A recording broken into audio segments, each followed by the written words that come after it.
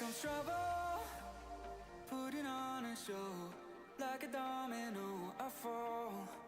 Another bottle, don't know what to say. Send me on my way to you.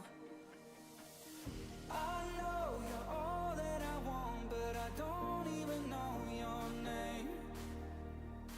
So don't go and leave me lonely. I'll show you another way.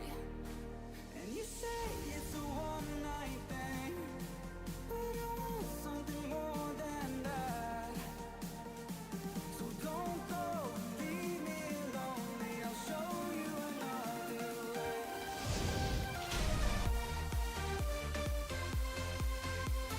What's up, y'all?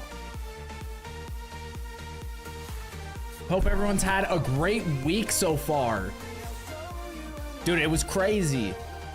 Crazy news for Diablo people.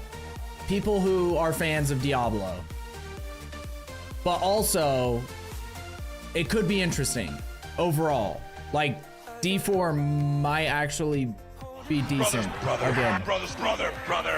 What's up, Claus? All in and lost all 90. Dude, 90, saving up 90. What is up, Nightwolf? How are you, brother?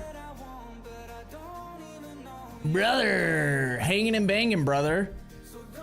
Okay, so for those of you who don't know, before I started playing extraction shooters, and when I first started streaming, my main, well, originally, my main game, I love it.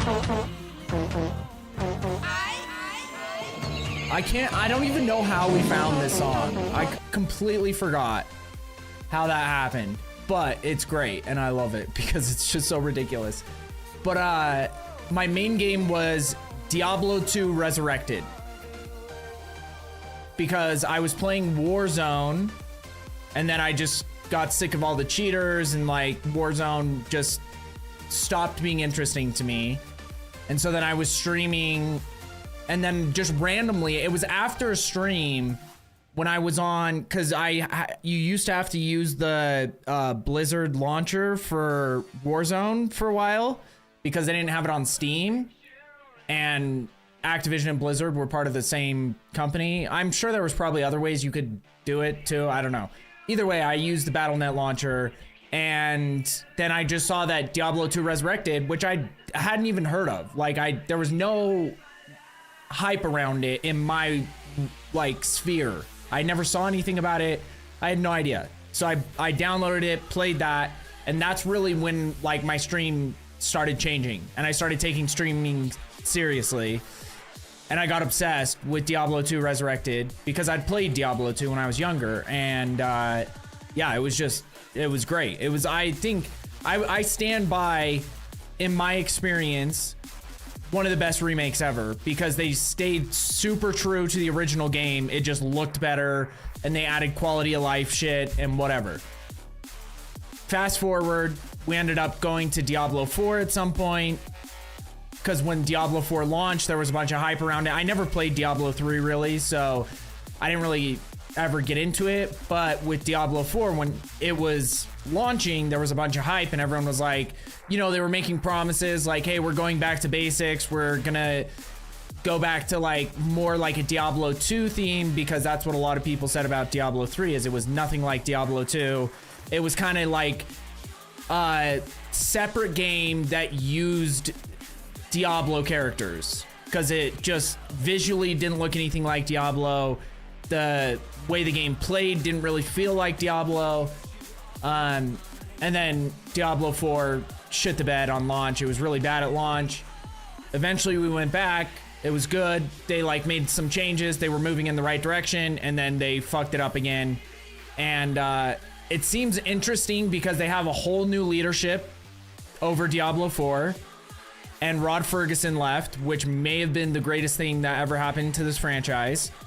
It's kind of like Kathleen Kennedy leaving Lucasfilms. It might be the greatest thing that ever happens to Lucasfilms. Or to, I think that's what she's in charge of, right? She's like over all of Star Wars. So but she's retiring and everybody is so grateful. Either way, it's 30th anniversary and they had some huge announcements yesterday. And when they were like announcing the teaser for 30th anniversary, they were like, keep an eye out for some Diablo 2 Resurrected news, which is kind of sad because they released Diablo 2 Resurrected, I think in 2019 or 2020. And then since they were already in the process of getting ready to launch Diablo 4, they did like, I don't know, like 1 or 2 major updates to Diablo 2 Resurrected and then just didn't do anything since then. So everybody thought they had just like given up on the game because there was no news. They never talked about it. They just acted like, you know, now we're focused on Diablo 4 and Diablo Immortal. So there was a bunch of interesting thing happening right now. Went all in and lost every single, holy shit, Nightwolf, you actually had a lot too. What's up, Dark? Howdy. Warzone is Hacker Central. Yeah, and that was the thing. And the worst part is, here's what I'll say. If you have a game that becomes known for having a lot of cheaters, or just like having a problem with cheaters, then the game loses all integrity. Because then if you run into good players that are just really fucking good, your first instinct is, oh, they're cheating. And so like you start losing incentive to want to try to get better, because when you do die to obvious hackers, you're like, see, all those other times I said it was a cheater are vindicated because this guy's a cheater. Look, there are cheaters everywhere, you know? And then it's hard to like see your progress and all the things. And it happens to any game, especially like shooter games that have hacker problems. But yeah, so they announced all this stuff. Was that yesterday? I think it was yesterday. And I was gonna stream yesterday, but I fell asleep. I've been working like crazy hours for my brother this last week, basically. And it was weird because I was barely working. Like I was working for him and I would like always help out my parents, but it wasn't like, you know, it was like super easy shit. It was more like cleaning up and helping around like at my parents' property and then at my brother's house, just like cleaning and like basic shit, but not like a lot of like the physical labor stuff that we typically do, and not for like a lot of hours typically. But this week I've been like 10, 12-hour days, and so I was kind of just shocked because I wasn't, you know, I'd been like a month without working like that, like doing physical labor, because we thought it was gonna be winter time, and it still hasn't, like, we haven't had a real snowstorm here all winter, so who the fuck knows what's going on here in Utah. But let's watch this, because I was cautiously optimistic. There's some like one specific change to Diablo 4 that might be huge but could just be nothing. Like we'll have to wait and see. But yeah, let's just get into it, because I think overall, what is happening?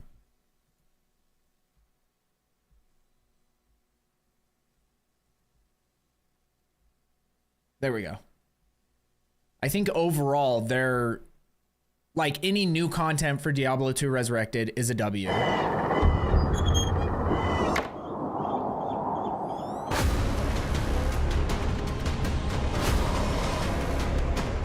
Turn this down a little bit.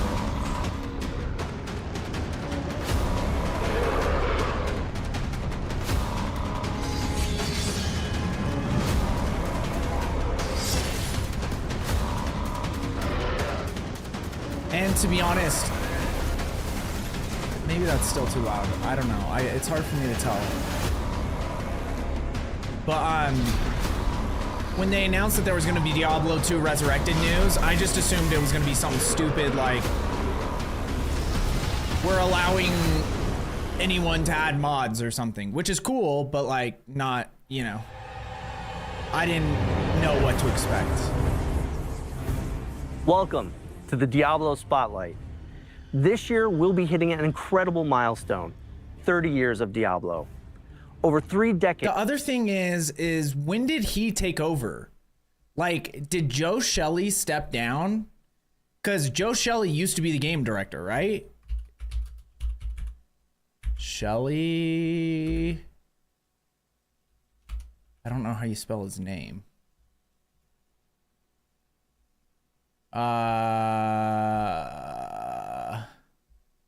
Oh, he got demoted. Still shows him as director for Diablo 4 in general. Joe mentioned that is yeah, I don't know. But apparently this guy is the maybe he's the new Rod. And Joe Shelley is still game director, but just for Diablo 4. But this guy is like in charge of the overseeing all of the Diablos. Either way, I think this guy, whatever's been happening, I think they're moving in the right direction. We've experienced 5 different Diablo titles. And I never liked Joe Shelley. Its own expression of Sanctuary. We've embraced new evolutions in technology and the action RPG genre. Our latest installment, Diablo 4, recently revealed its next chapter, Lord of Hatred. The grand face-off with Mephisto is coming. Prepare for the reckoning, because this is a battle you do not want to miss. Diablo Immortal is also heating up. The First and Last King brought us major updates. Nobody cares about Diablo Immortal. The full release of the new Charval Wilds and new Heliquary boss. What's crazy is I still follow people that like play gacha games, and they usually are like involved in like all of the primary ones, you know, like Raid Shadow Legends, like Genshin, there's like Wuthering Waves. I don't know if that's technically a gacha game. There's like a bunch of other ones. And I don't know a single person that still plays Diablo Immortal. Like they all played it when it first dropped, but like I still don't, I'm like, how is this game still running? The Immortal team will be joining us today to share more about what's coming up this year. Then there's Diablo 2. This game means so much to me. Diablo 2 Resurrected was the first game that I worked on right here at Blizzard. The original game is what got many of us into the ARPG space and still stands today as the pinnacle experience for those of us who love the genre. If you're here for Resurrected, hold on to your health potions, folks. Topping it all off, this is a BlizzCon year. Today's spotlight kicks off Diablo's road to BlizzCon 2026, and we're thrilled to have you with us. What do they mean by that? To start this BlizzCon 30th like anniversary celebration, year? we have a very special, very dark surprise. Because I know it used to be every year, and then COVID happened, or maybe they stopped doing it before that. I don't know. How can Yes, knowledge okay. be evil if it saves a soul? Should a king tell us how to fight? The church, they uphold the light while we die in the shadows. I denounce the light. Dude, I still don't understand how their cinematics, even though Blizzard and Diablo, the franchise, like Diablo as a franchise has lost a lot of credibility over the last, I don't know, maybe 5 years specifically, but more so probably the last like 2 or 3. And Blizzard as a company has lost a ton of credibility over the last like 10 years. I don't know how Diablo's cinematics are still like the best in the industry. It doesn't really make sense to me. I am a heretic.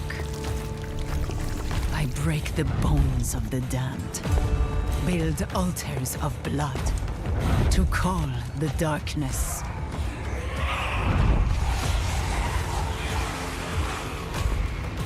I have walked amongst demons, found strength in shadow,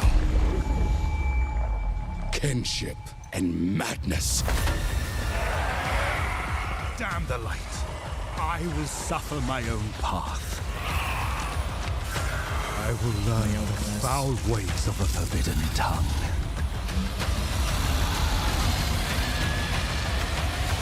To bind them as a tool of my vengeance.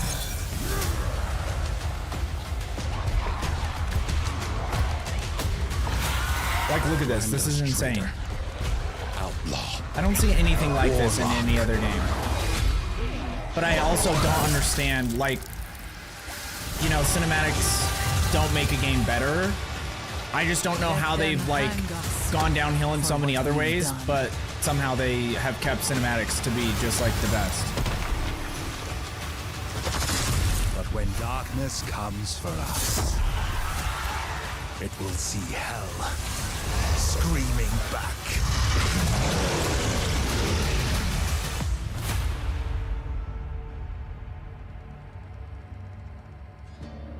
Unleash the Warlock class, Diablo Immortal, Diablo 4, and Diablo 2 Resurrected. This is also a really kind of crazy concept that they're doing here.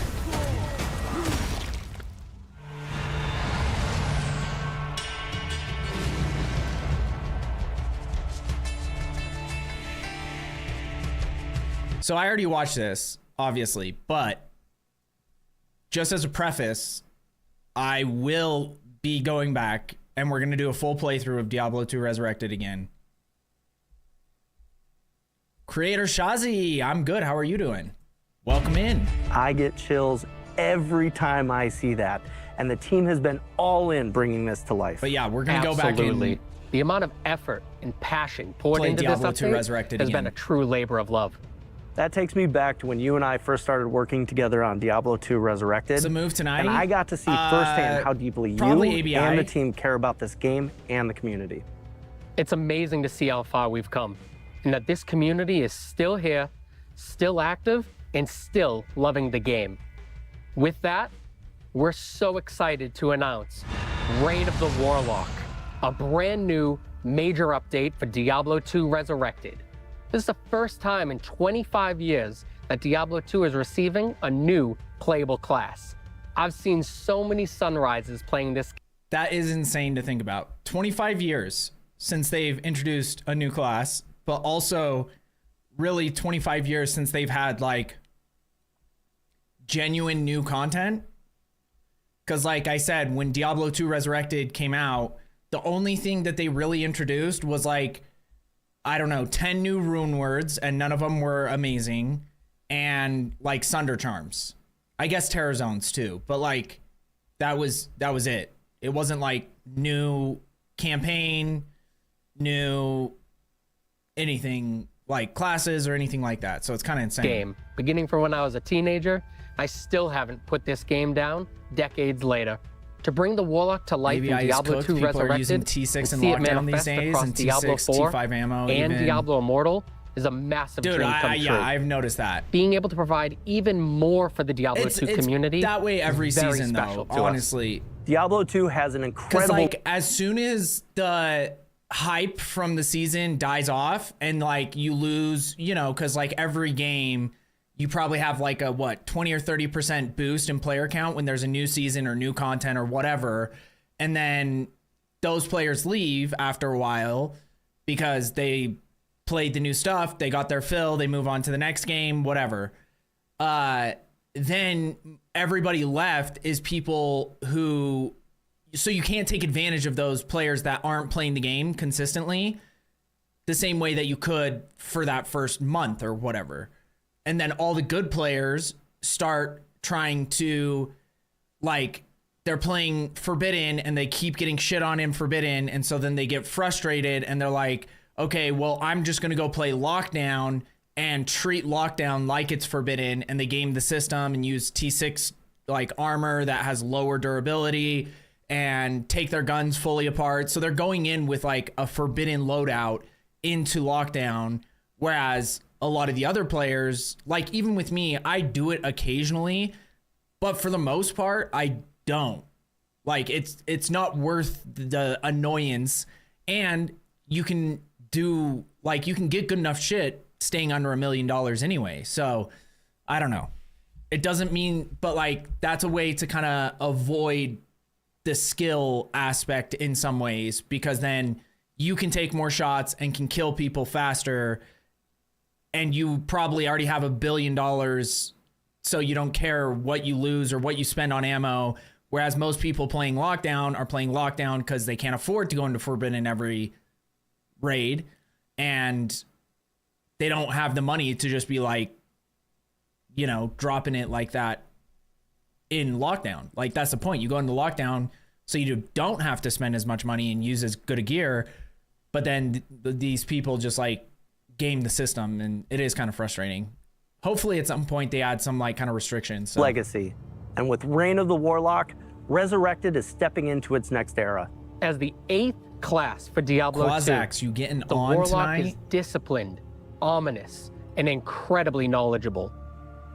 For years, the Warlock lingered in the shadows, studying secrets no mortal should know.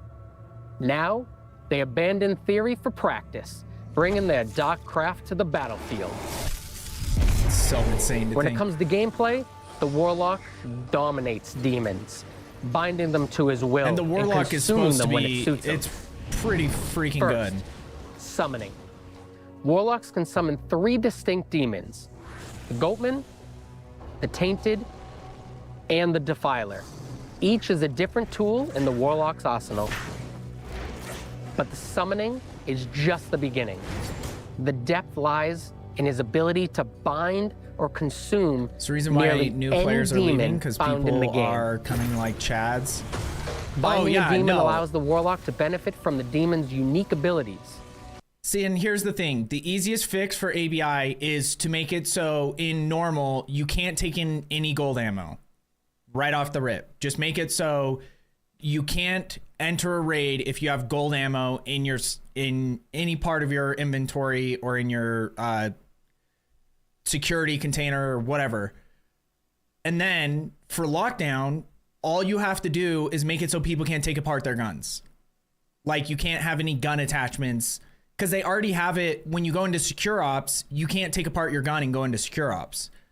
So they already have that coded into Secure Ops so that you can't game the system there. So they just need to implement that in Lockdown, and it would like resolve 85% of the issue. Because you're still going to have people that are going to find other ways to game the system, but that would be great, because there's no reason that you need gold ammo in normals. So just have everybody on the same playing field, because the whole point of normals is for new players anyway. So yeah. Okay, but back to Diablo. You can only bind one demon at a time, but doing so strengthens both the demon and the Warlock. You can also make the choice to consume the demon, remove the demon from play, and literally absorb their essence. This grants the Warlock temporary buffs and traits that can vary between what demon you consume. No matter what demon you draw in, you'll gain increased life and movement speed. Some may grant plus to all skills, some may even grant auras. I think the gameplay is just laggy. And that's just the beginning. Between summoning, binding, and consuming, we're talking hundreds of combinations. And the best part is you can mix and match. Bind a demon for its aura, then absorb another for its resistances before summoning a third to fight by your side. It's a sandbox of dark magic. Outside of mastering demonology, the Warlock can also be a pure caster who channels chaotic magic, hellfire, and destruction. Dude, that new Flame Wave move We're looks so thrilled sick. to introduce a bold new way for players to embody the Warlock fantasy, an approach that blends dark mysticism with raw power. In close quarters combat, the Warlock manipulates weapons with his mind, levitating and hexing two-handed weapons with a flick of his wrist. Oh yeah, that's the other thing that's interesting about the Warlock is you are melee and magic at the same time. So you'll equip a weapon that is like floating, that gives like, you know, you obviously want a weapon that helps with your spells as well, depending on like the focus you go down. But like, I think it's the only build where you're using both consistently. Maybe like Assassin kind of, because of like with her traps and all of her, she has like kind of spells, but not really. But yeah, so it is interesting. Our Warlock class is a challenge, a puzzle, and a reward, all wrapped up in a brooding scholarly package. But Reign of the Warlock isn't just about the new class. The team has also been dropping evolutions in gameplay as well as some quality of life updates. Let's start with one of our favorite playgrounds, Terror Zones. In Reign of the Warlock, there's a new way to control the battle. You have the ability to earn consumables and choose which act becomes terrorized. When am I gonna play ABI? While an act is terrorized, probably every in like zone 20 within minutes, it 30 becomes minutes. supercharged, offering an elevated difficulty and greater rewards. What's up, This David? puts How are you you back doing, in the brother? driver's seat when reaching the highest levels in the game. And the consumables required to activate them are fully tradable with other players. In Hell difficulty, you'll encounter something new, Heralds of Terror. These hunters stalk players like easy prey, and each one becomes exponentially more dangerous the next time it finds you in a game. So, Conquer a what is that like in... It's kind of like the, I forget what they're called in PoE too. The, like, rogue characters you run into that are... They have like gear and they're like actual classes that you play in the game and they just randomly show up. It's kind of that same concept where there's just like a more powerful monster that will eventually show up as you're working through the game. And then you get like, they get stronger and stronger and you get better and better rewards every time you kill them. terrorized act boss, and you'll have a chance to uncover statues that reference something familiar, but in a new way. Doing Combine okay? all 5 statues in the Herodric Cube Did you see all to this unlock stuff a already, brand David? new pinnacle boss encounter against the Colossal Ancients. Colossal Ancients are a big deal. These battles are tough Yeah, and I was pretty designed hyped to about push it, your to be skills honest. and builds to the next level. We put you in control, letting you choose how and where you want to play, with a truly legendary goal to chase. So now they have Uber Ancients, which this fight typically isn't too bad, but like it can get messy quickly. So now you just have like super duper Ancients. Cause like, see, they're like summoning like barbarians to come fight you. Colossal Ancients are built as a next evolution of a feature that Diablo 2 players already love. They keep the spirit of the classic experience intact while layering in more control, more challenge, and more reward. Reign of the Warlock also contains many quality of life features you've been asking for. Let's start with loot filters. They're adding These are loot built filters directly into the game. No external Isn't mods, that insane? no third-party tools. You can create your own, share them with friends, or grab community presets like Starter Warlock and plug them right in. It's simple, flexible, and totally community-driven. Then there's advanced stash tabs. We've added more of them, and for the first time ever, items in your stash can be stacked. No more juggling 99 gems across 4 pages. Stackable currencies. You'll find dedicated tabs for materials, gems, and runes. It's cleaner, faster, and way less tedious. Finally, the Chronicle. Players have been tracking their collections in spreadsheets and third-party websites for years. Now, we've brought that experience in-game. So it seems The like it's Chronicle gonna lets you be track every yeah, item you've ever it's- collected. it's gonna be like Uniques, a grail sets, tracker, rune words, all in essentially, a freshly designed which is kind of UI sick because I that almost even tells finished my you grail when I was and playing where this game. you found it. Most importantly, Like, I think you'll I had, unlock like, rewards you can show off to 8 your items friends. left. We also wanted to honor the way people have played Diablo 2 for decades. Whether you prefer Diablo 2 Classic still or want better? to keep playing Resurrected, you can. Reign of the Warlock lives in the same client, with your existing characters It is weird safely that they separated. like. I will you say wanna- it is strange that they're doing all this stuff for every single other Diablo, even though the only way that this makes sense is because everybody in the Diablo like department of Blizzard, I feel like at least like 95% of them didn't start working on Diablo until Diablo 2 Resurrected. So it's like you have Diablo 2 Resurrected, Diablo Immortal, and Diablo 4. Diablo 3 obviously was like 10, 12 years before any of these others released, but it is weird that they, because like I don't know. that they didn't do anything for Diablo 3, because there is still like people that play that game. Bring your character forward, you can transfer it. If you got a character in Classic, move it to Resurrected. If you've been grinding in Resurrected, carry it into Reign of the Warlock. You can't go backwards, but you can always go forward on your terms. Reign of the Warlock wasn't built in a vacuum. Creators like Mr. Llama, Gymnasium, BT, and Kano have been deep in the dungeons with us, playtesting, theory craft. Yeah, that's the other crazy thing. They got like the top, because I know Mr. Llama and Gymnasium, and they're two dudes that are like the top Diablo 2 and Diablo 2 Resurrected creators. So they actually brought them in to help them develop this update, which is kind of sick. And giving feedback on everything from class fantasy to stash flow. So if you've ever played Diablo 2, no matter when you first journeyed into Sanctuary, this is your moment. Come celebrate with us. Reign of the Warlock brings brand new ways to play for everyone, and we can't wait to see more sunrises with this community now and for the years to come.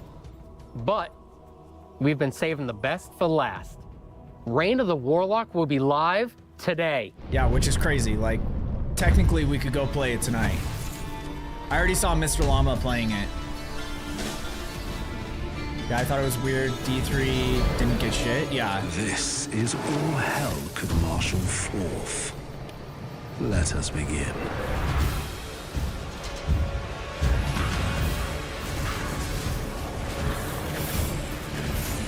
View weapons, afflict enemies. These creatures of darkness shall... Yeah, it is interesting because it's just like creating a class that like combines several other classes.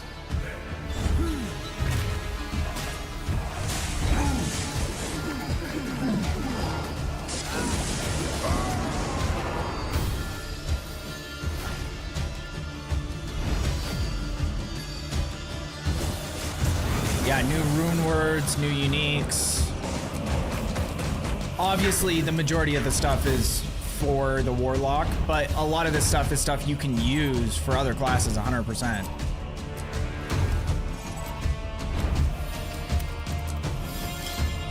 Only the good stuff. Dude. We might... Like, obviously, if we're gonna go back and do a playthrough, we're gonna have to do it with the Warlock, but... I might have to play some Javazon, too. Okay, next is Diablo Immortal, and I don't care at all about Diablo Immortal, so we'll just skip to D4, because some of the updates for D4 were pretty sick, too. There's one in particular that we'll talk about when it pops up. Diablo 4 has come a long way since launch. It's been amazing to see this game grow into something bigger, sharper, and more ambitious than ever. And honestly, Zavin, one of my favorite things is to see it does say he's game director. I'm so confused. Players push every system we build to its limits. Yeah, our players don't sit on the sidelines. In fact, I'm sure they're all over the comments section right now, and we love it. It helps us understand not just what's working, but where we can evolve. This expansion builds on everything we've learned so far. Class balance, endgame, core systems. This is our chance to take all of those core pillars and push them even further. So today, we'll be diving into new features, a new region, and a new endgame. But first, let's take a look at a new class, the Warlock.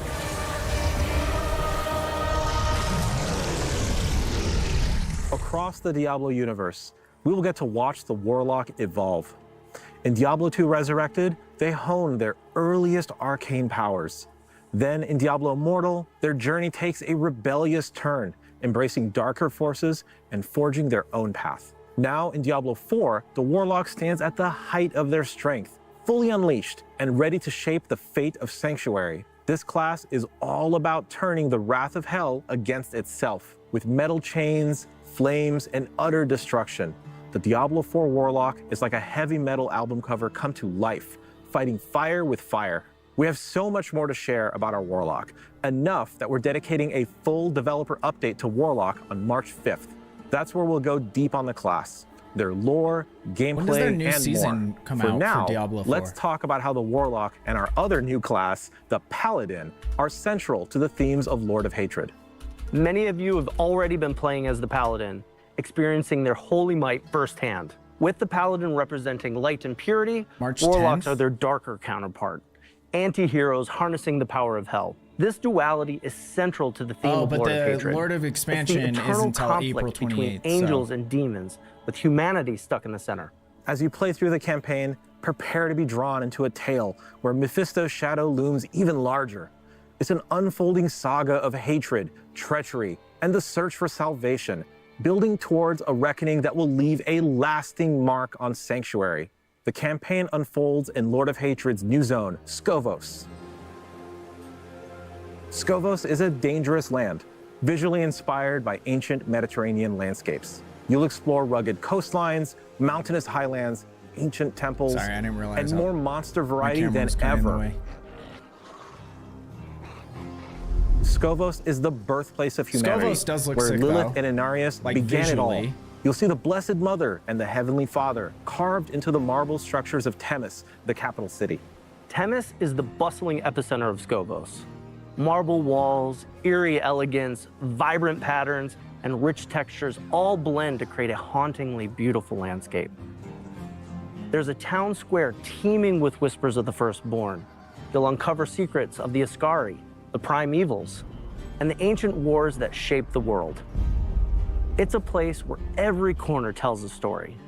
Plus, we built Themis to be the ideal endgame city, crafted to streamline your access to everything you want once the campaign is concluded. While we keep the story under wraps for now, That's nice. let's talk about Endgame in Lord of Hatred and one of its major new features, War Plans.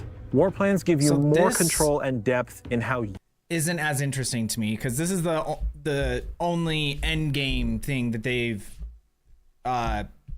announced for the expansion, and I think that it makes it good in terms of people who are already playing the game, because it just means that you can do what you want to do and get more of what you want out of it, instead of like, oh well, I have to go do whatever to get crafting materials, and then I have to go do this if I want to farm loot, and I got to go do this, you know. And like, if you really hate doing boss runs, being able to get like certain drops from other activities could be more fun to you, like if you prefer doing pits or whatever. And I don't even know, because it's been so long since I played the game, and they had a bunch of big changes last season as it was. So I don't even know how any of that flow works anymore, but this is just, yeah. you I don't experience think the it's, endgame. You create a playlist of up to 5 'Cause it's not activities, adding any drawing new from endgame endgame modes: content. the Pit, Infernal Hordes, Hell Tides, Nightmare Dungeons, Lair Bosses, and the Undercity. Pick what you want, pick your rewards, and jump in. As you complete activities through War Plans, you'll earn progression towards a unique skill tree for each of these activities. These trees let you customize and modify how each activity plays. You can change the rewards, tweak the monster spawns, even bring features from one activity into another. One of the best parts is how War Plans makes the endgame more accessible. That whole If skill you're a tree new thing player seems or kinda returning stupid, too. after a break, you can just pick your playlist and start playing, learning the systems as you go. But for veterans, there's a ton of meta progression and build diversity to explore. War Plans are really about letting you shape your own endgame experience. You decide what you want to focus on, what you want to avoid, and how you want to play. And for those of you seeking an adrenaline rush, we're also introducing a hyper rare event called Echoing Hatred. If you're lucky enough to find a very rare Apparently this is just something that they stole from Diablo 3 too. But since I didn't play the game, I didn't know. So yeah. Trace of Echo's golden ticket in a loot drop, you'll gain access to the Echoing Hatred event. There, you'll face infinite waves of enemies and escalating difficulty. Each run feels different, with randomized monsters that force you to adapt your build and tactics on the fly. The deeper you go, the more intense the encounters become. Each wave will test your mastery of the mechanics and resource management to the point where we might even throw multiple bosses at you at the same time. The longer you Interesting. last, the better the loot. and how long you last is completely up to your skill. I know the entire team is excited for War Plans and Echoing Hatred, but this might be a good time to But if you talk can't about get the like why. mythics to drop or whatever, After the then campaign I wraps don't know up, how. that's when the real journey begins for a lot of our players. Endgame isn't just a bonus, it's what keeps you coming back to Sanctuary. And it's more than just adding new events. We want these features to feel meaningful, quality of life changes, like making activities more approachable or letting you customize how you play make a huge difference. There's nothing worse than I feeling agree lost with the after core the credits roll. concept, but With features like War Plans and rare events like Echoing Hatred, don't know if this you is the get way new to goals and accomplish reasons that. to experiment even after returning from a break. But what I will say is that this is at least inventive. It's not just like, okay, now we have our season event, the green Hell Tides and the purple Hell Tides and season powers, and just like recycling the exact same idea with a different coat of makeup or coat of paint or whatever. So like, I will give them credit for that. At least they're trying new things, which means that if, you know, this launches and people are like, hey, not, you know, at least this shows signs that they're willing to make like actual changes. It's all about giving you control What's up, and variety. Morgan? Endgame should be as Love how they interesting stole a and bunch of rewarding events and as the mechanics from story. D3, but That's totally why we're bypassed so them for new focused on updates. quality of life improvement. Well, I think what they're doing is they're just trying to bring the Diablo 3 community to D4 because, like I said, nobody working in like the Diablo branch of Blizzard probably even worked on Diablo 3. You know what I mean? Like, that was so long ago. Like, obviously no one from Diablo 2 works there anymore. And so they're like just trying to like bring those people over so they can focus on the games that they actually like created. And I don't even know, you know, I don't know how the coding and all that kind of stuff works and game design, if they could even like go and make real changes to Diablo 3 without like screwing up the whole game, you know? Since they weren't the ones who made it. And fresh features for everyone. Now, let's talk Playing systems D2R updates, with which Immortalized? also feed Hell into this yeah, I love philosophy. that. These updates will completely refresh how you build your power So I'm assuming you your way. bought the new Let's start with skill trees. expansion. We've seen the joke that they're more like skill twigs.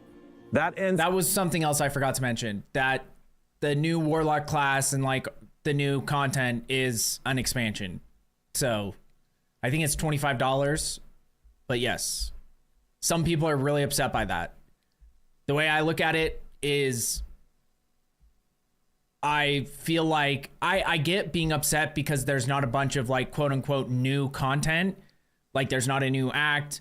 There's not like, you know, a huge new thing that you would consider content, but having a new class and a new endgame activity and like all the other quality of life stuff, to me, I understand them charging money, because if they're like to put work into a game that isn't really bringing in money anymore, it doesn't have any microtransactions, they have no way to make money from that game except for charging for the expansions. Now with Diablo 4, it makes way less sense that they charge for the expansions, to be honest.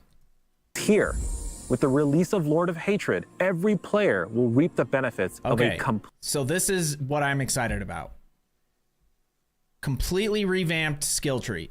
Now, we don't actually know what that entails, but that has been probably number 1 or number 2 for like majority of people. Why, like what makes the game so boring and the build diversity and all that kind of stuff is because you didn't have the option to customize a build or to like to try out new things to try to make a build that isn't working very well. For instance, I always loved Frozen Orb, and the biggest problem with frozen skills on the Sork, and I don't know if this will solve it at all, is they don't have any way to like efficiently scale frozen damage, and they never have with the Paragon boards or the skill tree. Now, if we get some more customization, you might be able to find a way to make Frozen Orb actually work as an end game skill and be like competitive. Because at the very least, it just means that you will be able to do more without having to rely specifically on the same build that everyone's using with the exact same gear. And it might open some new avenues with like whatever new uniques and stuff they add. Like, it'll be really interesting to see how this all works. What's up, Blood Farts? Howdy. Oh wait, I need to let me go back to my Twitch. We'll do this one, homies. There we go, guys. If you don't know, those are the homies. Go follow all of them. Morgan was in here talking about D2R for a second, and we have Blood Farts, the D4 Necro Queen. Just came here to yell. I love it. Yes, yes, yes, yes. Completely overhauled. So we're just watching all this because this makes me want to go back to some, like, I'm definitely going to go play Diablo 2 Resurrected. We're going to do a playthrough of that at some point. I don't know when. I'm trying to plan this all out. But, and then when the new expansion, like this whole skill tree thing actually might be huge. So massively expanded I'm excited to see skill tree system.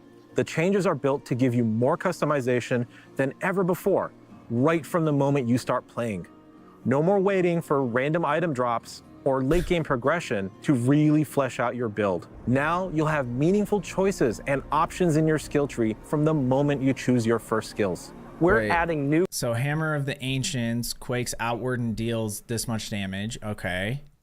customization options to every single skill. Hammer of the Ancients forms a seismic line.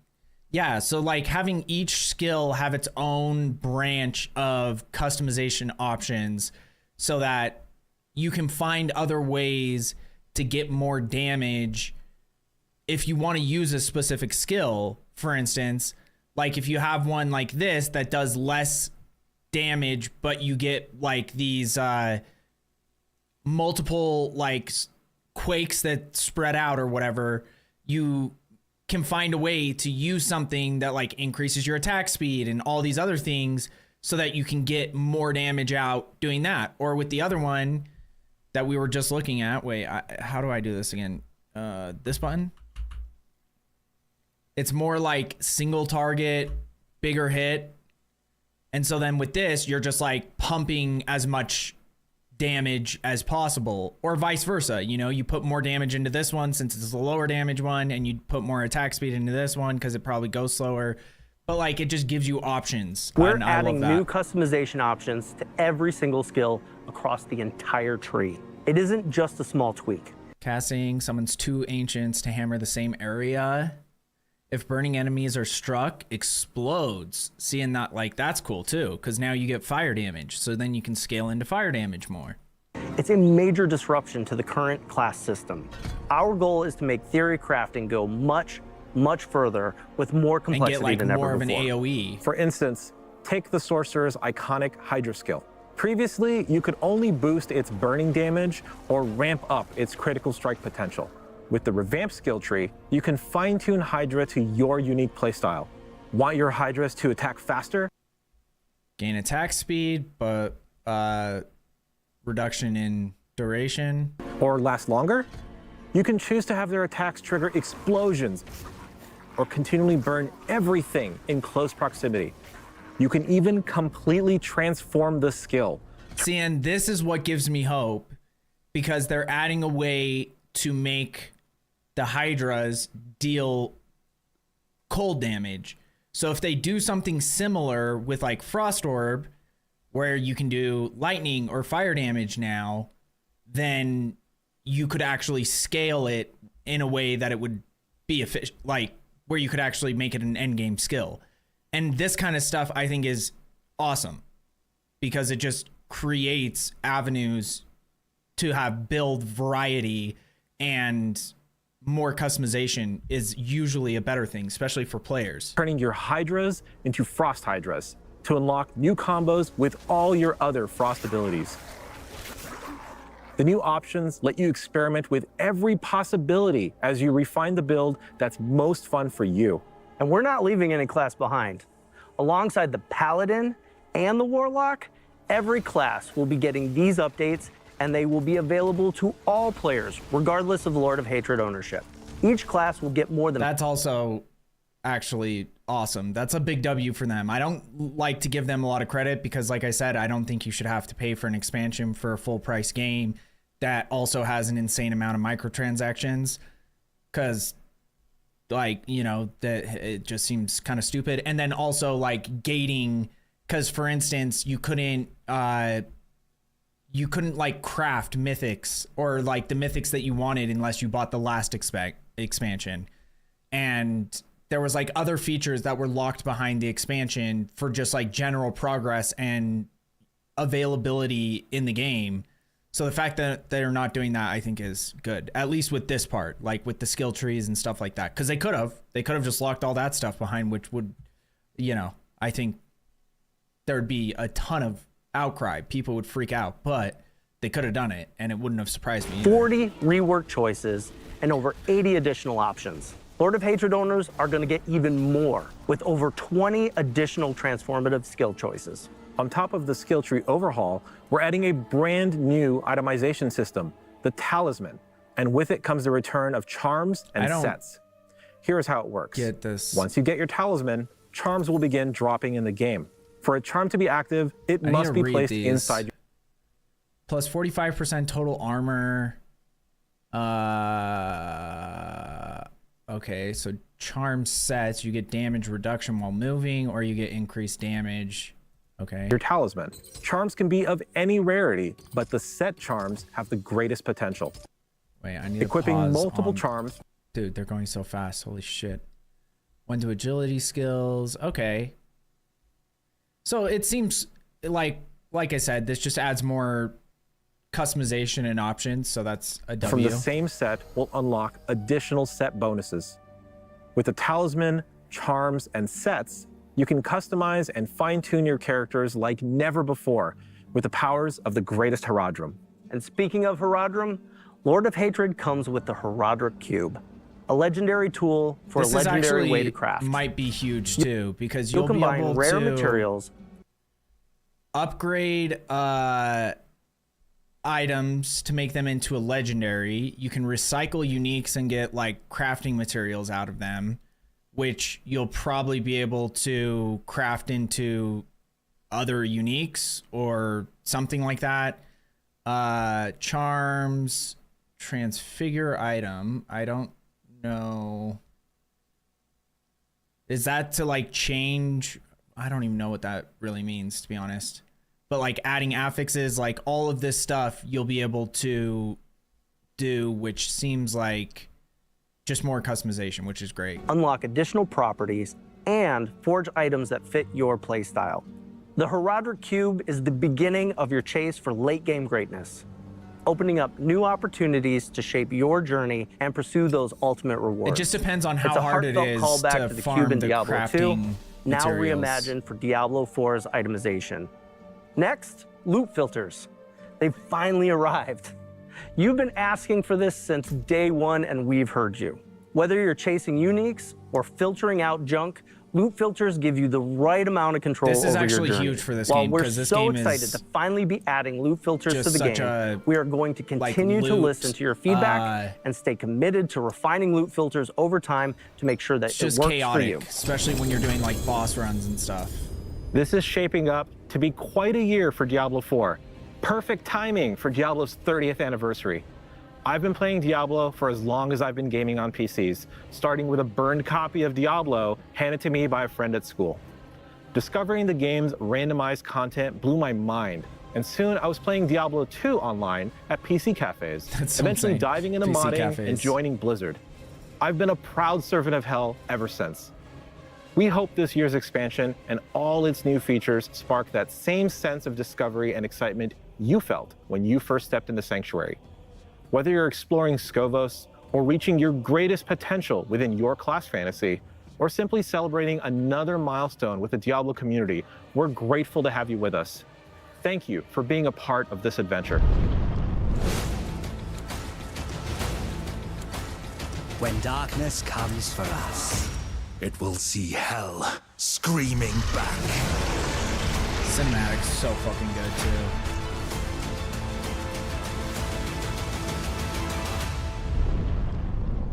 It is so cool to see the Warlock class rise across the Diablo universe. From the scholarly manipulator. I love how they have the one guy from the CCP here to oversee Diablo Immortal. Because the thing about Diablo Immortal is it's actually made by like Krafton or one of the Chinese companies.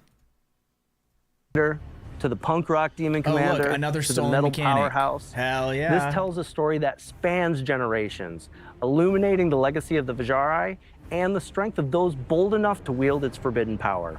You can dive into the origins of the Diablo Warlock and so much more right now in Reign of the Warlock, live today in Diablo 2 Resurrected. We love bringing Sanctuary to life, and we're grateful that you could join us to help us kick off Diablo's 30th anniversary. On behalf of everyone here today and the Diablo team across the globe, thank you for being a part of this journey with us. Are we clear? Are we good? Right. Oh my God, they're gonna freak out at BlizzCon when we announce it. When we announce what? I love how they did that. Like, look at how like inauthentic this is. For being a part of this journey with us. Just watch the guy in the middle. Watch Brent Gibson. Are we clear? He looks over. He's like, "Are we clear?" And they all like look at him. They're like, "Okay, so are we doing the next part yet? Is it ready for the next part?" To pretend like the cameras are already cut. Are we good? Oh my God, they're gonna freak out at BlizzCon when we announce it. That is smart though. See, here's the thing. Overview real quick. The cube was a specific mechanic for D3. Well, it was a mechanic from Diablo 2. The Herodric cube is like how you did everything in Diablo 2. In endgame with Diablo 2, the only way you could store shit on your character was having a Herodric cube, because you could use it as extra stash space and your entire inventory was just filled with charms. And then you had your like tomes for identifying items, and you needed the town portal tomes. But yeah, so they took it from Diablo 2, put it in Diablo 3. I didn't even know it was even in Diablo 3 at all. But the way it functions in Diablo 4, at least, I don't know how it worked in Diablo 3, but it doesn't look like it's doing the same thing that it did in Diablo 2, but is like in a similar vein, I guess, because you would just like use it to turn smaller gems into bigger gems and use it to turn smaller runes into bigger runes. But they already have those mechanics in Diablo 4 to upgrade your gems and whatever. But like being able to take apart other items and turn them into new items, I think is where like you're getting it from with this. So okay, yeah, overview. Here, let me do this real quick. I'm gonna wait. Oh, gross. That's right. Okay, I'm gonna put on Morgan's stream in the background while I talk about, because she's playing D2R right now anyway. You cannot join the game with your Let me current move my- character. What? Sorry, what? Okay. It tells you you're now a Slayer, right? Yeah. So, overview of all of the Diablo announcements. Yeah, let me do the same, man. I'll repeat my... I don't know. Whenever I played Diablo 2, it always had it in it. But they might have added it with the Lord of Destruction expansion when that came out. But like that was the only Diablo. I never played Diablo 2 before Lord of Destruction existed. The first time I bought it, because I still remember the pack that it came in, and it was Diablo 2 and Lord of Destruction. Like I think you had two separate discs, but if you had the expansion, that's what you played. You know what I mean? So Cube was in D2 from day one. Okay, Hyrule. Dude, what's up, Hyrule? Let me try to create the game. Yeah, so that's what I thought. But like, it was like a huge part, like And hopefully it won't bug out. one of the most primary functions in Diablo 2 initially. But yeah, so my overview of their announcement, 30th anniversary announcement. first of all, what I'll say, I mean, my BattleNet shows me huge, massive W for D2R. Because, first of all, it has not received the attention that it deserves as a game because they were so focused on Diablo Immortal release and then Diablo 4 release. So that game came out and then they kind of just like completely ignored it, getting ready for the other game drops. They added a couple things here or there, and some of the stuff that they did add was actually huge because like Sunder Charms allowed you to be able to use builds that you couldn't really efficiently use. Like for instance, there was the Druid like Armageddon build, I think it was, or like Volcano build, but since so many monsters inherently had such high fire res, typically you couldn't get enough damage with it, but with the Sunder Charm, all of a sudden you were able to use it in like all these end game activities. So I think that's huge. I think it's also super smart that they went to people who play the game nonstop, like Mr. Llama and Gymnasium. The other guys that they named aren't people I'm familiar with, but I'm assuming they're also guys that just play the game nonstop, because a lot of people that still play Diablo 2 prefer to play Project Diablo 2 or another mod instead of playing Diablo 2 Resurrected. Yeah. And the thing is that some people just prefer not having all the power creep and all the complexity and like getting away from the core concept of what Diablo 2 was meant to be initially. Join the game with your current character. So yeah, I think that that's huge. I think that the updates and like it introduces a new potential for all of these games that you can do the same thing for future classes. You know, they introduce a new class for like if they say, hey, we're gonna have a new class for Diablo 4, all of a sudden you introduce a new class for all of the games at the same time, which could be interesting and might also be why they're not doing stuff with Diablo 3, because Diablo 3 kind of had a full different like class structure. I don't know about Immortal than the other game than Diablo 2 and Diablo 4 had. Like Diablo 2 and Diablo 4 kind of followed a similar vein in the classes that they had, and this is why I say Diablo 3 was like the Diablo that was not Diablo, because then they have like these classes that people loved, like the Witch Doctor and the Monk and whatever, but they weren't Diablo. Like it didn't feel like Diablo classes, if that makes sense. So yeah, it'll be interesting to see what they continue to do in the future with D2R, like if they keep working on it and keep putting time into it, because like it's gonna have a dedicated community for, it's already had one for like 5 years with like zero content and zero anything, zero hope of content either. Like people were just playing it for the sake of like they just love the game so much. And Diablo 2 Resurrected is just Diablo 2 but better, in my opinion. It just looks so much better, the animations are better, and it doesn't feel like you're playing a 30-year-old game, which if you look at like, because there is a way to turn on the old graphics for Diablo 2 Resurrected. So when you see that, you're like, holy shit, I can't believe it was so far, like how different it was back then. But it was like 1999? No. 7? When Diablo 2 first launched? Something like that. If it's a 30-year anniversary, it would have to be 96. Because, yeah, just math. Something like that. So yeah, I think that's great. As far as Diablo 4 goes, what I will say is even if the end game stuff they're adding doesn't look amazing, like I don't think it's like gonna be the difference. For instance, a lot of the Diablo 4 people, the like top content people, left Diablo 4 when Path of Exile 2 came out, and they've stuck with Path of Exile 2. And like I don't think that this change is gonna bring people, for instance, like Barricade or like Rax or who's another one that's like a pretty big streamer, like, I don't know about Woody. I think Woody still goes back and forth between D4 and PoE2. But yeah, I don't think it's going to bring those guys back permanently to D4.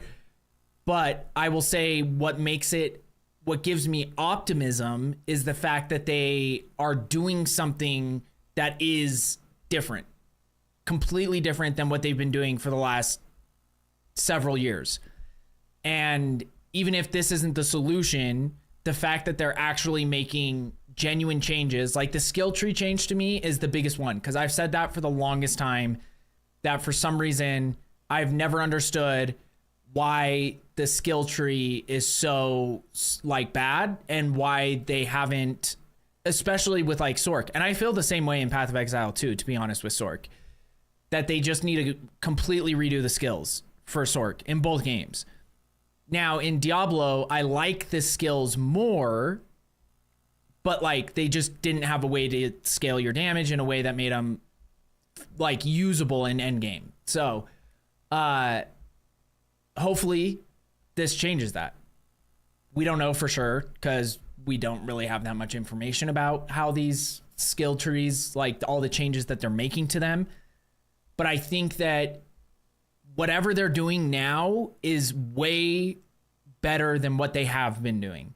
The fact that they're showing willingness to go and add content to Diablo 2 Resurrected, and the fact that they're making like genuine changes to like core functions of Diablo 4 without like a lot of the changes that they've made over the last couple of years are like making builds unusable by completely changing all of the way that the uniques worked, which for some of the uniques made them more viable, but then it like destroyed the way that your builds from previous seasons worked. So you couldn't like go and test out new content in the Eternal Realm or whatever with your old build because they changed how itemization works, which initially was actually great. But then they like change how all the uniques work. And then they change like, you know, they make these changes that are, you just can't do that over and over and over again, because then there's no consistency in, like, for me, I don't want to have to go back to the game and be like, okay, this is the build I played last season and it's my favorite build and the build that I want to play. And now I have to completely like restructure this build or play a different build because they changed all the shit, you know? So that was always one of my gripes when they were doing those changes, is even though some of them were beneficial, it just got really annoying that they kept changing things so that you had no consistency from season to season.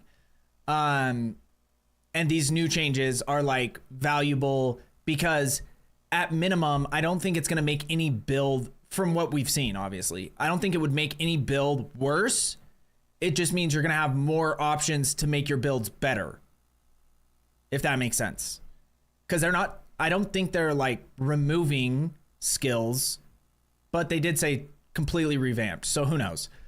We'll just have to wait and see. But yeah, like it might just give you more options to do more of what you want to do without having to rely on like a separate skill to like, you know, light enemies on fire so that you have like a damage to burning enemies multiplier to use the primary skill that you want to use, or to a separate skill to freeze or whatever, or to like, is there armor in Diablo 4? I don't remember if there's like a break armor mechanic or anything like that, but like, you get what I mean, where like it should just make it, hopefully, where you can play how you want to play. You can play your build however you want to play. So I think that's great. I think the changes, even though they might not seem like the most transformative in terms of like the end game war path or whatever,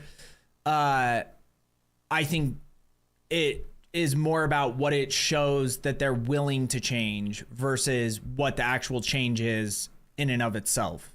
And that's the only way that a game like Diablo 4 is going to survive, is by being willing to make changes and listening to the community. And the fact that they brought the Diablo 2 content creators to like help them develop this change for Diablo 2 Resurrected, hopefully that means that they'll be more willing to work with like the top guys for Diablo 4 when they're working on stuff too, and they'll actually take feedback and consider it and bring them in, have them do playtests, which I know some people don't like the concept of having like content creators having a privilege over other people. You get what I mean? Like the big content creators getting to like playtest early and see new stuff before it's released. But like if that makes the game better, then I don't give a shit. And I really don't give a shit in the end anyway. So about that like concept of like, yeah, they like they're helping the game stay successful by bringing in a big audience. So allowing them some privileges, I don't think is a negative thing, in my opinion. As long as they're like not doing it deceptively, if that makes sense. Like they're not trying to artificially or like, you know, like a shill. There's a difference between the two, you know, like, and that's why someone like Rax, he was making some videos about the anniversary announcement or whatever. And he is not impressed, or at least he seemed not impressed in the videos that I watched. And he was like holding back laughter the whole time, which I understand because you've seen them, and he's been playing Diablo since Diablo 2, and he was huge in Diablo 3. That's like where he blew up as like a streamer, and had a lot of hope for Diablo 4 and was let down. So, you know, I get it. And now he's been mainly playing Path of Exile 2. I don't know. I haven't really been keeping up with the ARPG community in that sense because of the fact that I just haven't been playing them. But yeah, so he was pretty harsh on a lot of the things, but like we don't know until we see it. So I'm trying to keep optimistic. At the very least, it makes me want to go back and play Diablo 2 Resurrected, and most likely go back and at least try out Diablo 4, which I haven't had that urge in over a year. So that alone is actually kind of huge, because I had like zero interest whatsoever in going back and playing Diablo before this announcement. So, because I just thought they were never learning from their mistakes and were just like continuing to go down a bad path. And now it seems like they're actually trying to make changes, which who knows if they'll work or not. But the fact they're willing to make the changes is a huge deal. So those are my thoughts. So yeah, it could be cool. And yeah, that's about it. So yeah, we'll probably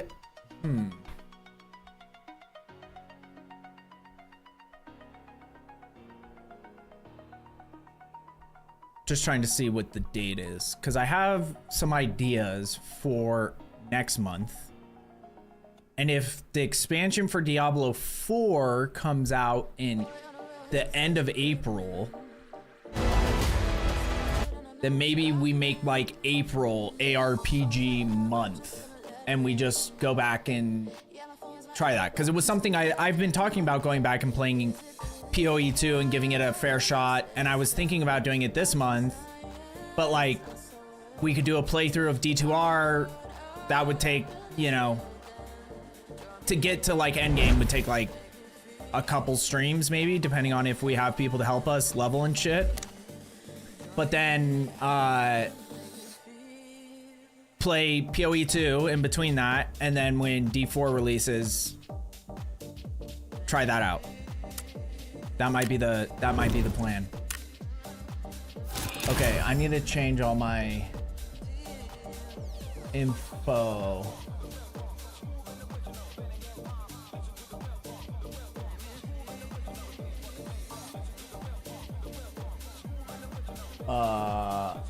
Just give me one sec.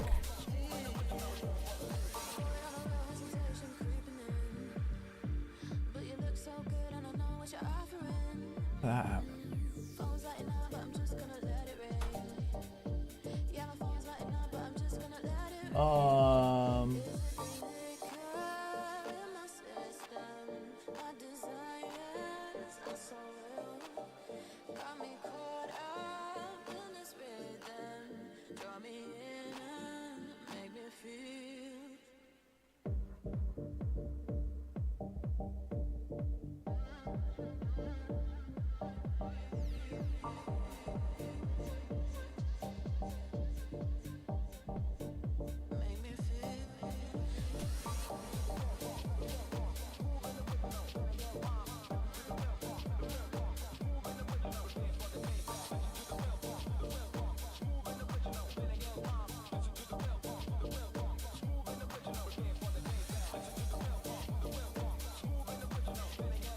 Okay, there's that.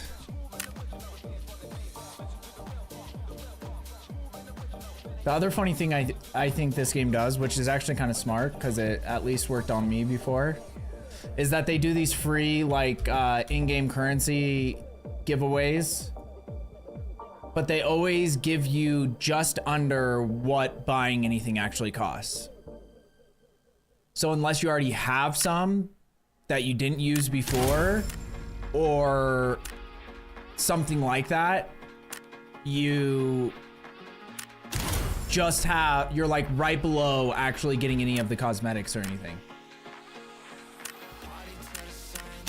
Okay, we need to get a red horse tonight.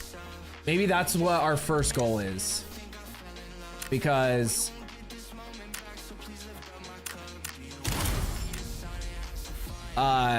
we still don't have one. And every time I get a gold horse, I literally die the next round and lose it. So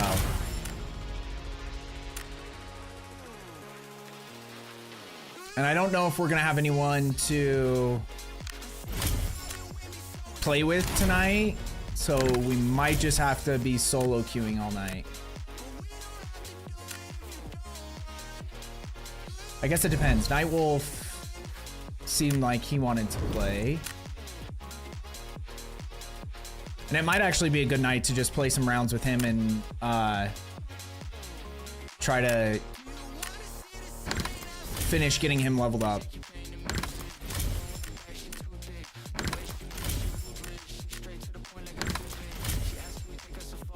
Sick. So many things that you always have to go through. Okay, spring bundle. Got some monies. Okay. 23 on red. Sold a bunch of shit. Okay, so this kit that I'm running is essentially just kind of like a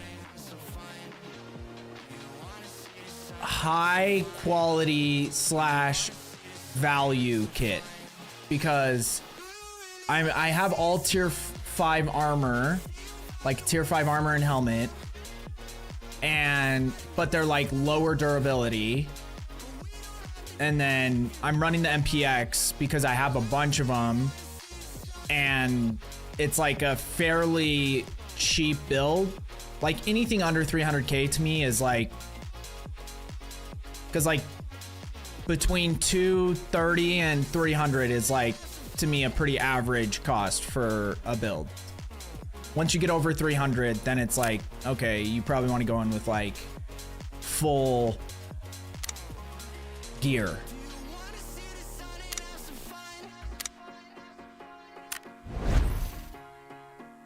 Okay,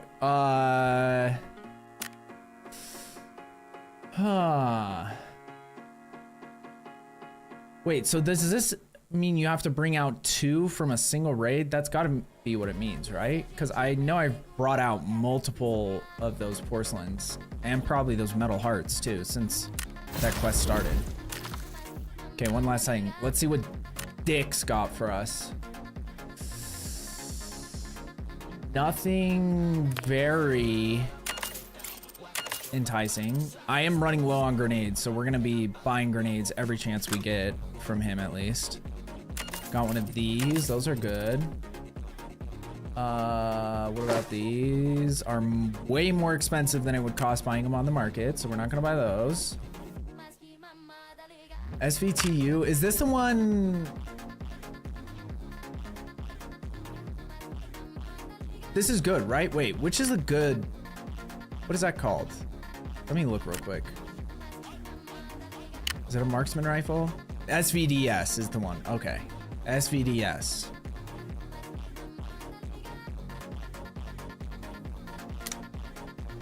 And we might test out some different play styles too, because I also have these M110s and I usually am not a fan of like marksman rifle / sniper gameplay, but I kind of just want to use these, and so many people I die to on these maps are running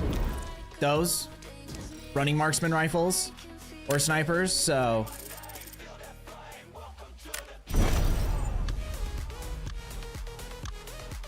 I don't know. But they usually run like a sub and a marksman rifle, or like an AR and a marksman rifle, especially in Forbidden. Like the amount of people you find that are running an HK and a U1 or SJ and HK, you know, like it's just nuts. Because that's like, you know, a U1 and an HK is like over $1 million just for guns. That's not including armor and ammo and all the other shit you need to bring in. Okay, we might have to, I don't know, it'll be, looks like we only have one teammate. Yeah. So that's not ideal.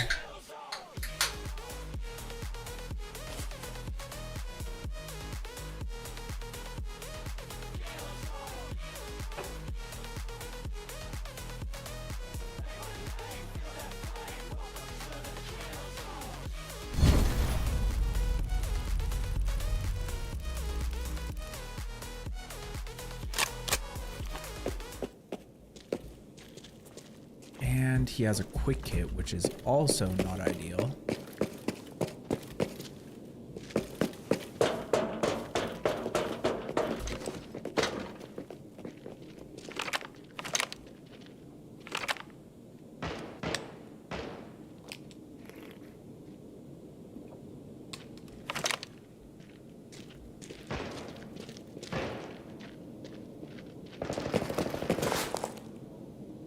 What is that?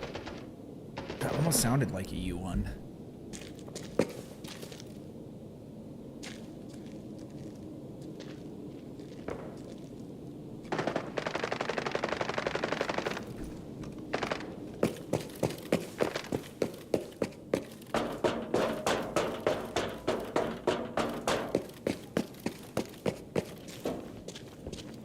I'll stick with him for now.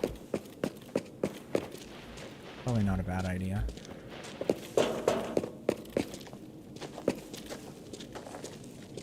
Where's this person?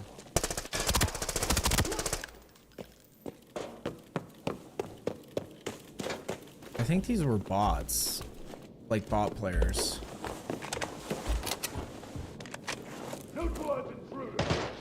So who just comes in with a pistol?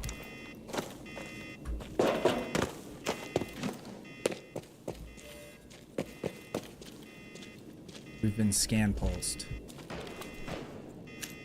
Pulse scanned. Arky's gay?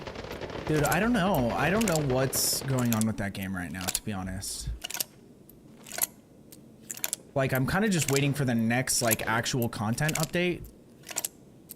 But it feels like I don't want to, like, be that guy, but it feels like it might be in trouble because it seems like people are getting kind of annoyed with it or bored of it.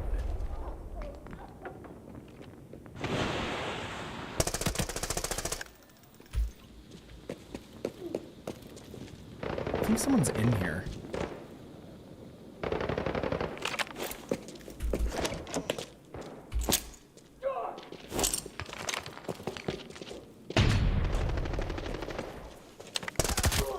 Okay, it's a robot.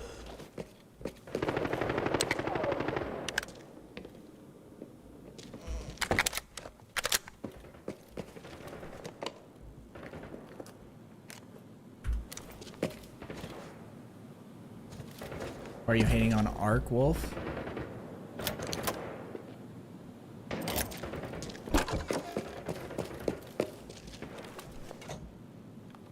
The real question is, Dark, why aren't you hating on Ark? Because it is kind of insane. It is the first game I've ever seen where Dark actually, like, has played it long term and isn't talking poorly about it. Because, like, you played PoE 2 for a long time, and you've played other games for extended periods of time, but you're always hating on it even when you're playing it.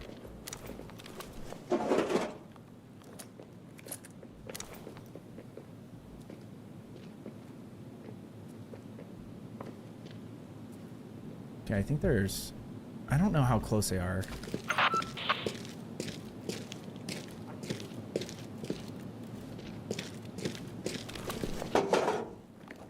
We didn't get a red, so that's not ideal.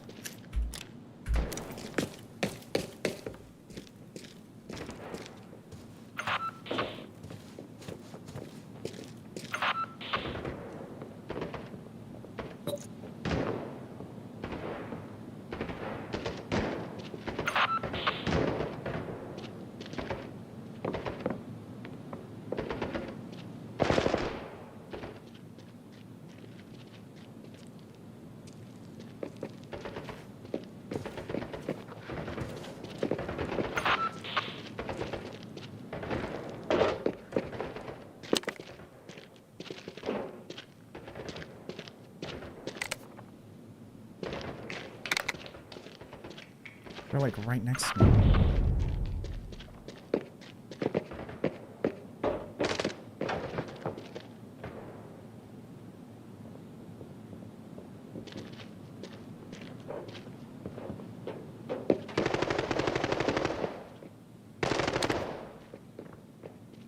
Oh yeah, he's dead.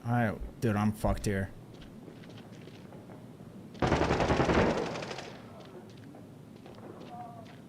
Someone just died.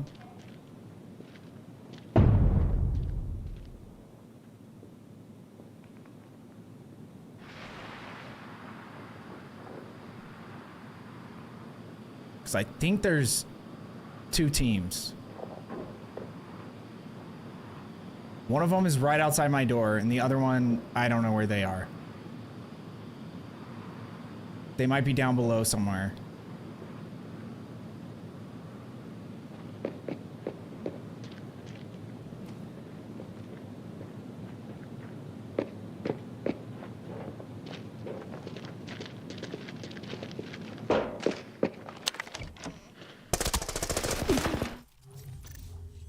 I'm saying, dude, I do not get this game sometimes. Ugh. I was kind of fucked there anyway, but I've just got so frustrated of like every gunfight, and it'll be interesting to see what they're using. Okay, he somehow hit 3 direct headshots. Seems interesting. I was crouching, so there's that. But I hit him with 2, 3, 4, 5 shots. 3 of them were chest shots. And I don't know why that wouldn't kill him. Since it's 40... I get armor penetration on the first one. Yeah, see, and that's the part that I don't understand. Whenever I see the kill screens at the end, I'm always like, dude, what the fuck happened? How did I die and he survived? I always hit more shots than them, and I will die and they don't die. That one was kind of suspicious just because he hit every single shot was a headshot, which is pretty abnormal, especially with the ZC. That is not like a super accurate gun. I think the difference is Embark is actively trying to make things good, whereas other games are like, here's what you get, now fuck off. Yeah, I'd agree with that. I think that the only thing that I will say is that I feel like they haven't done a great job over the last, like, ever since whenever their last big content update was. Like, let's say even Cold Snap. Whenever Cold Snap happened, like, they keep having updates that are like Bird City was a complete flop.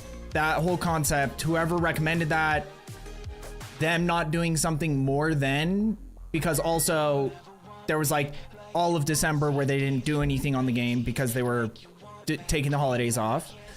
And I get that. That's understandable. But like, I feel like what they should have done is when they got back into work, even if you have to push an update back a week or two and then come out with like a actual big update, because that's how you keep people interested. To be honest, that's what happens to me. I put a yeah. I don't get it either. Like, the MPX isn't, don't get me wrong, I get it that it's not like the best gun in the game, but that was definitely within my range. Like, I didn't have damage drop off there. This has 40 pen. He was wearing tier 4 armor and a shitty tier 4 armor, and I shot him 5 times and he didn't die. And then he hit 3 straight headshots on me. And then the hard thing is like, we can go back and watch the kill cam, but kill cams are always fucked in this game. So it's like, it always looks sketchy, especially because I'm on high ping. That honestly could have been the biggest problem. I was at like 140 ping that round. But like, whenever you watch the kill cams, it's always like they're not even like aiming at you and they're hitting bullets. So it's like, it's always weird because you can't actually see and be like, is this suspicious or not? Because half the kill cams just look like they look suspicious even when it's not.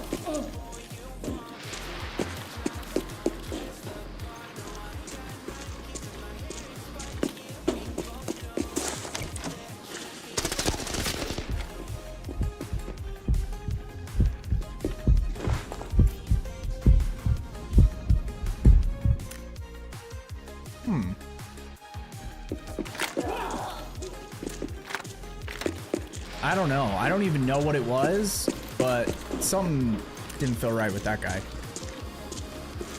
I legit have not PvP'd all night and I keep getting PvP lobbies. Yeah, Dark is the, he always has the same problem as well.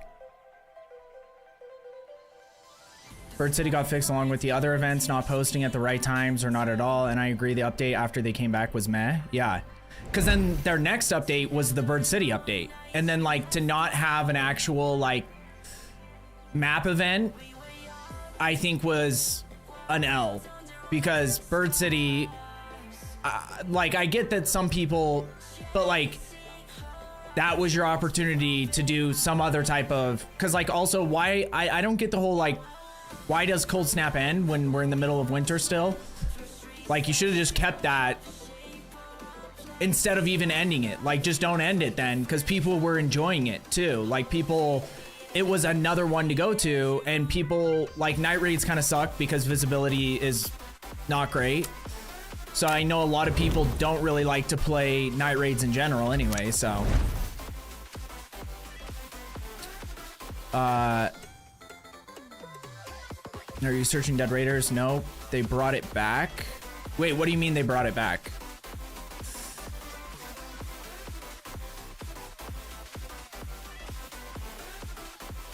Bot X is my account. Okay, let me see.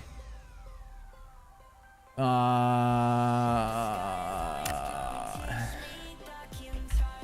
X. Boom, got you. Yeah, just let me know when you're online. Or I guess I'll see you, but just send me an invite. Wait, so Cold Snap is in the game now? Right now, Dark? Well, and I think the biggest issue with the... What is that event actually called? Electromagnetic Storm? Is that, like, they've done testing and it has worse drop rates than regular rates.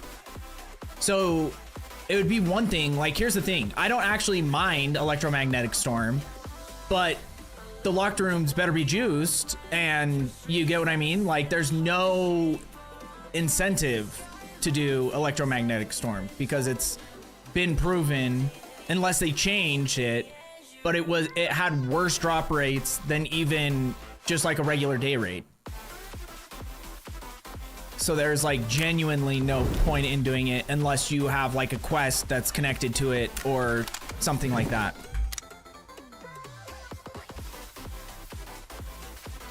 Yes. That's actually awesome if they brought it back. I didn't even know that. I hadn't heard anyone talk about it. Like, I still watch all the videos, but they did have, what was the one? Did they just post, did they just have an update recently? And then I saw that someone was saying they're nerfing Trailblazers, which I thought was interesting because I never, like, I watch Burnt Peanut almost every day still, and he's mainly still playing Arc Raiders. And to me, it didn't seem like the Trailblazer grenades were like broken by any means. So I was confused by that. Got feedback on all the times 2 maps and they are fixing them. See, and that, like, that's the thing is, like, if they keep doing this stuff, then that's great. Like, that's like huge for the community. If they keep like actually making changes and listening and being like, okay, we're gonna, you know, we're gonna do our shit. Because I just know that there was like all the exploits in the game for a long time, but they were out of office when like those exploits were really bad. And in my experience, I haven't ever seen a game that has as many out of bounds exploits as Ark has. But part of that, there could be like multiple reasons why that is happening in the game. Because you could have the fact that it's a small studio, and so that's one. So like the funds that they have to playtest and to like tighten everything up, and just like the ability to fix things, it's gonna take longer when you have less people working for you. Now, sometimes it's actually faster because you have less people to answer to. You know, there's like, it can go both ways. But the other thing is they clearly, nobody could have anticipated for the game to be as successful as it has been. So that could be the other part of it, where it's like you have so many people playing the game and they're finding every exploit. As soon as one gets patched, someone's finding another one. So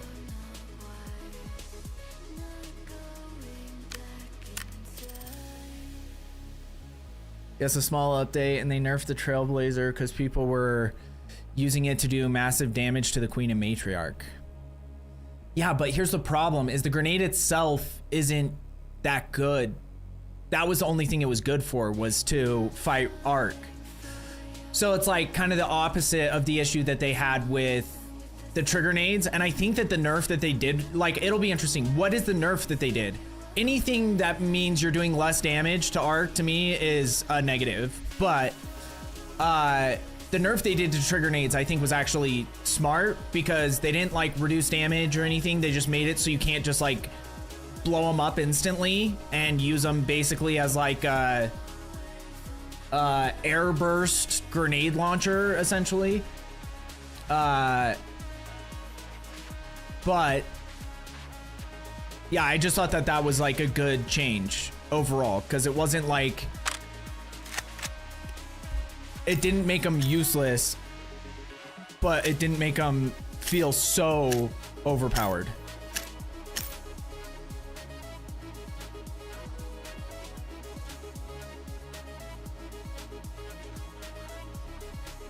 Reduce damage. They are also nerfing time to kill. I will say it's always a good thing if they're trying new things out, so it'll be interesting to see how it's all implemented, because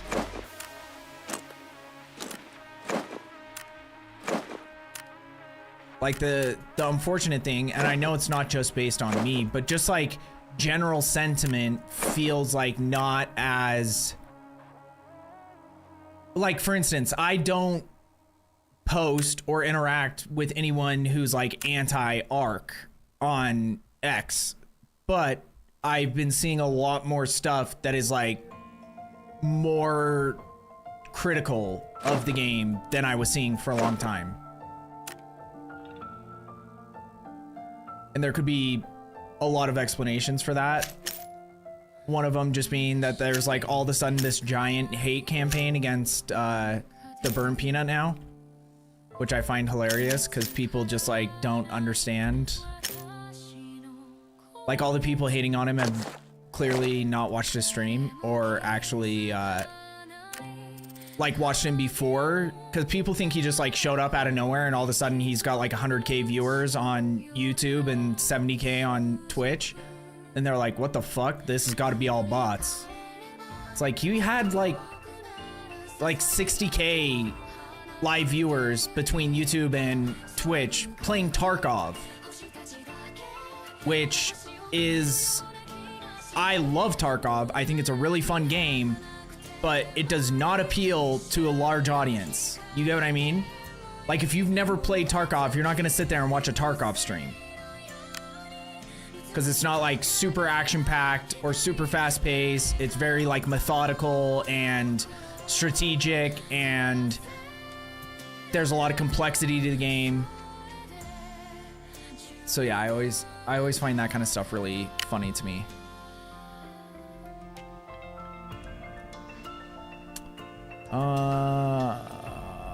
I'll just buy a cowhide. That works. Okay, let's see if we can get teammates.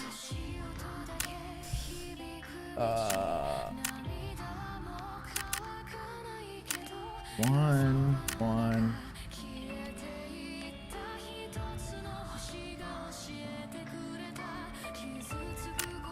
One of those. And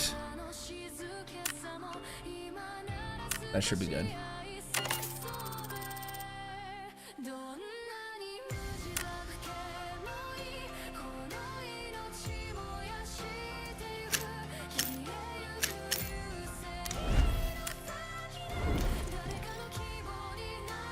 And we'll go to airport because I don't know. The problem with airport is I genuinely think it has worse lockdown loot than every other map, but it has better forbidden loot. So it's like I want to play lockdown for the first couple games. Like tonight, if I don't have anyone to play with, I'm probably just going to play lockdown for the majority of the night. But yeah, like playing airport lockdown just feels like I 100% don't think you should use keys unless you have like a super cheap key that you don't really care about. And you'll hit like every single safe on the map and like get like one valuable gold item. Because I've had maps where like everyone fights early and dies, and then like the team that won or the player that won that fight just extracts because they're completely full with loot and they probably have like $2 million worth of gear or more off players, and so they just leave. And so then like I'm just like walking around the map looting it with no competition, and so I'll loot like everything I can find and walk out with like 700k, and I'm like, what the fuck? Because the only way to make money on lockdown on airport is to kill people, and to kill people that aren't running like free kits.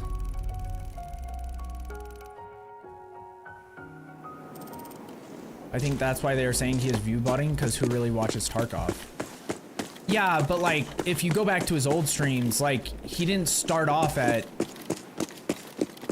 60k, you know what I mean? And like you could say that about anyone, like anyone who has any kind of growth as a streamer or content creator. It's like, oh well, did their growth come because they're good, or did they? Because you could say that he was view botting when he got 1,000 viewers, you know, and then just slowly started increasing. Like, if that's the argument you want to use. But then you can say that about anyone. Like, most people who view bot, it's really obvious if you look at the graphs, because it's like the time frames when their viewership goes up, and it's usually like kind of all at once.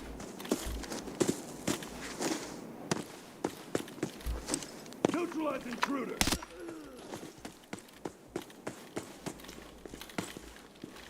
And usually, like, their stream growth is pretty obvious as well, like, obviously suspicious.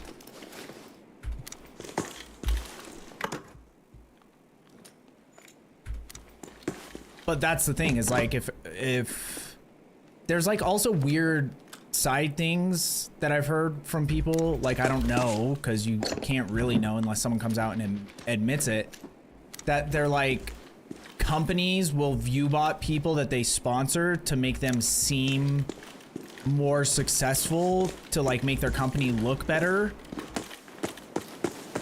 But like, you're not actually making any money. Like, if you sponsor someone, the whole concept is to bring in customers so you make more money. So it seems kind of antithetical, but like, I can get the core concept behind it, I guess.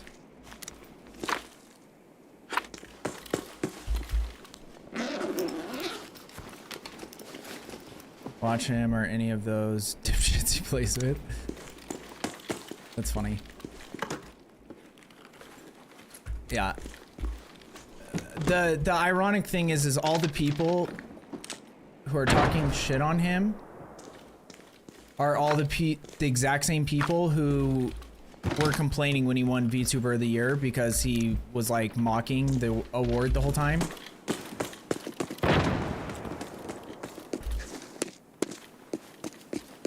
Because he kept saying, I'm not a VTuber, and like, VTubers are all 40-year-old men who have big anime titty profiles. You know, he was just using all the stereotypes for VTubers.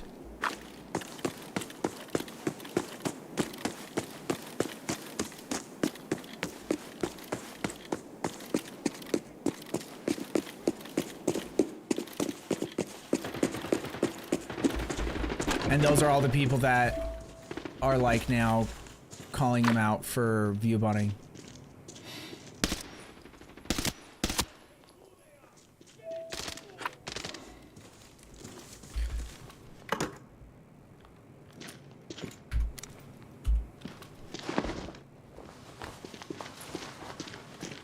Oh yay, Pegasus card.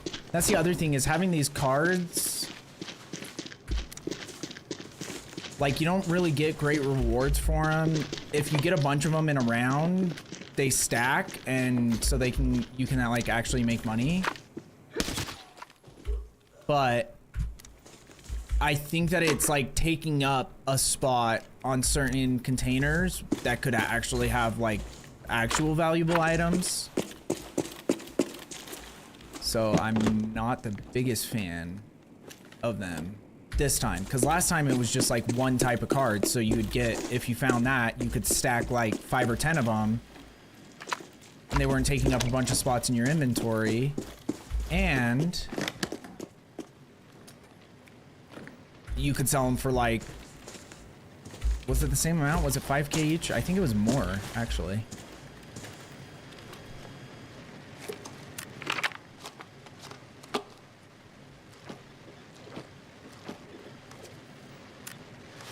Okay, I think we need to go inside if we're... It's like we have nobody rotating around us. Like at this point, usually there's at least one other team that spawns over here if you spawn over here. Because there's like a spawn right over there. There's a spawn right over there, and then there's a spawn back there. There's even a spawn over in the corner, but those people will usually either go down to exhibition versus coming over here. And then you have, but the fact that, okay, they just hit C4. So now it's too late for us to go in.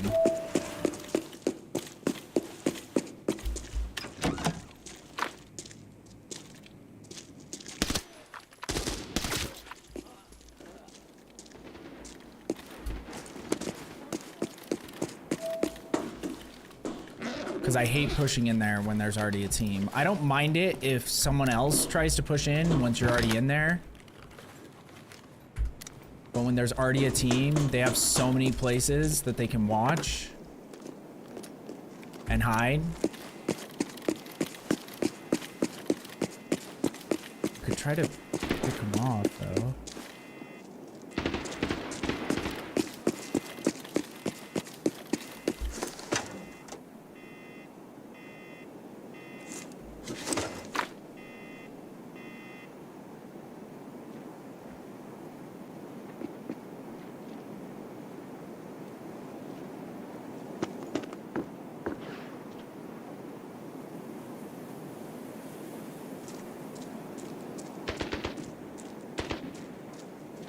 For some reason they're not hitting the save.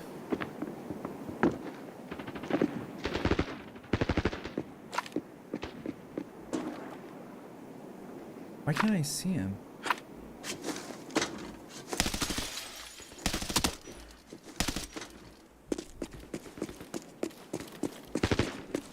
Tried the jump shot, kind of worked. It's kind of hard with a gun like this. Hit him a couple times though.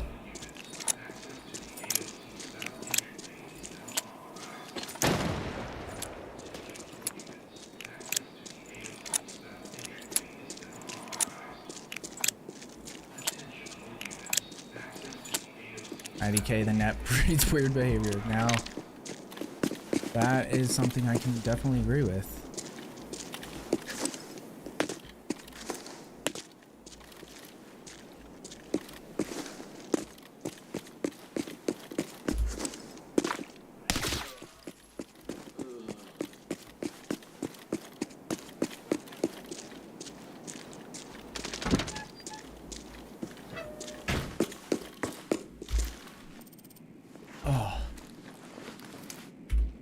Well, that's something.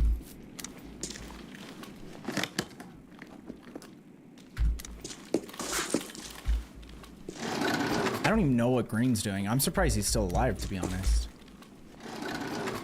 Usually if we just have like one teammate that kind of just like goes rogue, you just like look over and you're like, oh wait, Green died. When did that happen? It's like what happens 95% of the time. I guess we could just try to go find other people on the outskirts. It's just been weird that like nobody is moving. We're not like hearing anything either.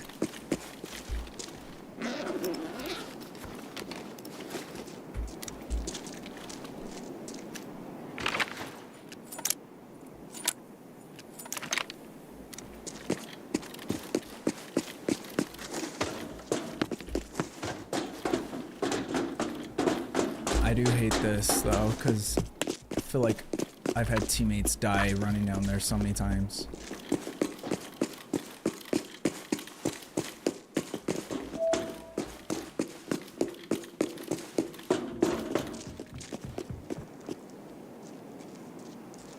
That sounds like a robot.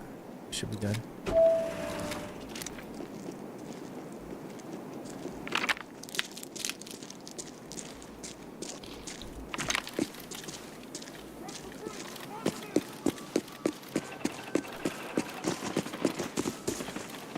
Oh.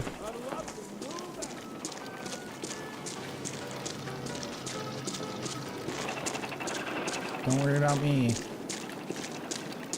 I don't exist.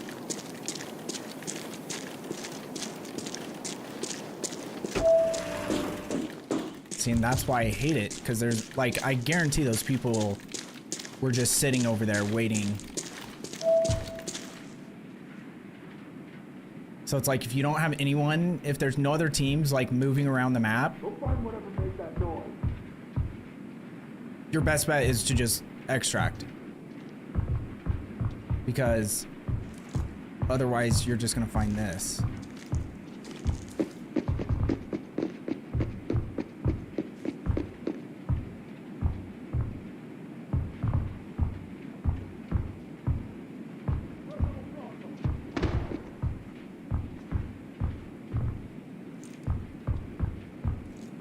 But that team that killed blue might come through here.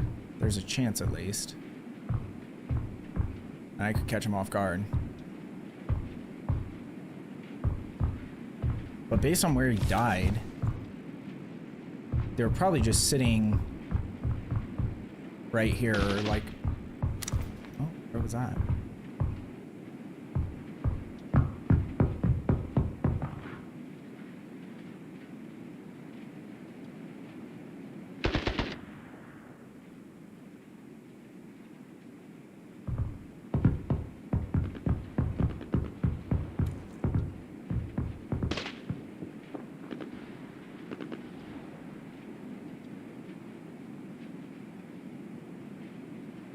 Is that out here?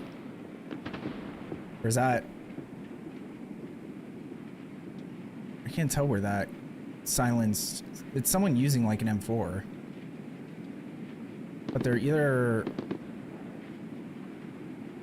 up here on the overpass. I don't think it came from behind me.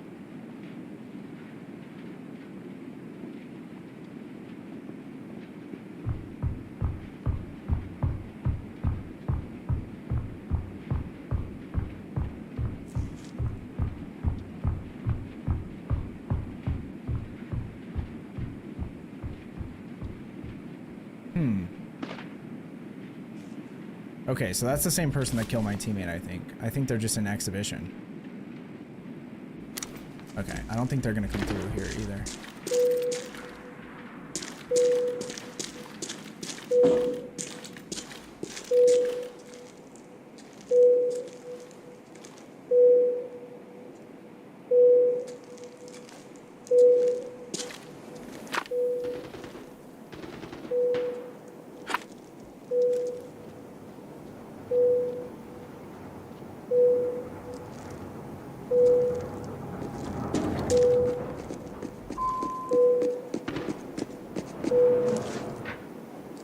That's a robot.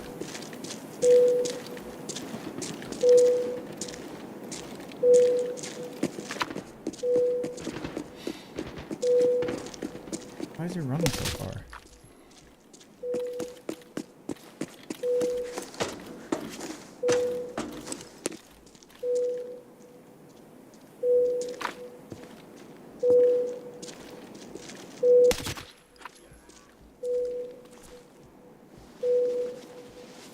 Okay, we might just have to harvest.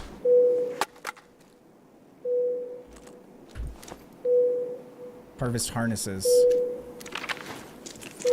Might be the only way we're gonna make money this round.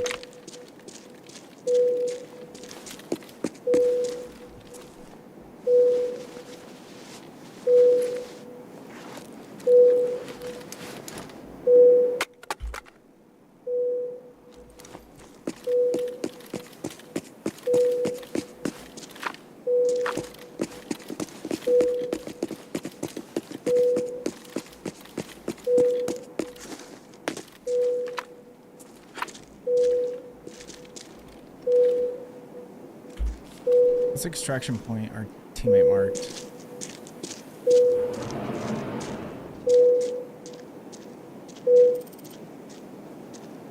Oh, did he actually kill people?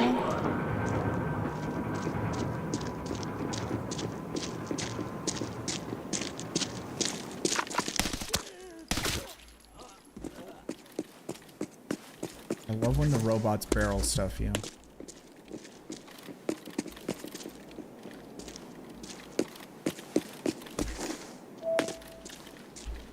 Why was that open?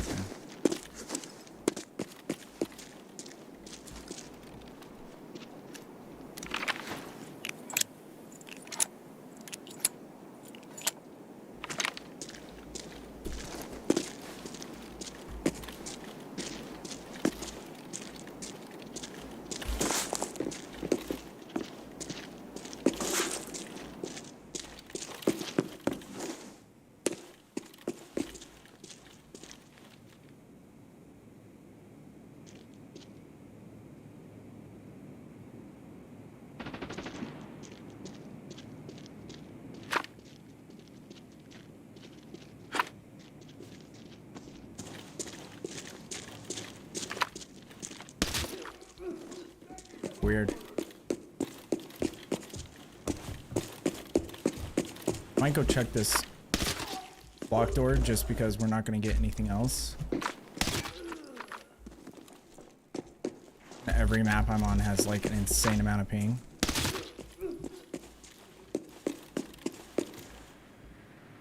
Let's see if we get lucky.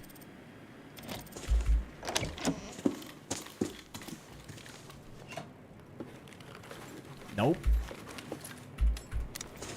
Not today.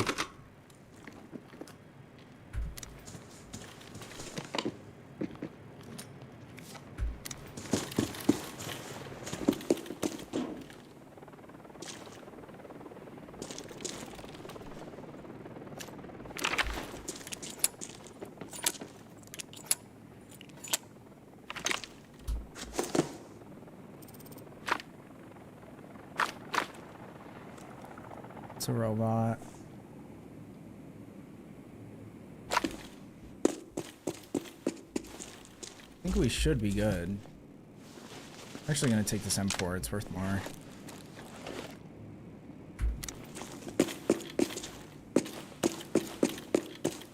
We're just gonna have to rotate to an extract we can actually use. And hope we don't run into a camper somewhere.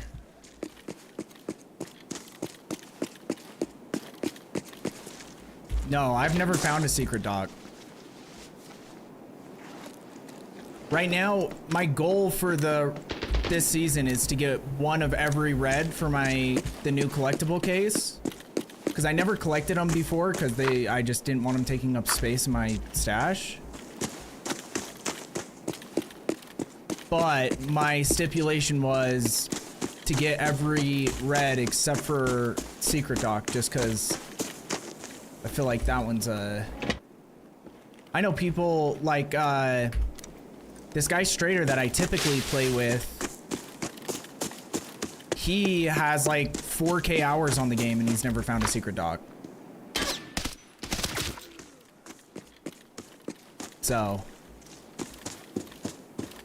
I don't have high hopes. I know people that have found multiple secret docks within 24 hours, but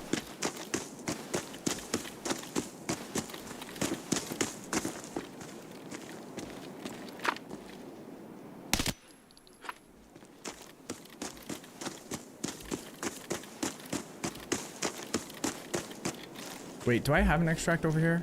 Oh, I don't. Okay, I have to go all the way over there. Because that other guy might have been camping that extract too. I don't know. So that's like right where the extract is. Where my teammate died.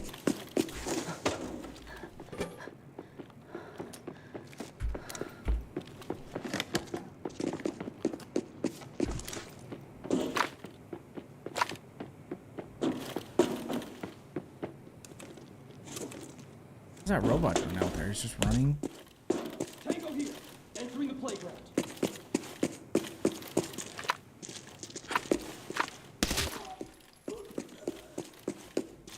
My bullets just keep ricocheting off robots. Like they'll kill them because I'm shooting like 3 bullets, but I always hear a ricochet every time I shoot one. And I know I said don't hit locked rooms on lockdown, especially on airport, but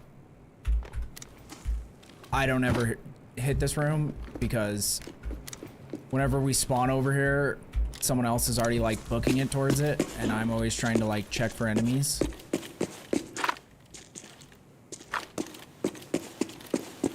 Like all the locked rooms I'm hitting are the cheaper keys too.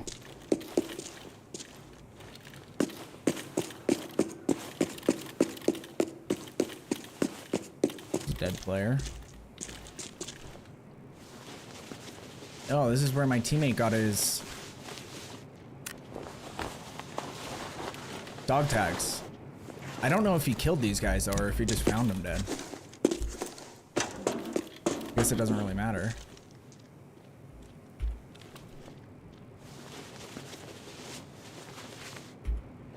Got a Mosin.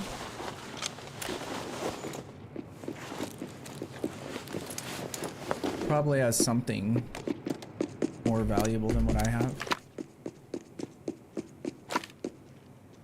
That guy fucking running. Like its scope is only 9K. Okay, never mind.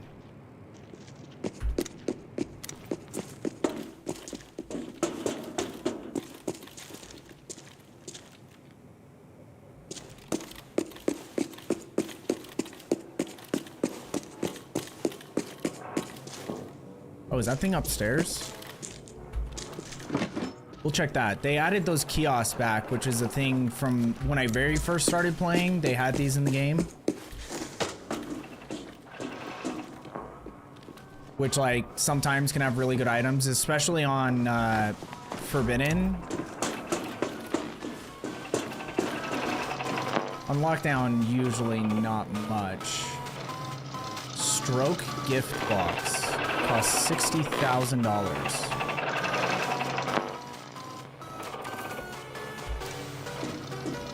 Yeah, let's see what that is.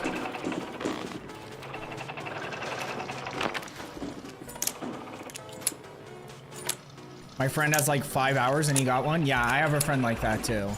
He's got more than 5 hours, but he doesn't have anywhere near the amount of time as I do, and he found one, and I think he found it on normal mode, which is even more insane.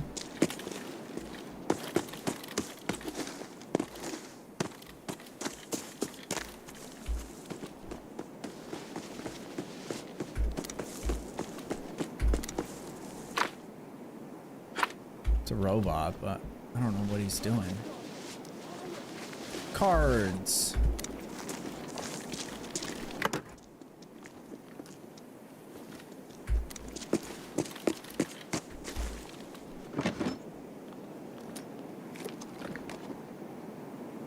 We'll drink that. Might as well. We need the fluids.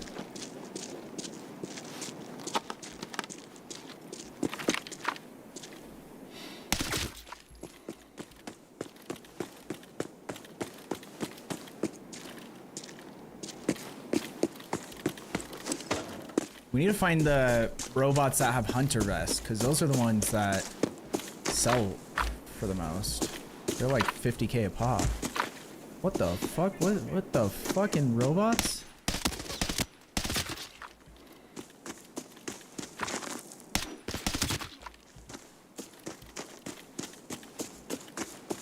I don't know if I've ever seen two stacked over here like that.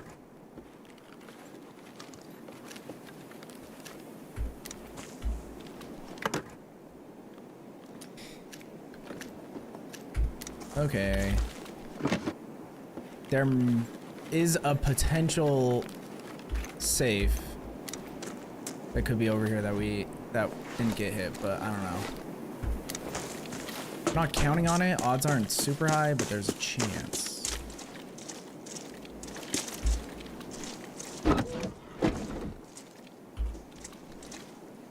On a strength booster. And the car alarm didn't go off. Massive W.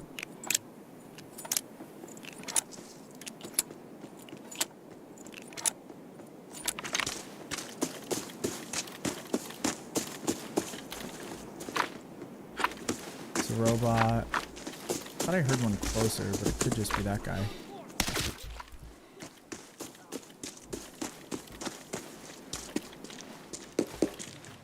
Did this stuff get hit? No, it doesn't look like it.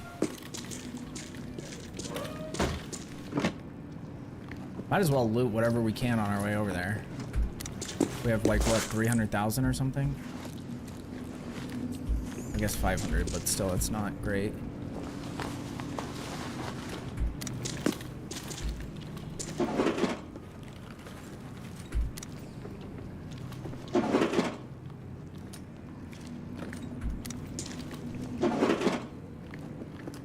Oh, album? Film stock. Okay, how are we gonna make space for this? That there. I guess we can just drop one of these, that's fine. The only reason I picked those up is if we didn't find anything else valuable. Titanium alloy. That would be 70k. Isn't that what titanium alloy is worth? Oh, it's 75. Okay. I'm gonna keep that still, I guess. I thought it was bigger for some reason.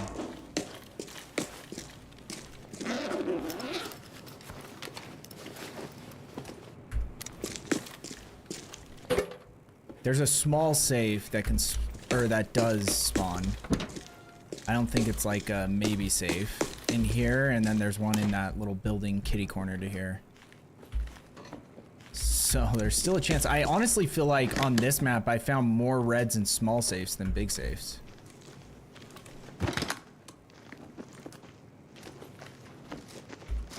What the fuck was that? I've never seen that before.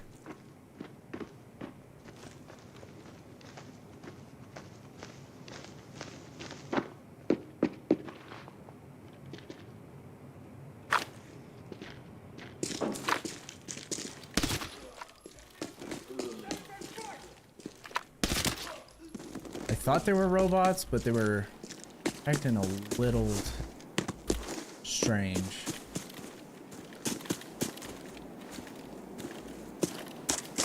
And I've also found like 5 people camping in this building before. So this is always a sketchy one.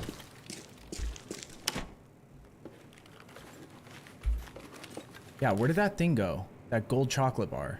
I've never seen this before. What is this? Oh, they must have added it for Valentine's? Because it's a heart? Gives you energy. Increases max stamina, reduces stamina cost, and increases stamina recovery rate. So it's like a stim shot. That's kind of sick. It's worth 10k.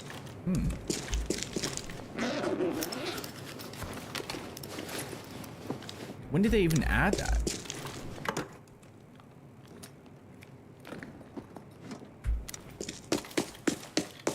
I'm not gonna check all the little drawers because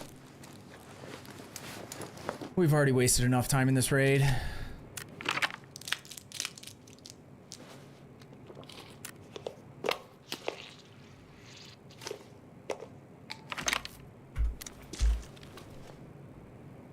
Okay, now I'm not overweight.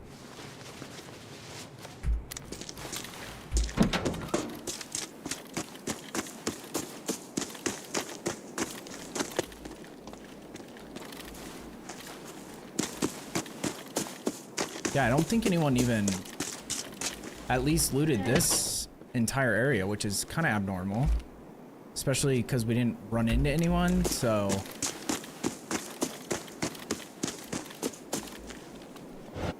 But I think the lobbies, I think they're just having a hard time filling lobbies right now too, unfortunately. Because most of my servers, I'm over 100 ping, and I don't have a full team. 25k, we'll drop Space Boy.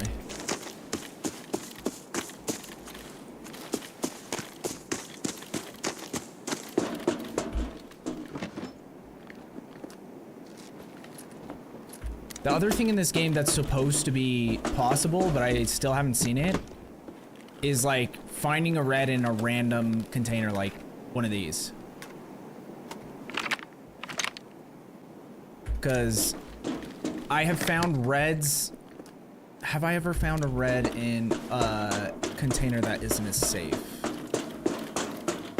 Because I found reds like sitting out in certain areas, but I don't think I've ever found one that isn't. That's in a different container. I know I've seen people find them in like med bags and shit, but I think technically like any container could potentially have a red in it. Maybe not weapon cases, because I don't know if there's any weapon related reds.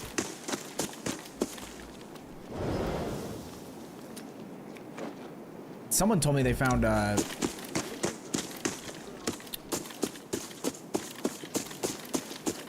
a red in a trash can, or like a key maybe. Maybe they found a key to, like a valuable key.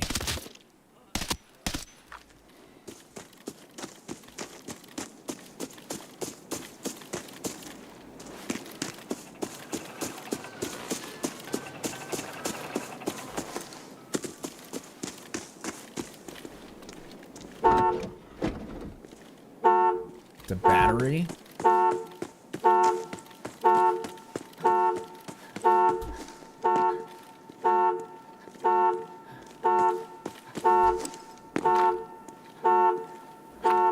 Trash can over there was hit, so that was kind of suspicious. It's actually perfect timing. Our strength stim just barely ran out.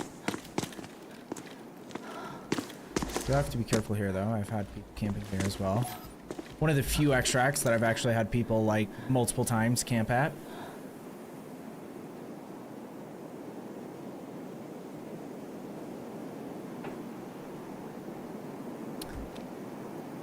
Not great, TBH, but we had one teammate kind of doing his own thing the whole map. We had another teammate who died to someone camping an area that was right next to an extract. I don't know if he was actually camping the extract, but that's what it felt like at least.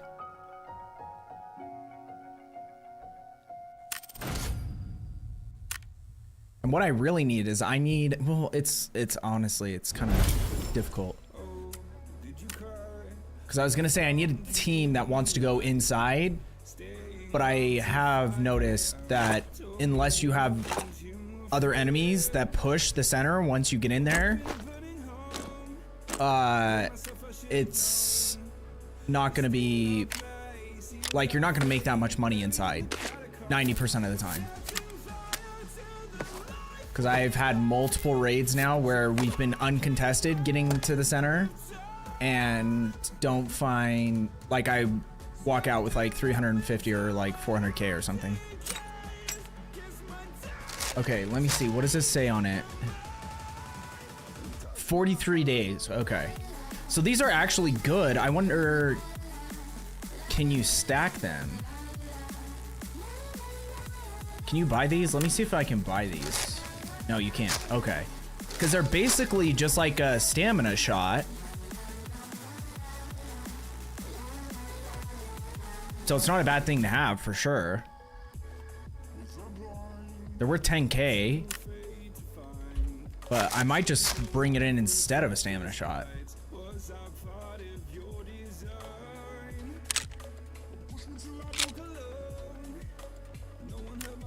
There we go. And then we just sell this.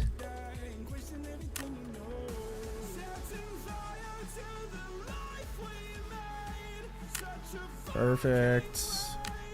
Perfect. Perfect. Perfect.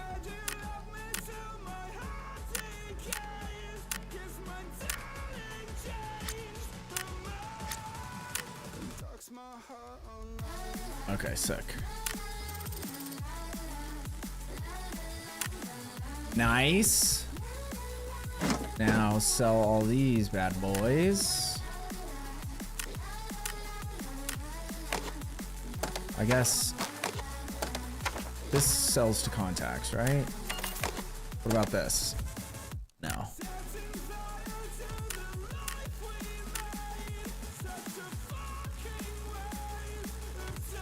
Okay, so we'll bring that. I need new PKs because I'm almost out. We got a couple more grenades too, which is always nice, so I don't have to spend money on them. Do that. Do that. That should be enough. And we didn't even fight anyone, so we don't have to repair anything. What is this saying? Where's the... Oh, Dark Zone Weekend. Hell yeah. Did I find some cards that I didn't have already? Okay, I think that was the only one I didn't have. Okay. And then we bought that thing. Where does that come to me in the mail? Yeah, it does. Stroke gift box. Let's see what this thing is. It's probably like 80K if I had to guess. It costs 60K, but there's potential to make money in it.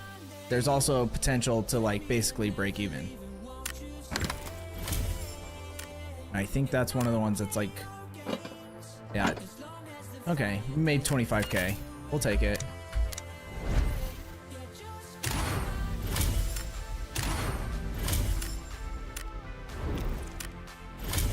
Take that. And then I think that's everything, right?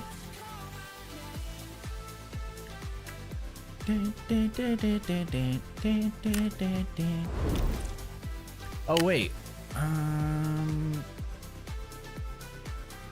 Yeah, see, because that means I'll have 2K bonds if I get all of the. I need to remember to do this too. For anyone who doesn't know, there's a daily free bundle that just gives you a bunch of or claim a free bundle, a certain amount of coins and coins. So you can get up to 50 coins and up to $100,000. And you can just get one every single day. I didn't even know this existed. They don't really advertise it. Should I sleep or should I get on ABI? Well, that depends. But if you get on, I'm down to play. But don't feel pressured. Like honestly, sometimes like last night was like a perfect example where I chose sleep. I didn't mean to sleep. Like I was planning on taking a nap, but it turned into me waking up at like 2 a.m. and being like, what the fuck just happened?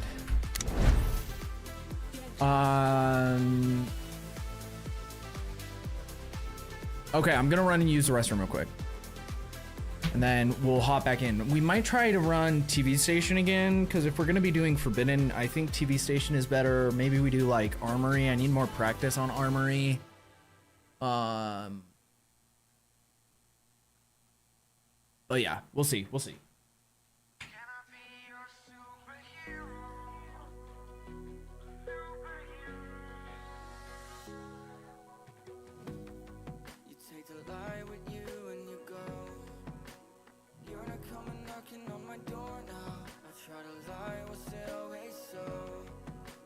Nothing feels the same anymore. I've seen this all before. Why didn't I do more? Now I'm picking up the pieces from the floor. How could we just ignore our problems? Now they pour out, filling up the room with silence. Can you be my nightlight? And I'll be your superhero. Superhero. Can I be your superhero? I'm sorry if it's taking me.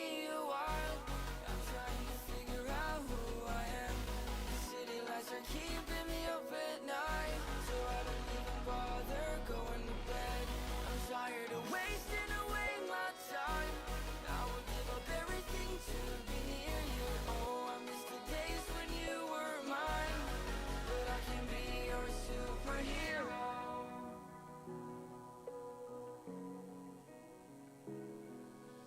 I know I shouldn't call you at night when I'm here all alone, thinking about the last time I tried to tell you what my feelings were like. I'm usually not the one to try to swallow my pride. Oh my, oh, what you doing to me? Ice cold veins when you cut me deep, I'll bleed out. I feel like I'm losing it. Oh, why is it so hard for me to breathe now? Can you be my nightlight?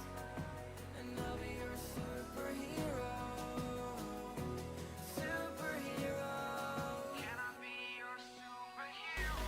Sorry if it's taking me a while. I'm trying to figure out who I am.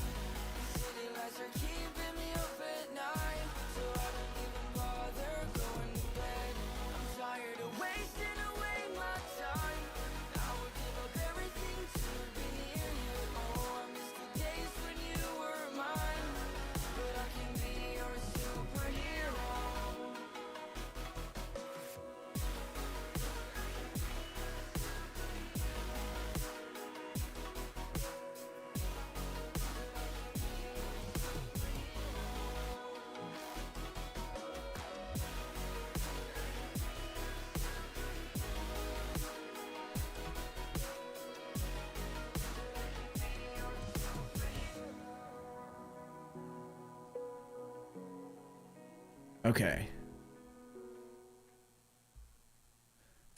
Let's see where we're gonna go.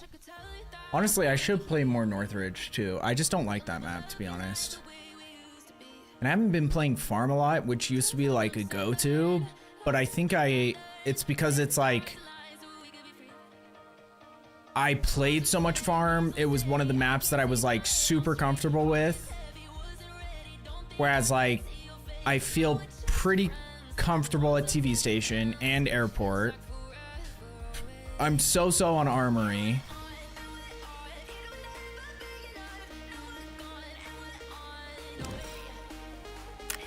Let's try TV Station one more time.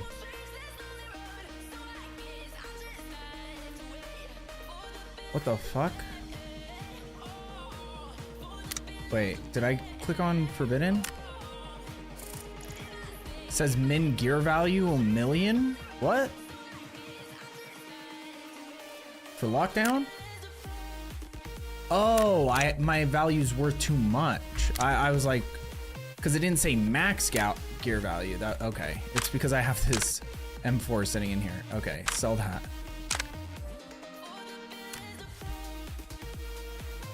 I was so confused for a second there.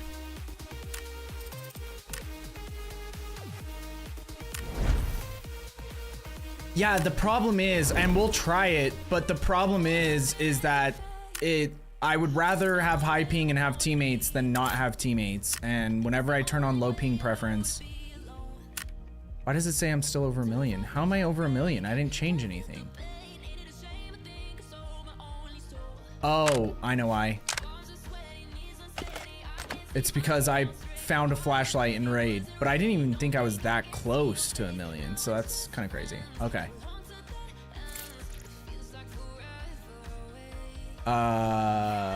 Yeah, we'll try it. But yeah, whenever I have low ping preference on, it usually just doesn't give me teammates because there's not enough people playing where I have low ping. But I guess it kind of goes both ways. Because I feel like 1 out of like 5 games with having low ping preference turned off, I don't have teammates either, so.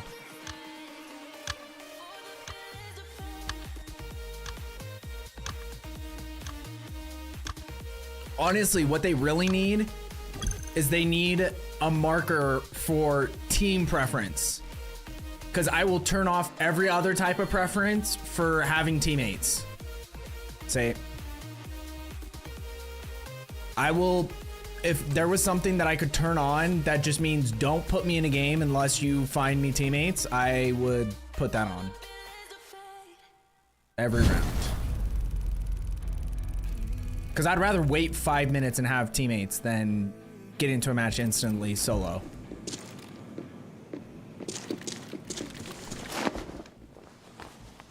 Because I just don't like playing these types of games solo. This is low ping preference.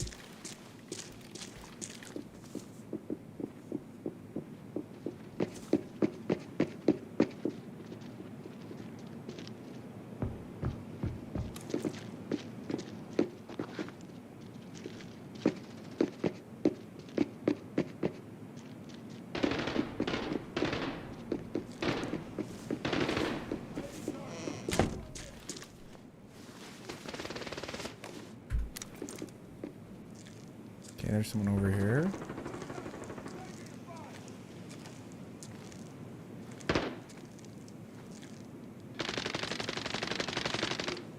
Someone on the stairwell.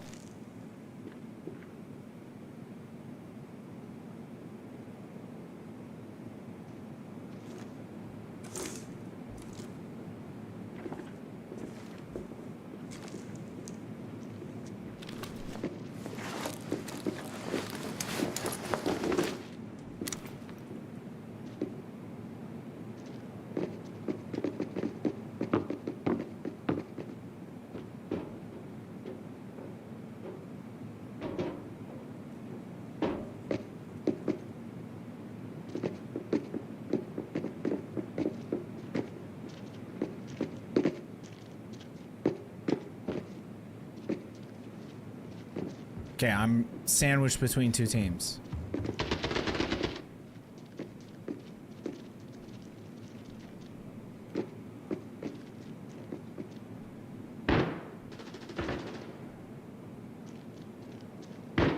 So we're gonna try to be sneaky.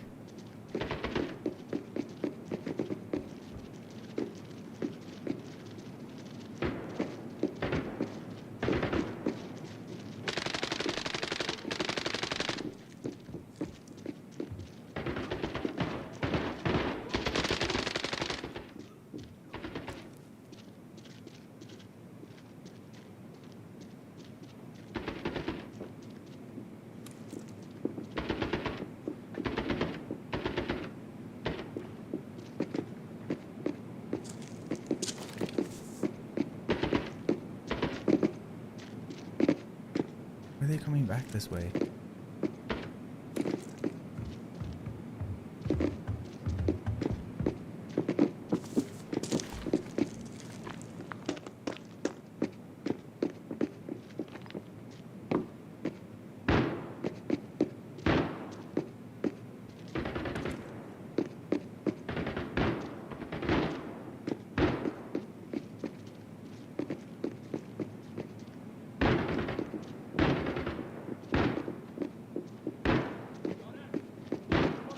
I don't know what these guys are doing. They're just like, seems like they're just like running in circles.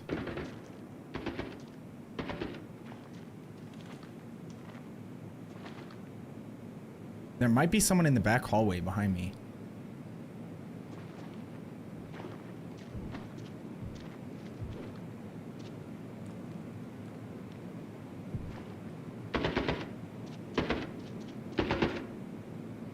I'm just gonna walk like a robot.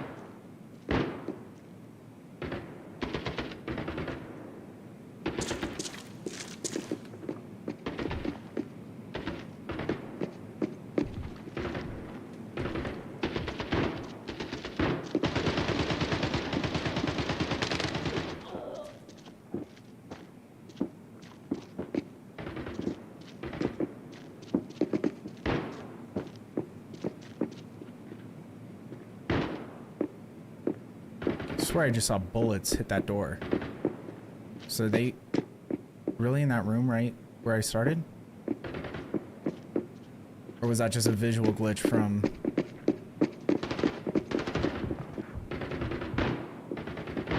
them being in the stairwell?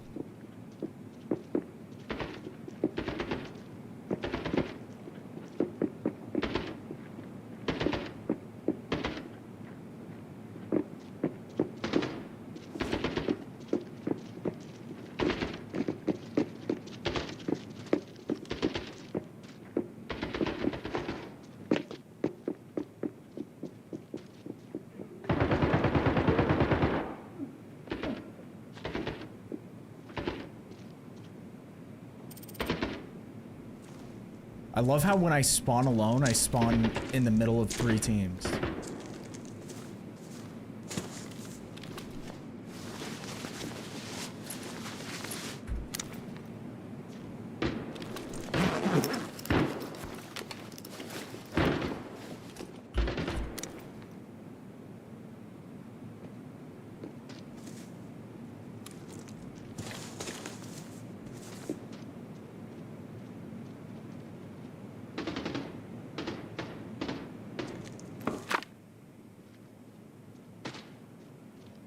We got a tapper.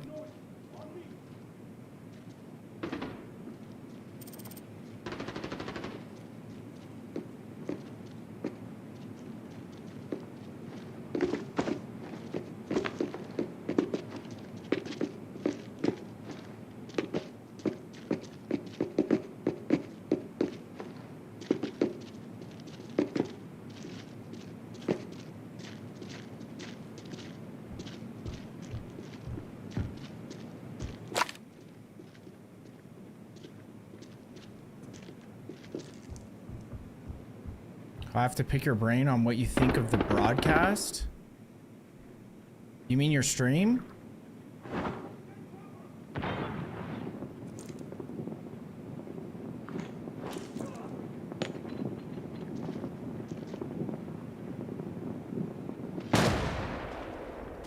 Oh. Yeah. I will say mostly positives. Like what I said earlier is that it's the first time I felt inclined to play Diablo games in a long time, in like over a year, so that's definitely a positive.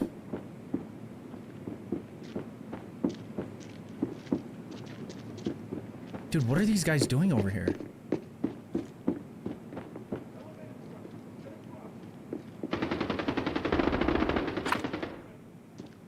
There's two guys in that other room, and they've just been like running in and out of it, playing that back hallway.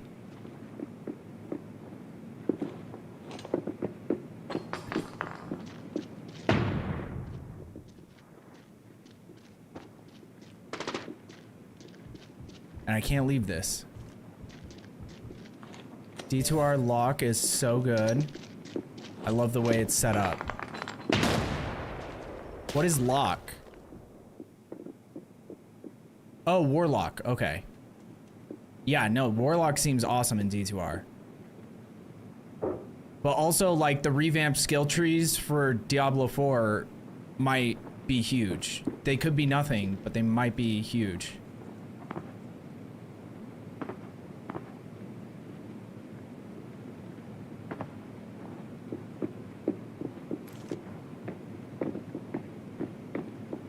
Everyone on the map is in this corner. And I'm solo. And I've just been stuck here since the game started.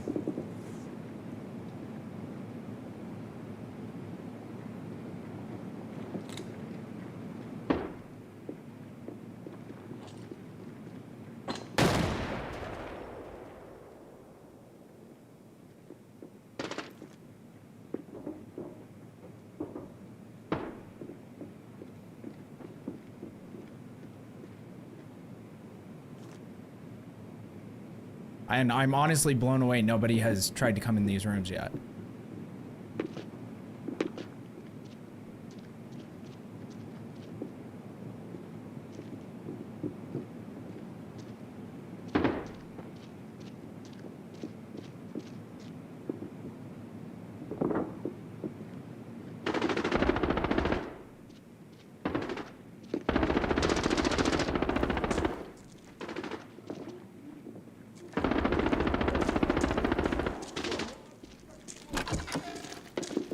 Oh, they are in this stairwell.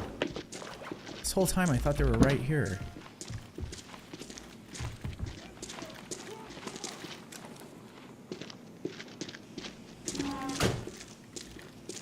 There definitely was people back here though.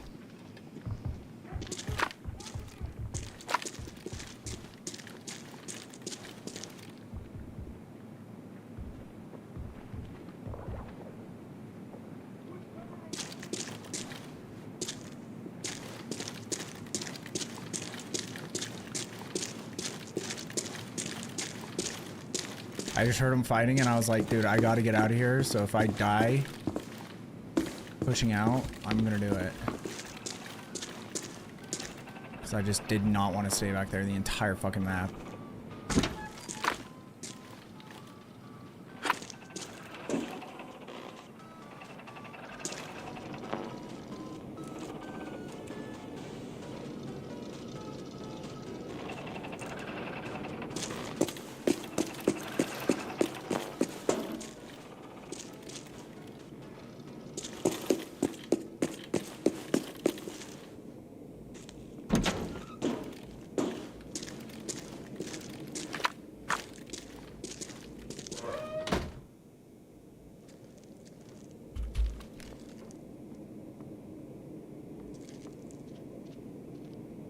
Pretty sure that's a robot.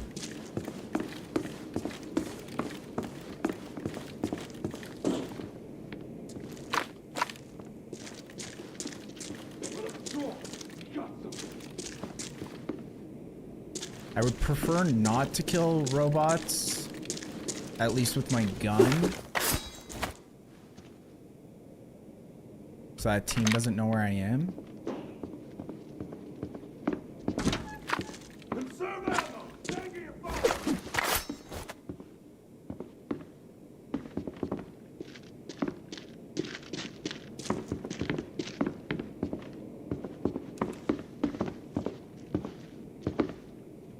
Prep for breach! Cover me!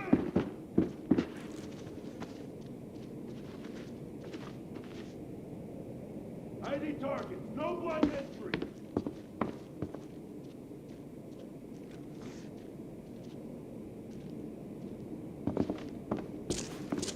Why won't that robot push me? Let's go! Russia!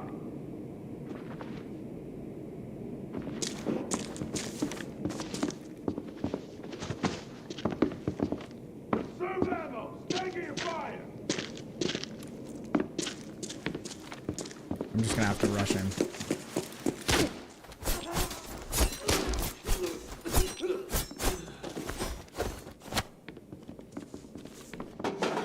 That was annoying. Do I have this key? I'm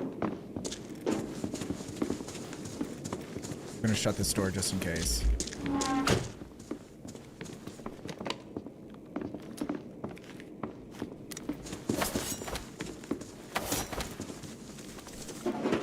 I'm pretty sure next to me is robots too, but they are moving around a lot. So there's a chance it could be people that are just playing ratty like me.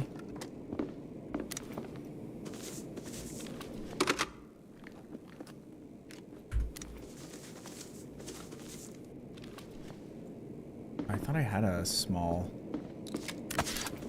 hill somewhere. Give me something good. Give me one of those shots, those special shots. Nope.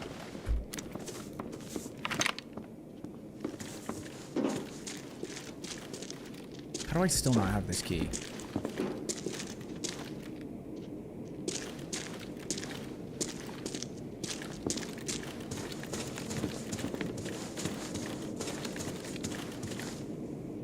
Let me go check in that room and see if they're robots.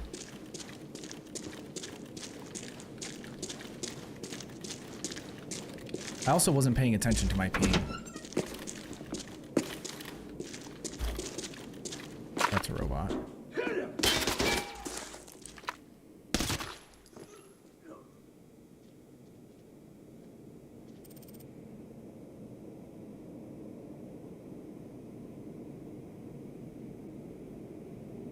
Those footsteps over to my right might not be a robot, though.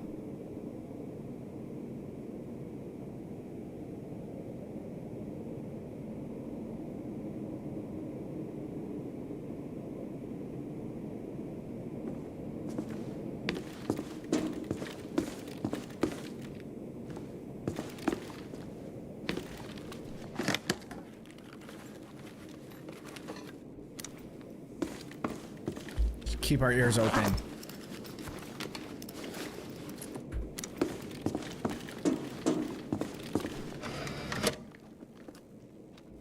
This is another bus raid.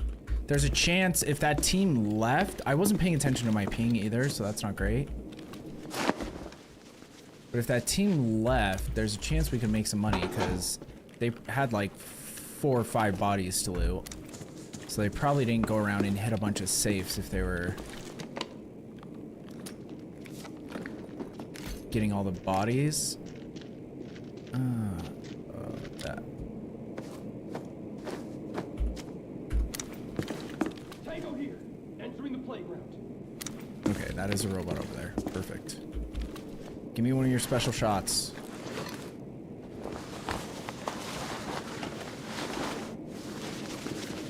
God damn it. Selfish robot.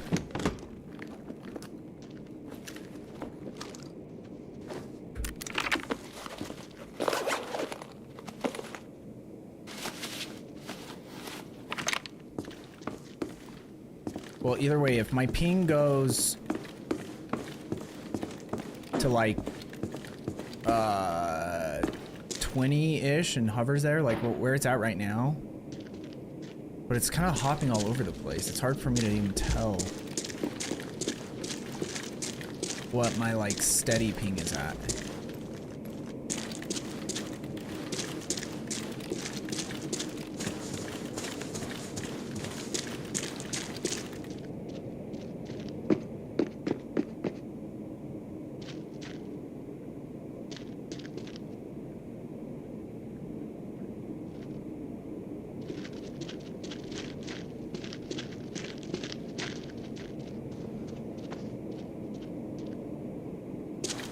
So I was gonna say, if it goes down to like 20, between 20 and like 16, I'll know for sure, but it keeps hopping between 16 and 34.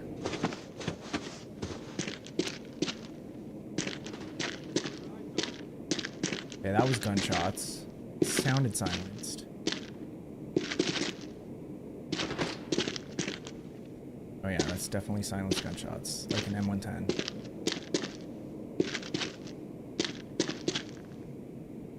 This robot's trying to come in here, but it can't open the door when I'm standing here. Or something.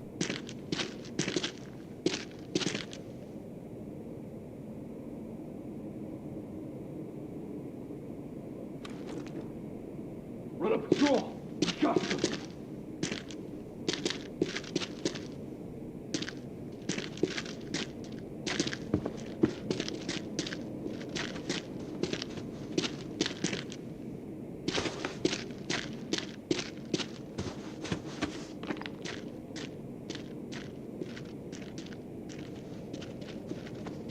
I didn't hear any of the center safes go off either, but I feel like half the time you don't hear them on this map, even when they're being looted. Like, you'd think from here I'm close enough that I would hear it, but I feel like I never hear them. There's like maps where I play the entire map and I'm like, I never even heard anyone in the center, and then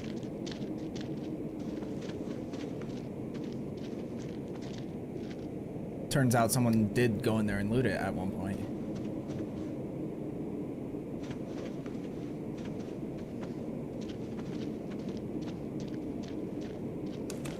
Dude, I don't even care about this map. It's so nuts.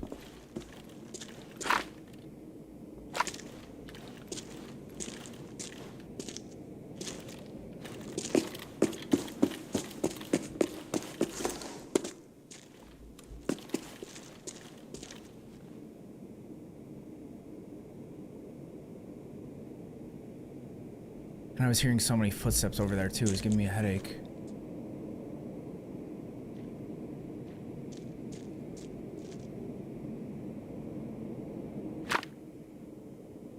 Is that a robot or a player?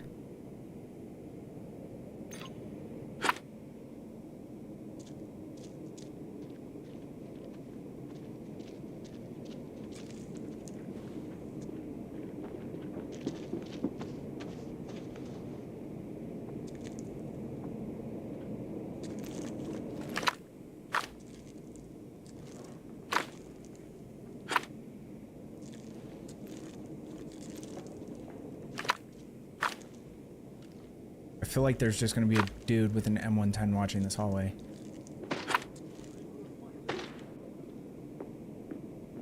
Keep our boys on the second floor safe!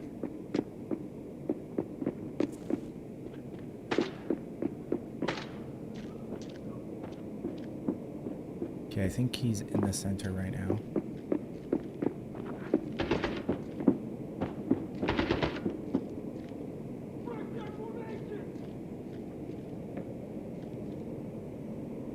What we need from him is to run out this door.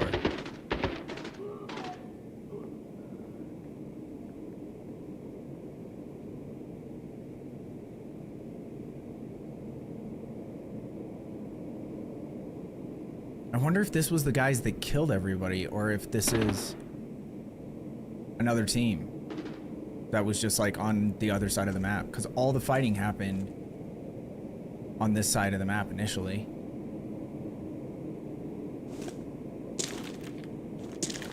I'm just gonna go.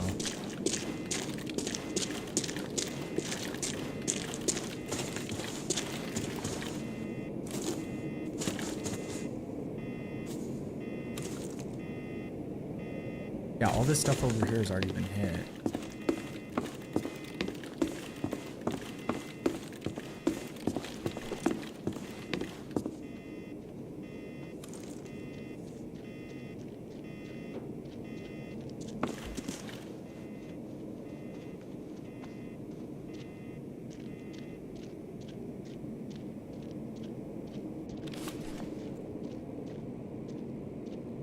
Maybe I should just go to extract.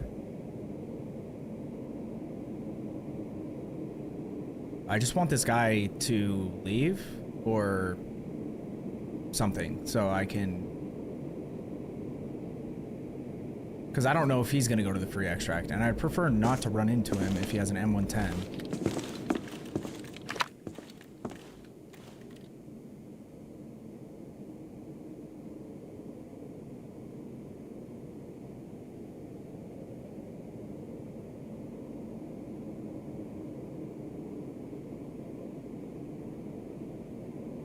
And it could be two, because I did hear a silenced assault rifle as well.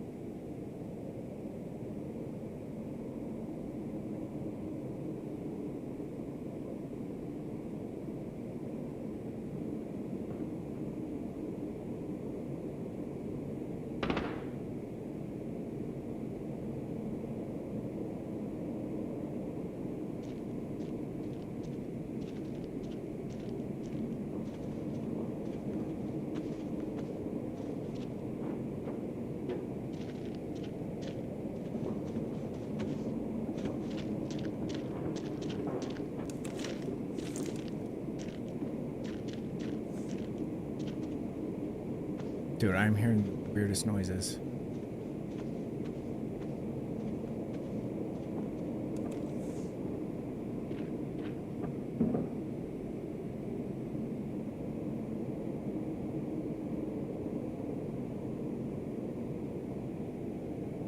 I hate this. This is why I hate playing solo. Because I always end up just playing like this.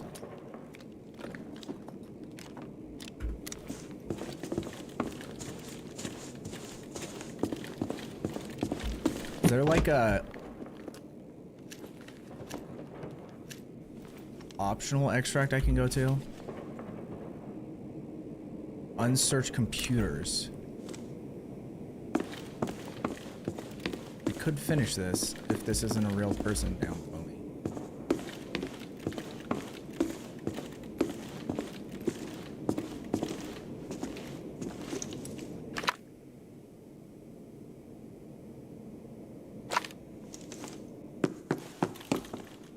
Give him a taste!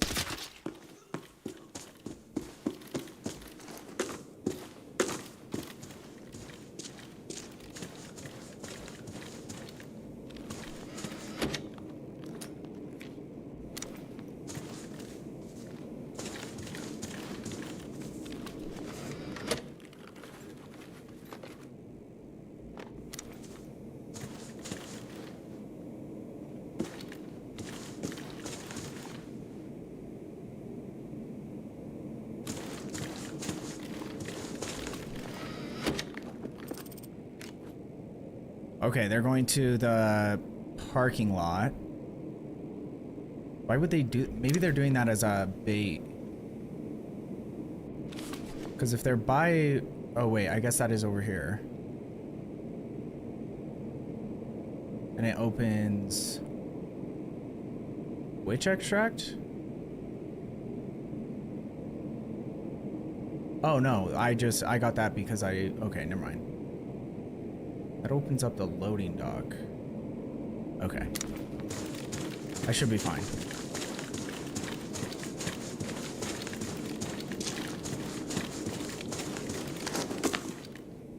I thought they hit the switch to open one of the other...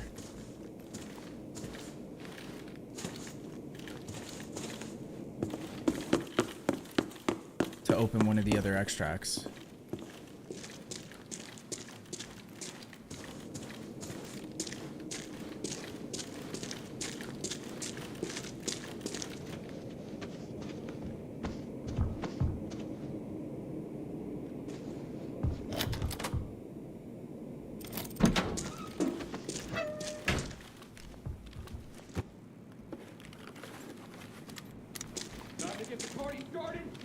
those are robots.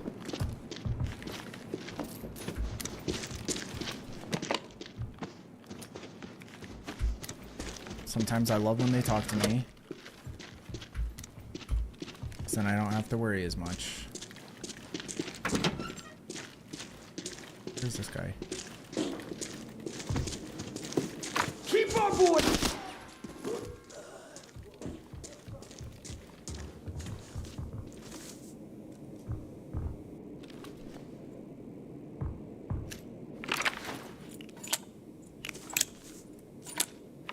Okay, I'm going to have to run across main entrance though. That's the only thing. We should be fine, I feel like. Like if this guy is still just here camping somewhere, I don't know what to do about that.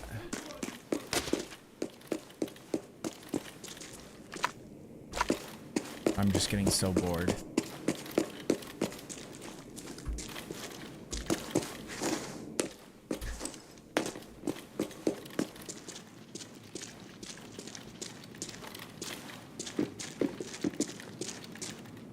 Yeah, see, nobody hit any rooms, which is interesting, but it's because everybody ended up on that side of the map where I spawned.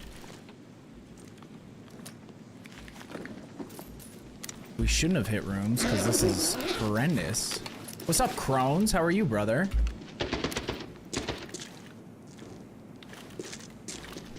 Always a pleasure. How is life treating you these days? On me. Silver badge. Ooh, piece of candy. I think I have like 5 robots coming to try to fight me.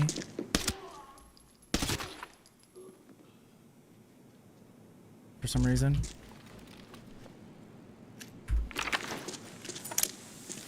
Oh yeah, I forgot. Apparently you can't use the ping trick if you have low ping. I heard from someone. I usually don't have low ping, so I'm not ever able to test out the theory.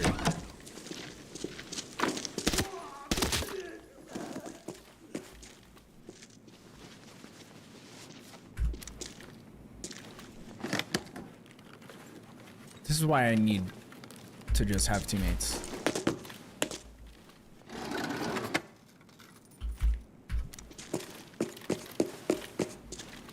Because even if I have teammates, I play the game like relatively slow just for the fact that I feel like I die a lot when I'm not in weird situations. And I'm like, I don't think I should have died there.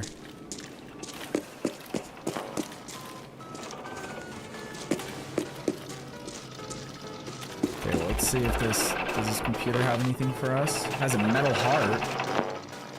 Eh, might as well. If you can get a gold out of it in lockdown, I feel like you gotta take that. Not too bad. Playing some Deadlock. Dude, Deadlock, is that the Valve, like hero shooter game? I get it confused because there's another game that either has Dead in it or has Lock in it that was like, kind of like a Souls-like game.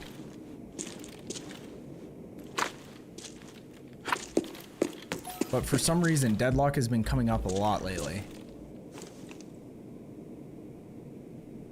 I get that feeling all the time in Deadlock. I put myself in a bad situation and die. But like, you respawn in Deadlock, right? Like you just, because if it's a hero shooter, unless it has different like rules than most hero shooters I've seen. But like with Marvel Rivals, it's like, yeah, you die and you don't want to die because then you have to wait like 10 seconds to respawn. But it's not like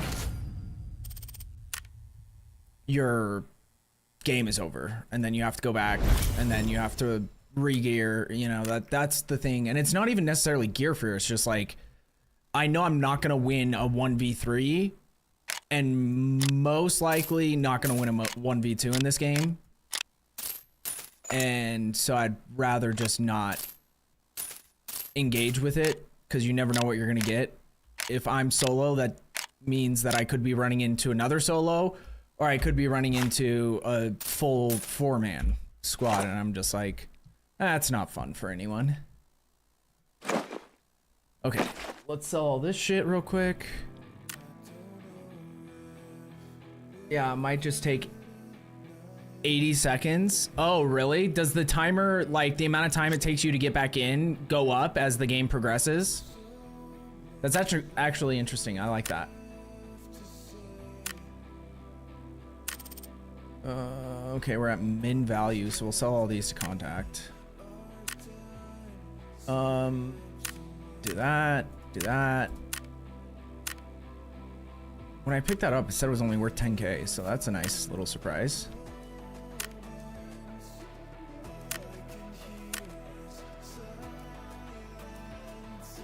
And then I do want to keep the chip for something. I forget, but this is used for an exchange that I always do, so might as well. Actually, I think a silver badge does as well.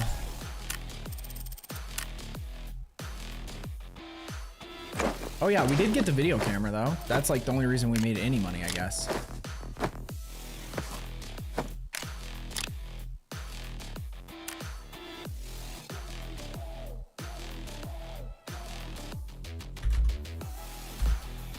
That isn't what I was doing. There we go.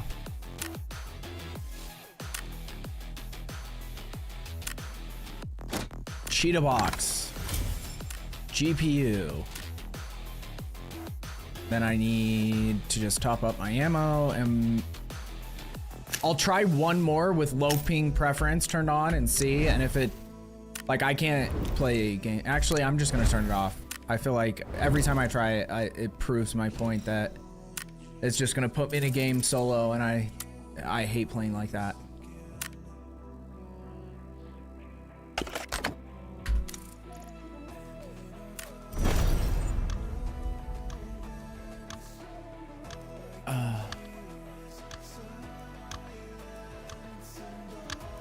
And you said life's been pretty decent, just normal stresses. I get that. Yeah. I get that. How are you feeling though? How's the, you know, your medical stuff?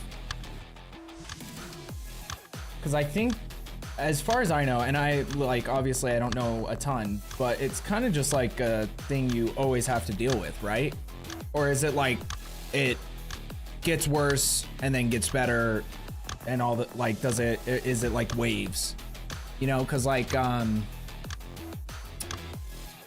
to think of like where you have like a flare up or something, even though maybe that's not the right term, because I think most people connect that to like STDs. So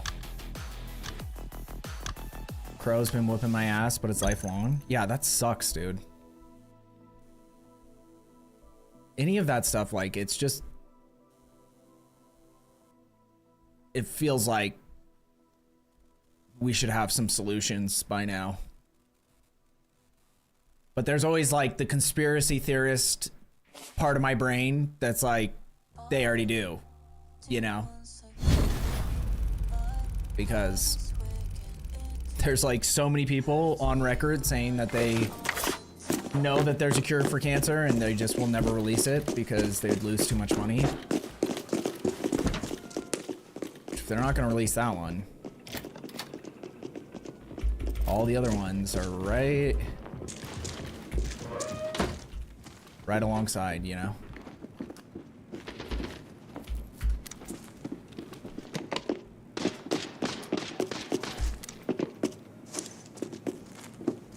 Where was that?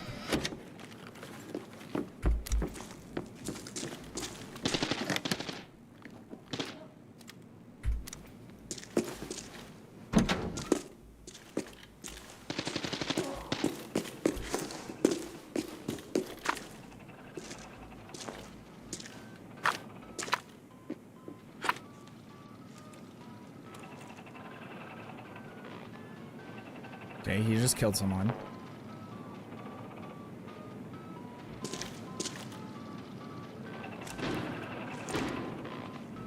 I think I'm gonna stick with this guy.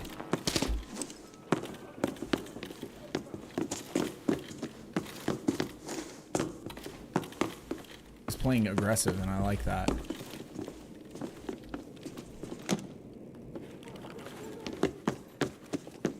Because it forces me to play more aggressive as well.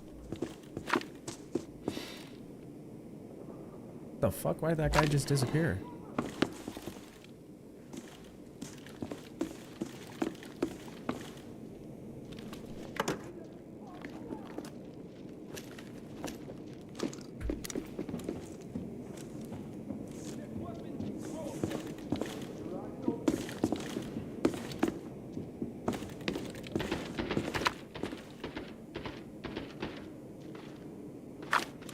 Okay, we got a tapper on the backside.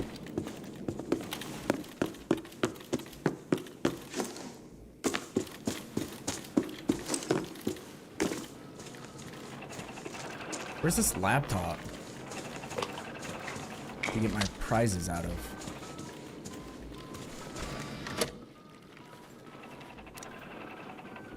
Might as well take it.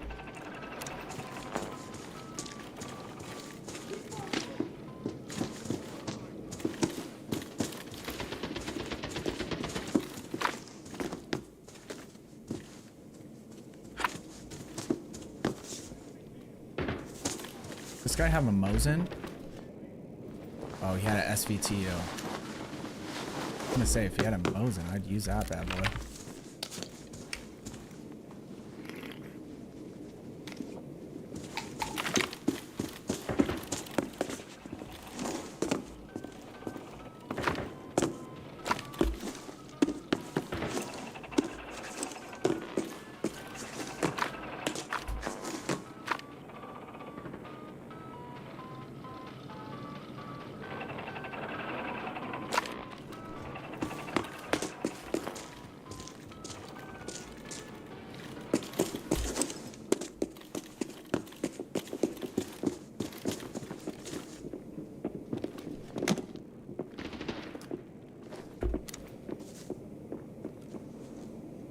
Oh, that's my teammate. I was like, I definitely hear someone running near me.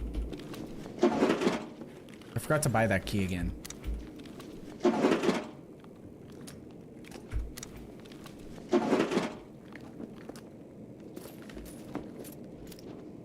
Oh, warehouse key.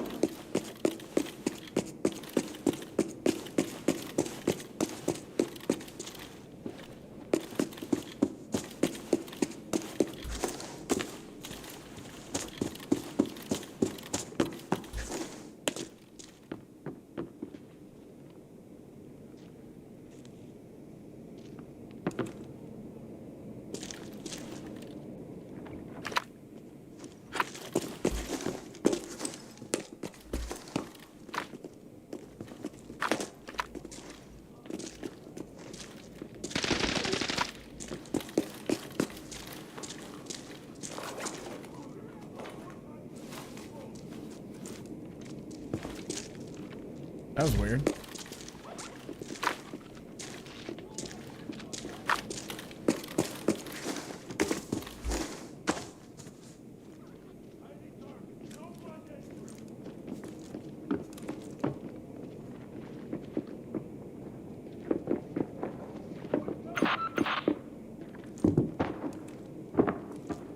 They're upstairs?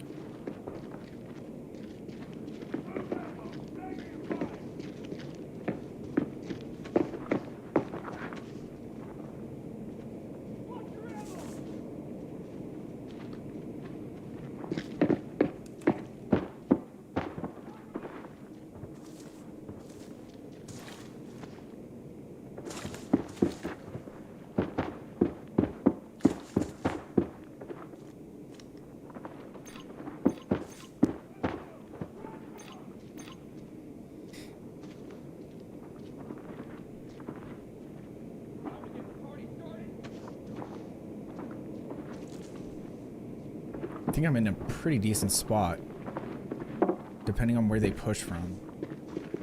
Because there's a full squad above us.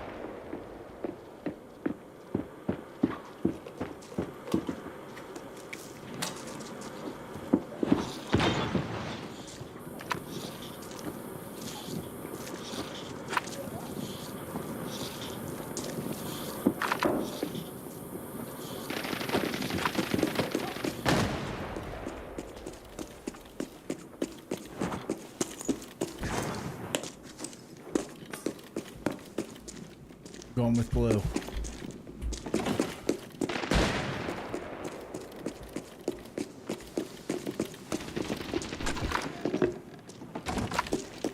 That's my teammate. Okay.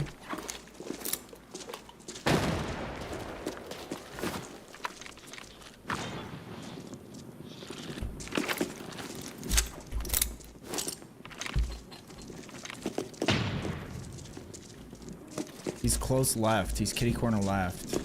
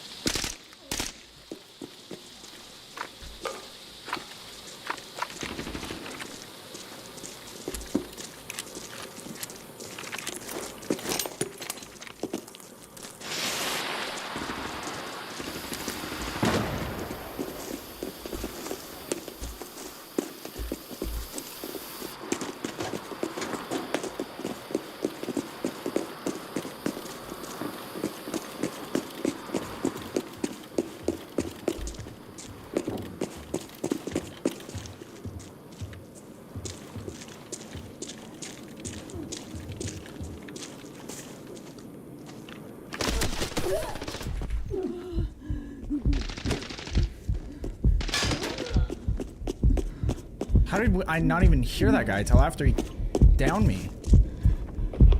Like, I heard him and I turned. Because for a second I thought it was blue. Jesus Christ, what a fucker.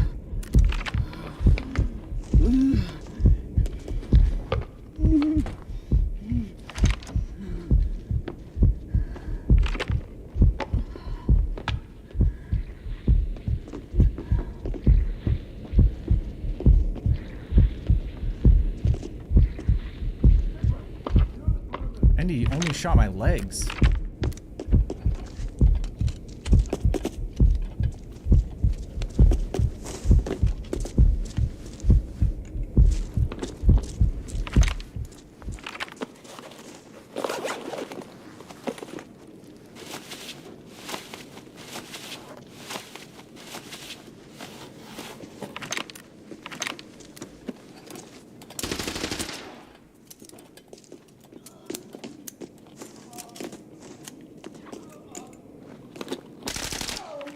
This is two separate teams.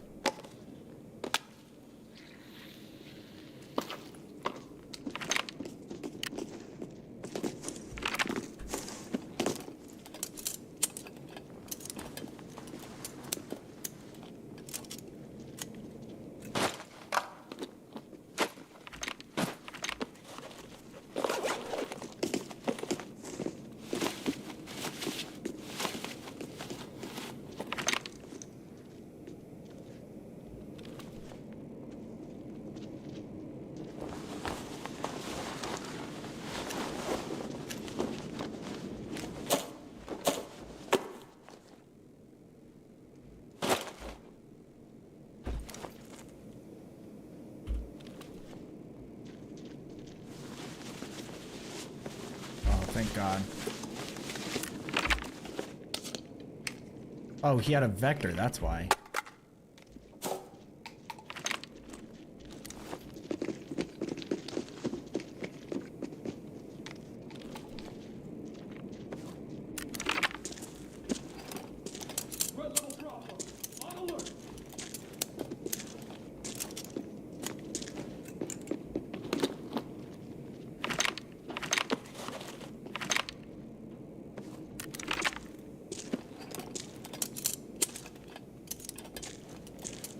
Dude, this is one thing I hate about TV Station, though. I agree as well. It's weird they wouldn't. Yeah. Lifelong, but it does flare worse depending on months. Okay.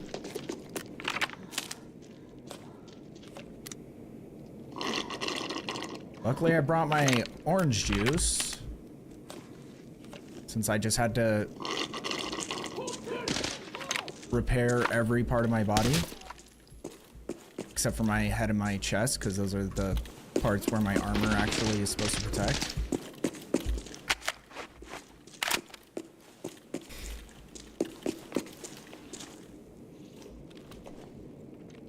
This is our teammate stuff. I'm gonna take his drinks though. Let's go! Cross up!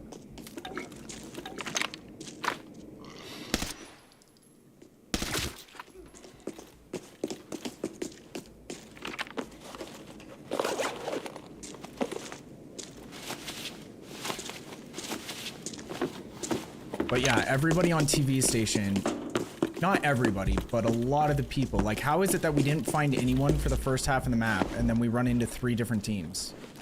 All right here.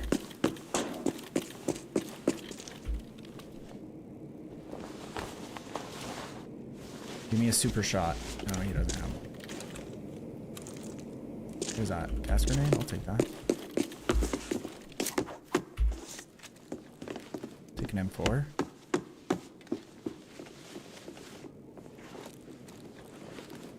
Yes.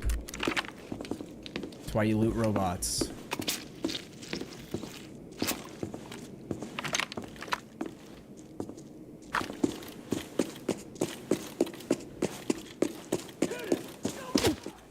Dude, seriously?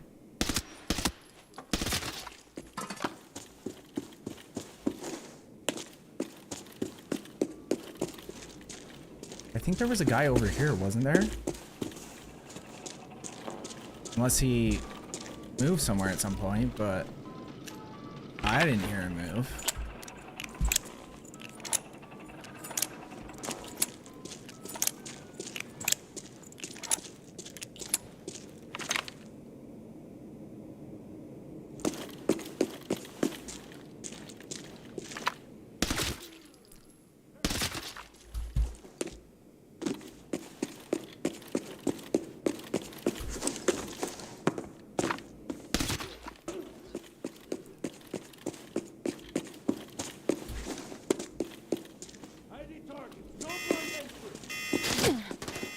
Dude, that robot, he just hit a weird shot on me.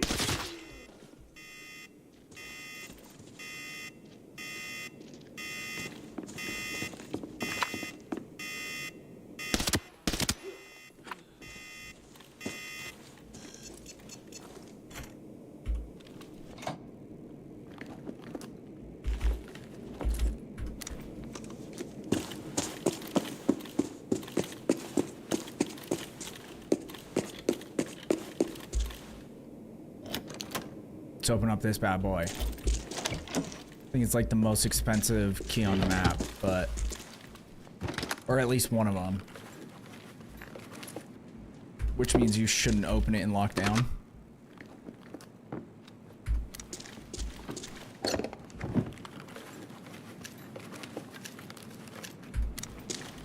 And it is showing me exactly why. We'll take it.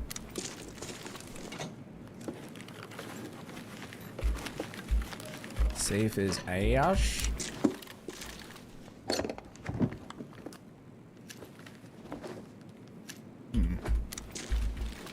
Pretty bad. Pretty bad.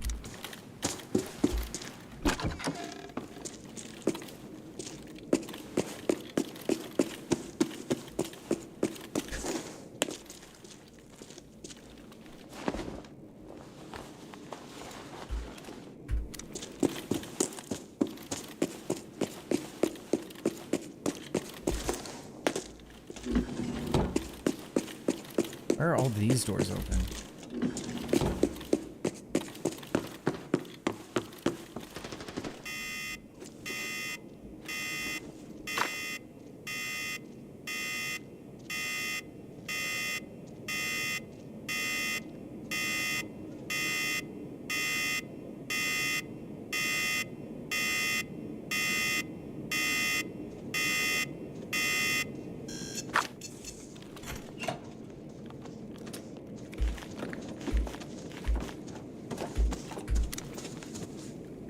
My teammate just crouch walking around. No, there's a guy.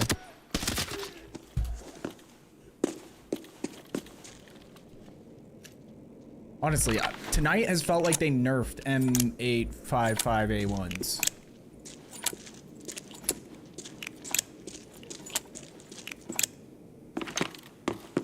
could just be latency, but like, it's even taking me multiple shots to just kill robots.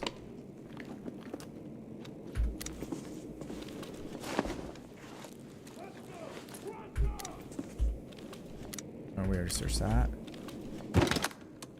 It's my teammate.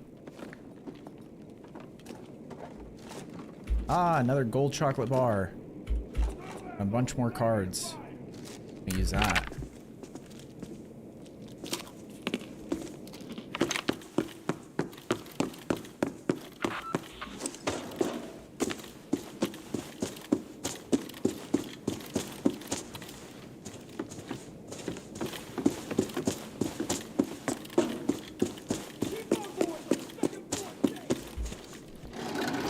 Also, why did my teammate open like every door and leave it open?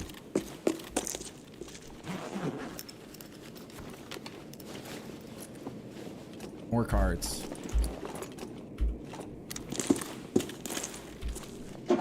Okay, now we are just gonna search this shit and then we extract. Say better round. Honestly, it just, the flow of the game is so much better when you have teammates. Even though I got down to some dude just like sitting in a room that somehow wasn't making any audio when he swung me.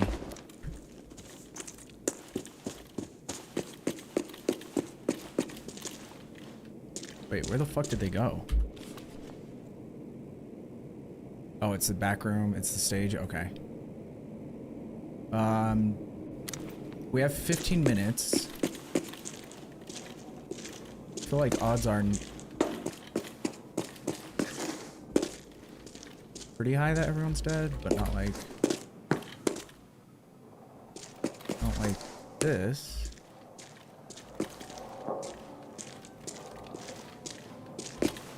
That was already hit. Okay, I say we just get out. Let's get a reset.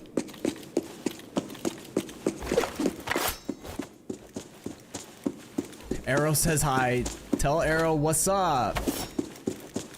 Thank you, Wonderbreads. I appreciate it.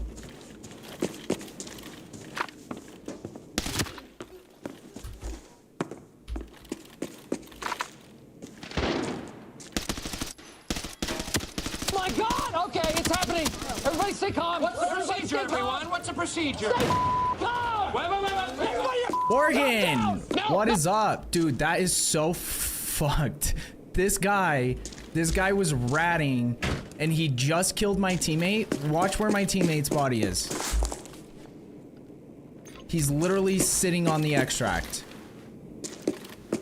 And I showed up 2 seconds too late.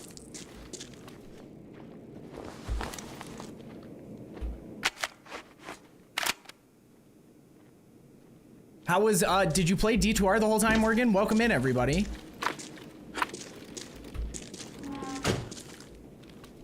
I'm Ricky Ransom.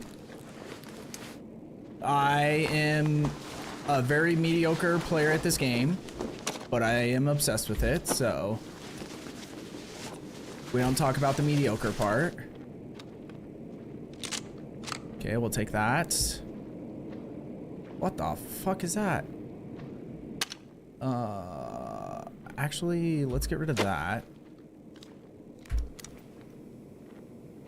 What is this person sneaking around?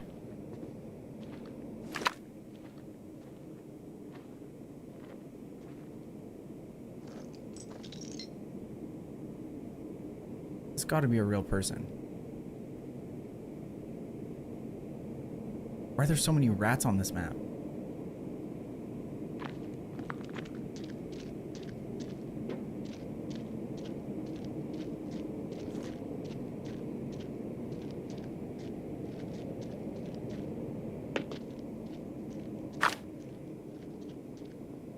Thank you, Dark. Thank you for the shout out.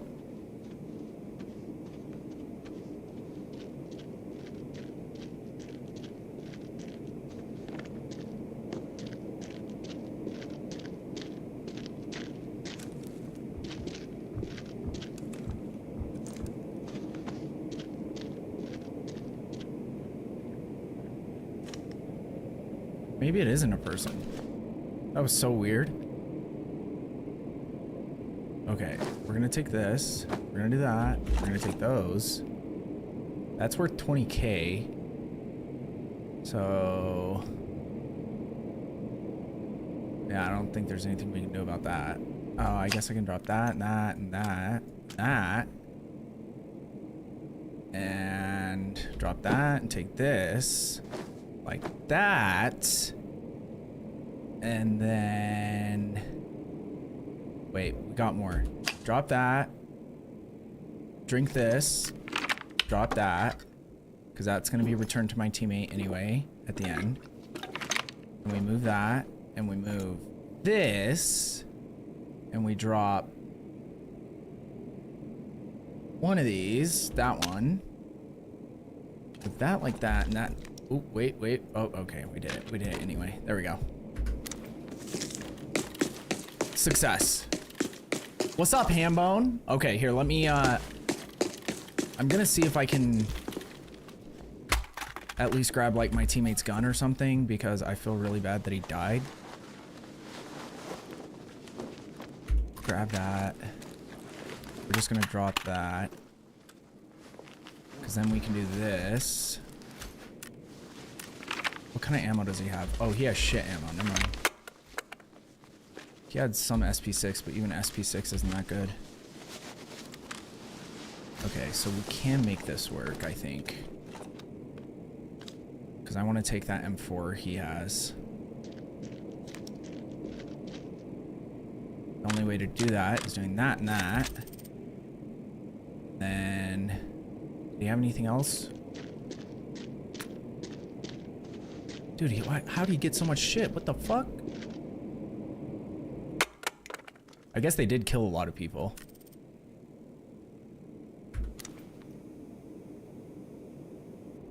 I need a bigger bag. How is it? Wait, did he have a bigger bag? They're about the same. We'll switch that, because that one's way better. Oh, that's our teammates. Okay, well, I can't take everyone's shit, so I apologize to that teammate. And... yeah, I think that's it. I want to take his horses, but they'll get returned to him. It's super selfish, but... yeah, okay, we'll just do that. We did our best. We did our best. Okay, more like Ricky Handsome. What's up, Merca? Yeah, so how was D2R? Was playing with Immortalized, which was super fun. Warlock, I've heard, is kind of broken. I watched Mr. Llama playing with it yesterday. Like, I think I put it on as I was falling asleep. And yeah, there's like these horse sculptures that are made out of, they start off as bronze, but if you bring them into a match with you and you either get $1 million worth of loot or you get like a kill, it upgrades it if you extract with it. And then it turns into silver, and then you just repeat the process and it'll turn into gold. And then eventually, I don't even know what the last stage is, but they get better if you extract with them.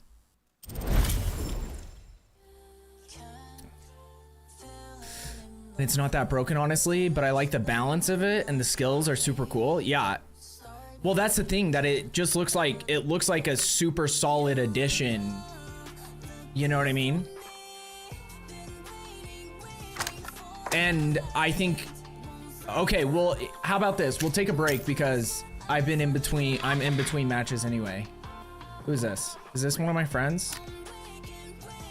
No, I don't know who you are. So, what was I gonna say?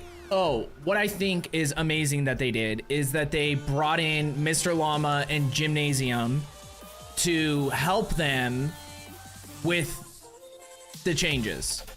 Not only like give them what they would like to see and all that kind of shit, but they also apparently help them determine like which things would be broken, which wouldn't be, you know, like help them like fine tune the skills and like the new items that they added to the game. They helped them design the new items and stuff. So I think that was actually huge and really smart for them to do, because overall that's going to get like way more like results closer to what the actual player base would like, because those guys play the game nonstop. So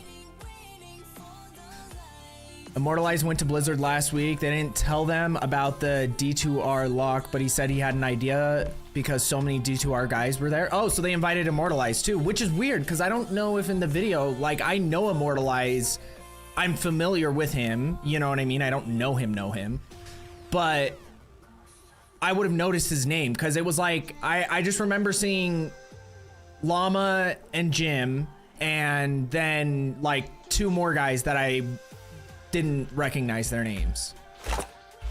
So, but that's sick that he was able to actually go there and help out too. But like, yeah, I just think that it's actually, that's the best way to do it. And I hope that then by doing this, it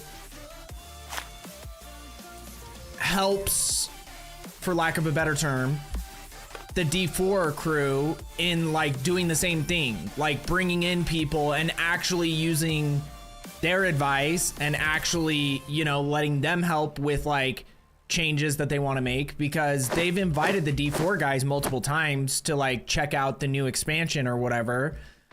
Like when Spiritborn was coming out, they had like Rax and all those guys go up there, but I don't think they were like, hey, what do you think we need in the game?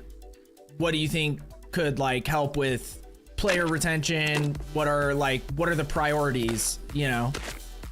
And if they do that, I think that it will actually be, actually that's crazy. It only has, oh, maybe it's because of the face mask. Yeah, so hopefully they do that, because I think that would be great for the game. And the stash tabs are insane as well. Yeah, D4 partner, MOBA Spiritborn creator. Wait, what do you mean by that? What's MOBA Spiritborn creator? Yeah, but like some of that stuff, that's what was so funny, is like when we watched the video on stream, I was like, they're adding loot filters. They're adding stackable currency. You get what I mean? And it's just hilarious. I'm like, sure, for other people who aren't familiar with Diablo, because they're like, wait, doesn't every game already have that like on release? But the fact that they did it not only for D4 but for D2R as well is more impressive than them just doing it for D4, you know? And I hope this goes well for them in terms of like, I hope they sell a bunch of the expansions for D2R, because I think that it creates like a new formula for them moving forward, where if they want to introduce a new class for D4, they'll just introduce that class to D2R and Immortal at the same time. The only thing is with like if they stay on this schedule of like every 2 years or whatever, 18 months to release new classes, like obviously this time we got a nice surprise because they did the Paladin and then they're also releasing the Warlock. But like, I feel like you have to have a new class yearly. Like, I think most people would prefer to have one new class yearly than get a surprise class every 3 years or 4 years or whatever. So.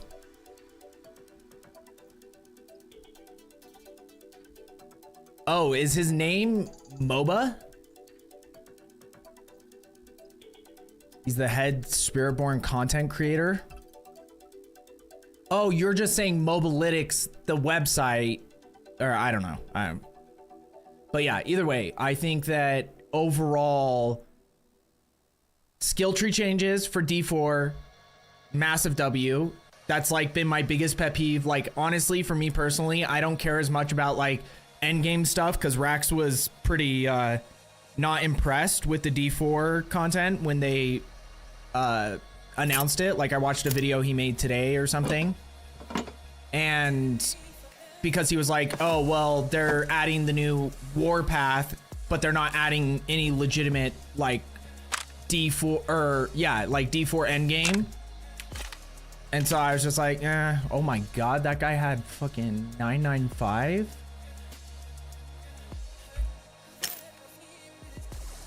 That's aggressive. But yeah, I hope that this means that now, because like with the Hydra one that they showed off, you could make an Ice Hydra. Which means it's funny that they did ice. It makes more sense because fire and ice, but there's always been a problem with cold skills in general, that the biggest issue is you just can't like scale them efficiently. And then, you know, they did the ice shards build or whatever that could do some damage, but that was always the problem. And I don't know if they've changed anything significant since last time I played to fix that problem for ice skills on Sork, but that was always the thing. I was like, I'm not going back to D4 until you can play Frozen Orb as the primary damage dealing skill. And this might be that. This might actually do that,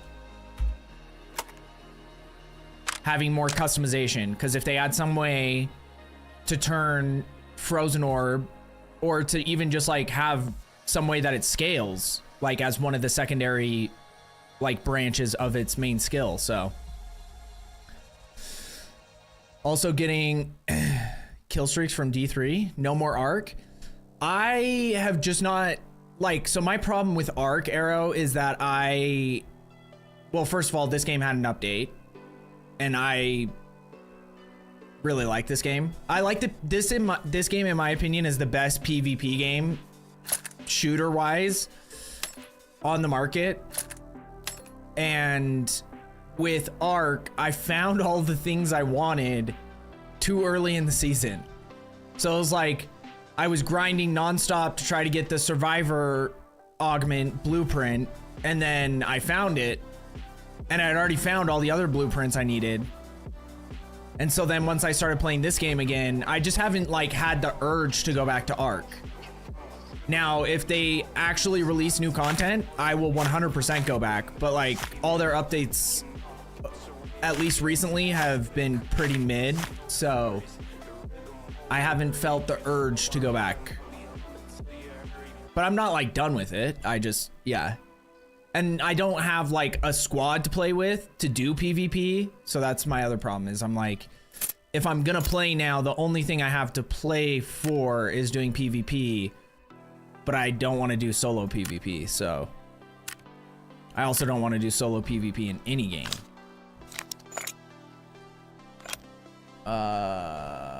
Okay.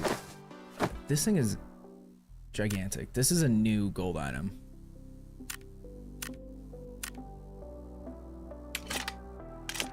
Okay, we need ammos, and I need a new vest so I can use this mag.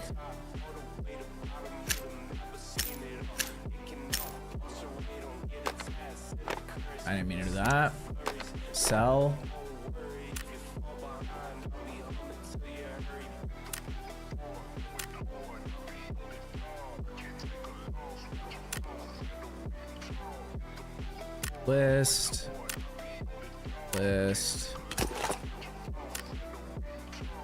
List. I wish you could just control click on this game. Or shift click or something. Every game has a different way to do the same thing. What about this? I think. Okay, so we sell both of those to we sell all of those to contacts.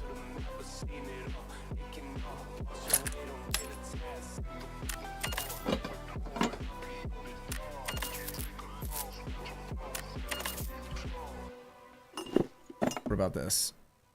Sell the contacts.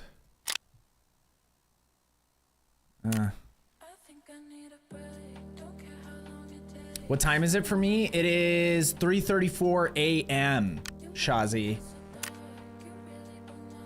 Bird City. Yeah, I am very PvE. Yeah, see, and that's the thing, is I think that like, I love Ark. I think they did a great job. My only like gripes with the game in general are the way that they have done their last few updates. Like Bird City was the dumbest shit I ever saw. And it was like the perfect opportunity to like do something big, or at bare minimum bring back or like have a map condition. Because like even if there was just a map condition, because that was like the thing is that when I get on now, all I want to do is fight the matriarch, because I'm like, I can't use my keys because like, you know, the timing between map shifts is insane. So it's like, you might only get to see a night raid on a specific map. If I'm playing for 8 hours for my stream, there might be one chance during that 8 hours to get a night raid on a specific map. An electromagnetic storm sucks. So if they would have just added map condition, it would have just been the easiest like way to keep people interesting. So, or keep people interested. So I kind of, it like got annoyed by that. And then like they have a bunch of new stuff coming up too. So it's like there's going to be a new map condition. They said they're going to introduce a new map fairly soon. So we have stuff to look forward to. I just there hasn't been anything recently that I personally am looking forward to. What is the one that has the 3 slots? Is it this one? Yeah.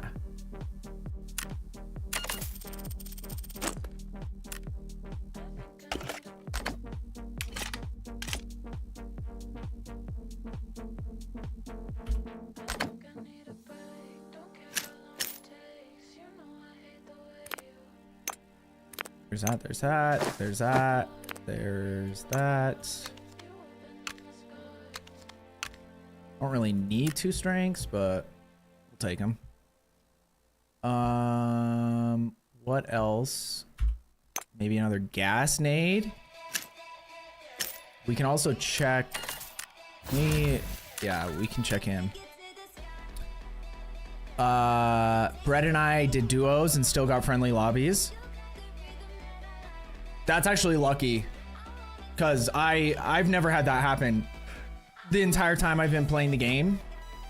But there's also no reason, like I said, the only thing right now for me to do in the game is do PvP. So if I don't have like a squad of people, then like I don't want to do PvP solo. And I run into the same issue on this game, but at least this game has like a more like a free-flowing, I guess, matchmaking system. So I can just like queue in as a solo and get teammates, and then, you know, we play the match together and that's it. And I know you can technically do the same thing or something similar on Ark. I just don't like that I have to like have people as permanent teammates unless I leave the lobby. It's just like a weird thing that yeah, it's a stupid thing to care about, but it bothers me. Okay, we kind of got screwed by D. The AN-94 might be a good one to pick up though.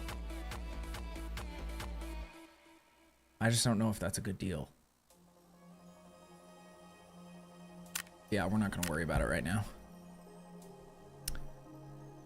For me, it's 4, so 30-minute difference. I'm a student, so I'm studying on daytimes and playing on 7:30 to 8 OAs. So you play around that time. Oh, it's 4 p.m. I'm at AM. I'm assuming you're in a different country, right? Because... Or... I don't know what time it is in Alaska or Hawaii. I know Hawaii has a pretty crazy time difference, but there's a chance you could, yeah. Ricky, love you much. I'm gonna take a nap. Hambone is super sick. Tell Hambone I love him. Make it super awkward for him. And tell him I hope he feels better. Yeah. Yeah, that's crazy if you have to take him to urgent care. So much love, Morgan. Thank you so much. Dark, thank you for the shout out. You know, You know, Morgan. You know all the things. Good night. I get friendly lobbies anywhere but Stella, lol. Yeah, see, and like on solos, I'll get friendly lobbies on Stella. But yeah, never on, like I can't get friendly lobbies on any map if I'm playing with other people. I think we're good, right?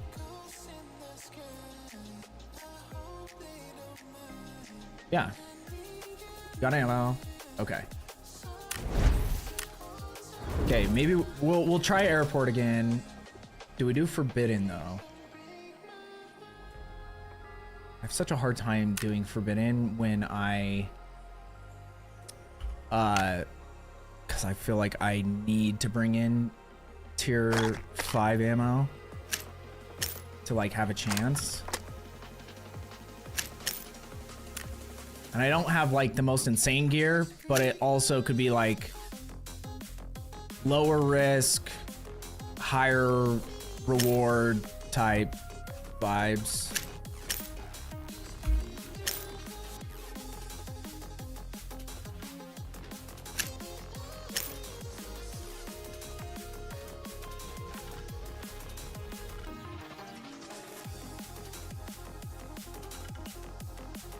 Okay, do we think 60 backup ammo is enough? I'll bring one more stack of this. Maybe like a half stack. And if we're on Forbidden, we'll be able to get M855A1 from the bots, so. Kind of just depends on our situation here. If we get a team too. Asada, what's up, BB? Does he have a bad enough cough? Does he have a bad cough, runny nose, and fever? Yes, yeah, we watched the whole thing at the beginning of the stream. So my plan, or like tentative plan, it might change, but is like in April, because the new expansion for D4, which I am pretty stoked about the changes they're making to D4 too, like at least the skill tree, like I'm definitely gonna go back and try it out.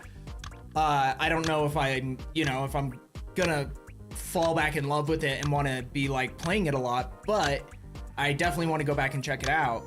So April, we'll do a playthrough of D2R, and then after we kind of get our fill on D2R, go to PoE2, give that another shot, because I have been saying for a long time I wanted to do that, and then play that probably up until the expansion for D4, and then try out the new D4 class. So just make like April the ARPG month, which is like kind of funny now that I think about it, because it's APRILARPG.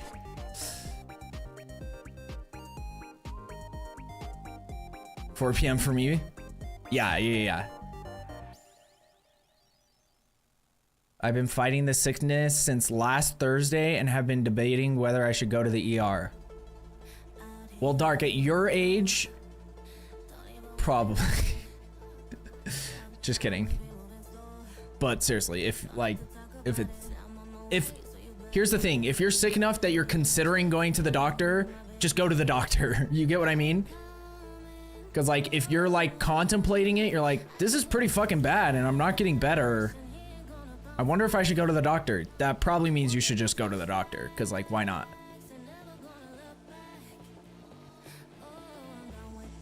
I haven't gotten the expansion yet, but it looks interesting. I'm just glad they're, oh yeah, no, I'm super happy. And it opens up the possibility that they'll do more in the future now that they've actually, this is the first real content they've added to the game since like Terror Zones, and that was like back in like 2020, 2021.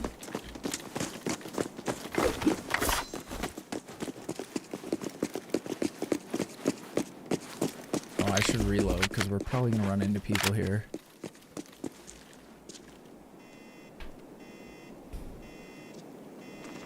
My fever hit 101.6 last night. Yeah, that's not ideal for sure.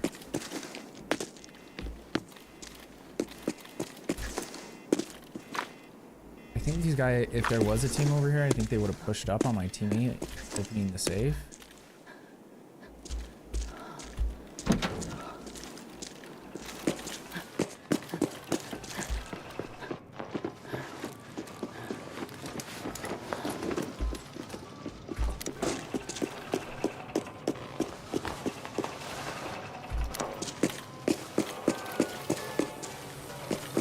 Wait, where's the laptop? Oh, apparently it doesn't even give you better options in Forbidden. I thought it did.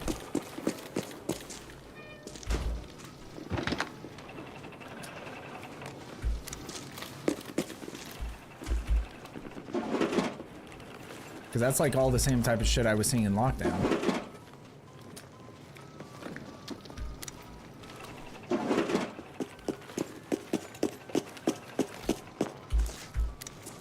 Okay, well, dang it. Well, dang it.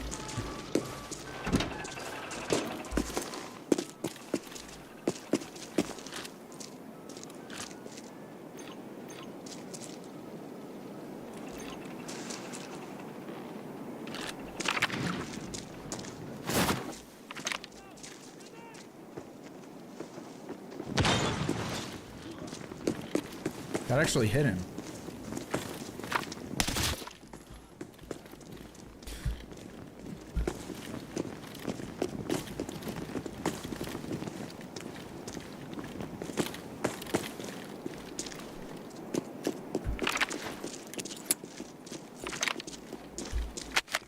Probably should at least go to urgent care. I agree. Like I said, if it's a consideration, then you should probably just do it. Enemy detected! How does that guy, like, that's what I'm saying. M855A1, it's just like, the robots just eat the bullets.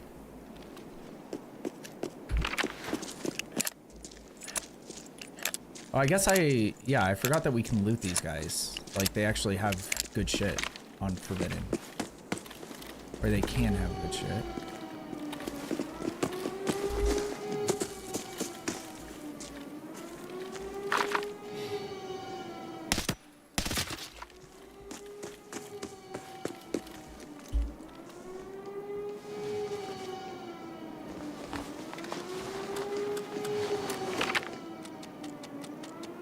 Okay, he has gold ammo. Then we can take this to kill robots with, so I don't waste my expensive ammo.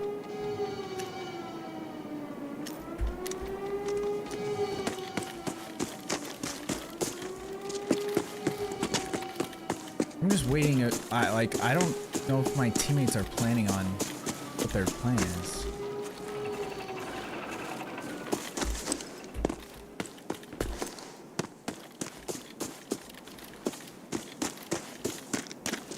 I also don't know why this guy is so far over here.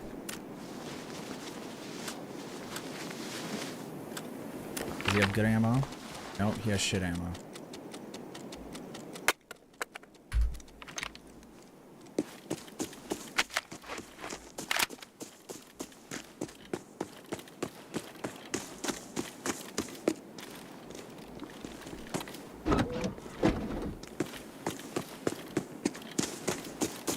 Still have yet to see a single decent thing come out of the trunks of the cars.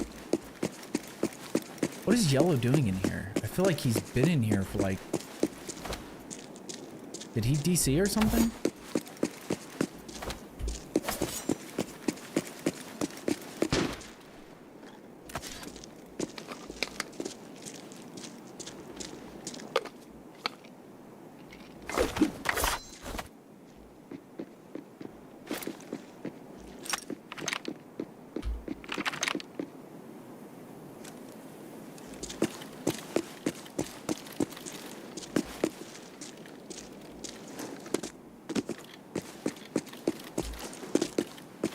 Our teammate just got shot at by... Sounded like a Mosin or an M24.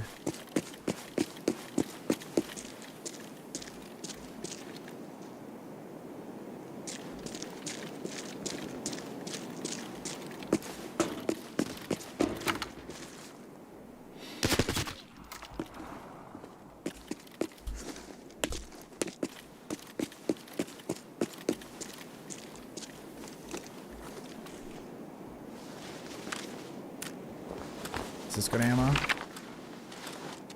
Nice.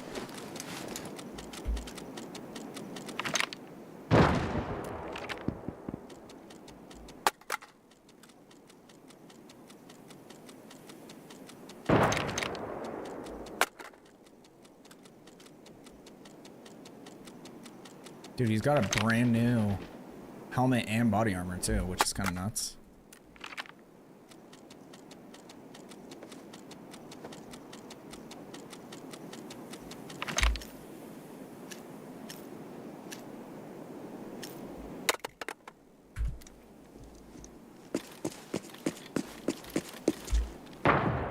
Oh, this guy already looked through those. They're not going to be good ones.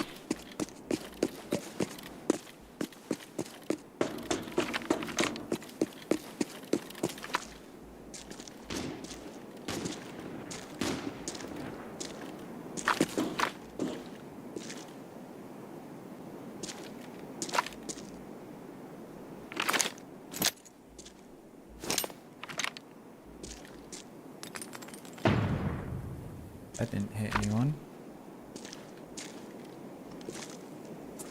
Can I see through these boxes?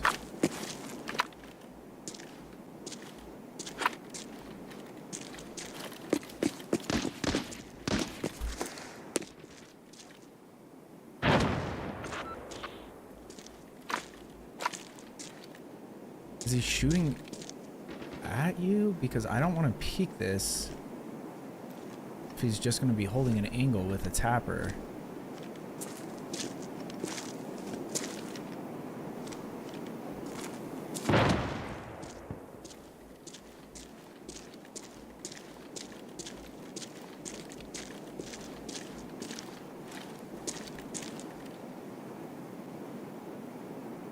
I don't even know. How did my teammate get over there?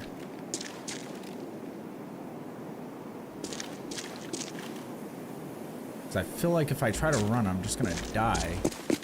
So I might try to go wide and meet up with him. I think this guy disconnected. I don't know what the fuck he's doing over here.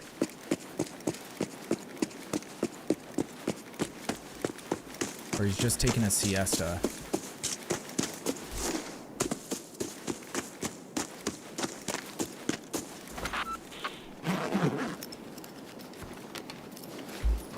I'll be right there, teammate. I'm on my way. Just gotta loot these things real quick.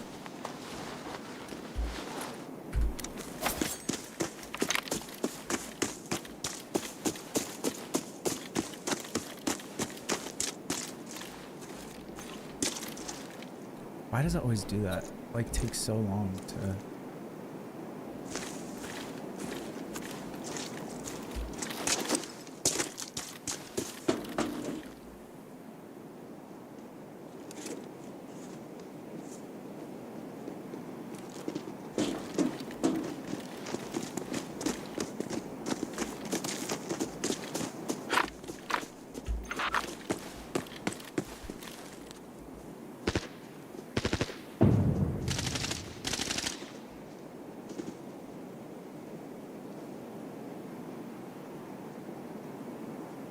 Enemy detected!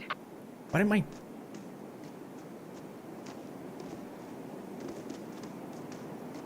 teammate shoot at him when they ran right past him?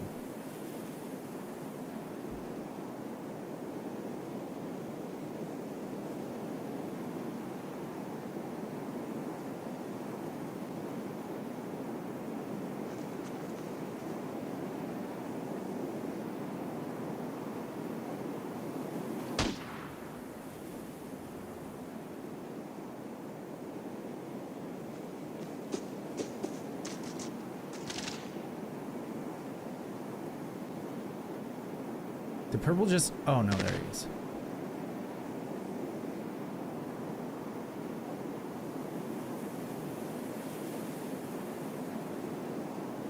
Now I have these two guys on me.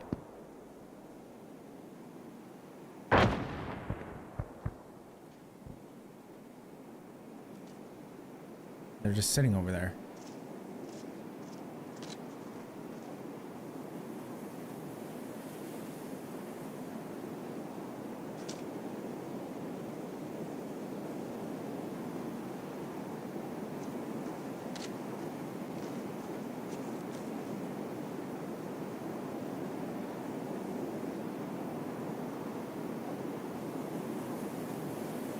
think one of them is close and one of them is far away.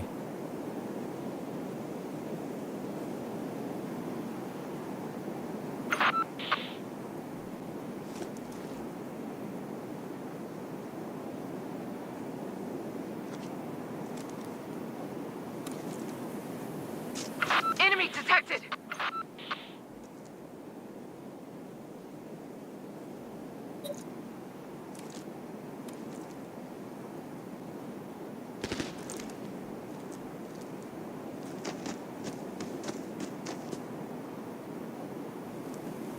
Is this a robot?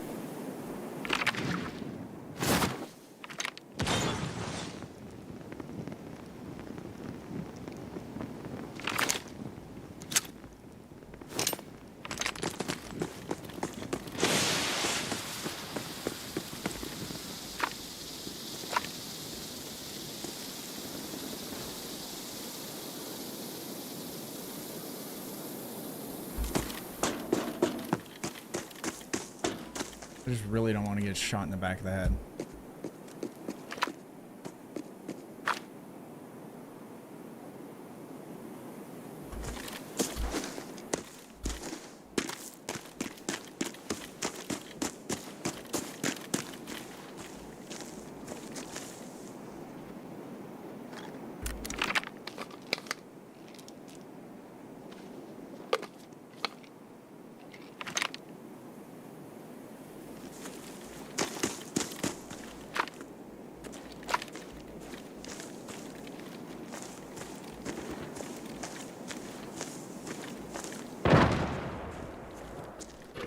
People fighting over at exhibitions still.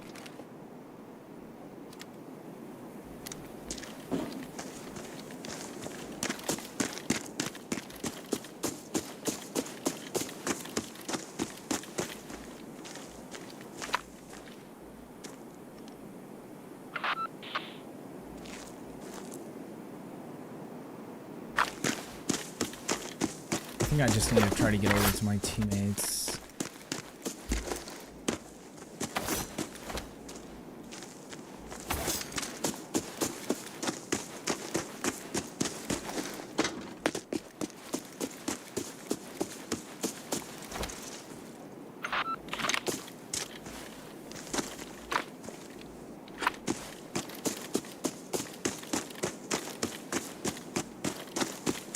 And hope I don't die.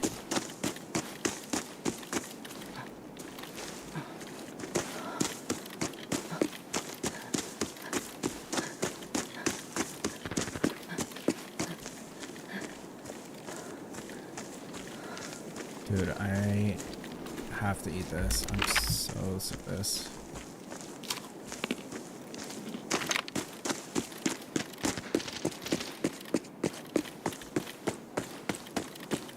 Did Yellow die? Oh, yep, he did.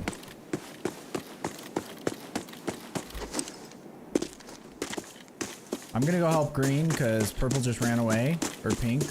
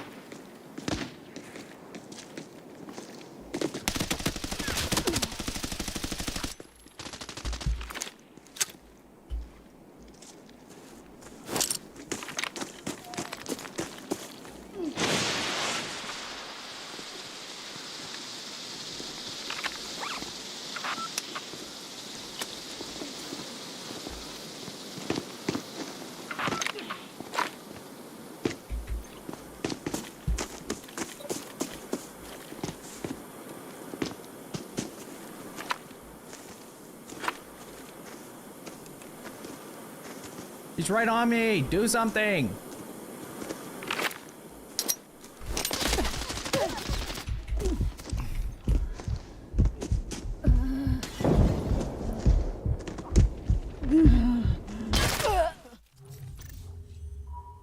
Dude, my teammate You had every opportunity to turn and look for like 30 seconds. I don't care about this guy. I knew this guy wasn't gonna do anything. Oh, what the fuck is green doing?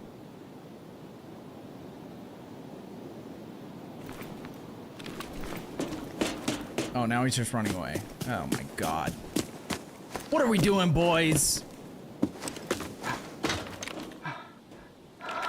You should be embarrassed.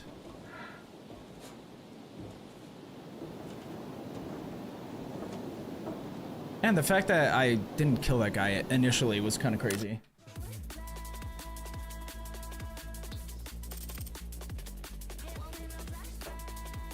I don't know, dude. Every gun just feels like shit lately.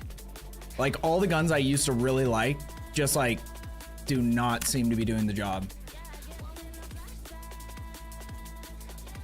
He had 6 health left in his head. And I don't know how every shot hit him in the legs. Dude, that is a tanky guy too. The fucked up thing is, like, honestly, if my teammate, if he just swings, and even if he just gets a couple shots off, so I can get somewhere where I actually can, like, play cover, because where I was at, I couldn't. And the only reason I stayed where I was initially, because, like, look at that. He hit me with 3 shots and kills me. I hit him with 7 shots and don't kill him. But the U one is just so broken in this game anyway, so. But it's like, because I thought my teammate was going to turn and look across, because he had every opportunity to do that. And that guy didn't even know my teammate was over there. So it was like, that was the perfect chance to do it. So I don't even know. I have no idea what he was thinking. The fuck is love in the dark?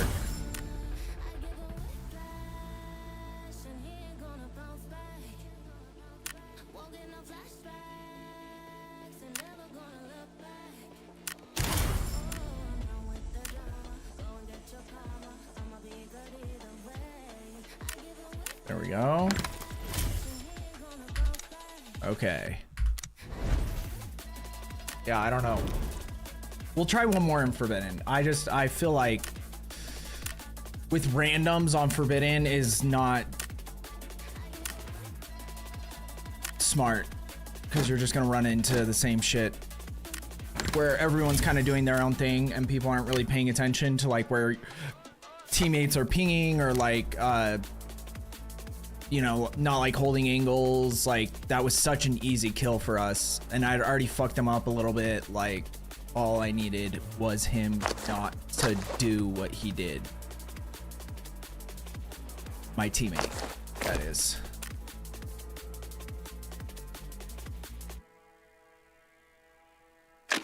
Okay, we'll take that. Got that and that. And backpack.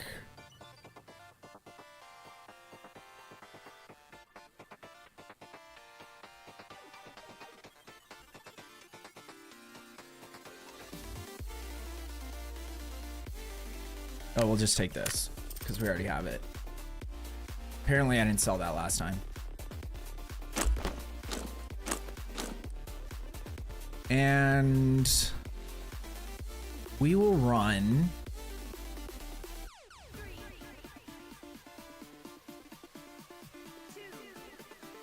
maybe just an HK would be cool. Or I have a T1. We could try a T1. I have quite a few of them.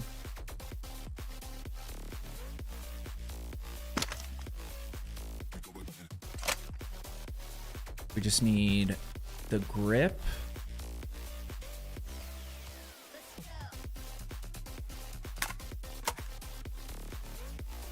And I don't think this has a sight on it currently.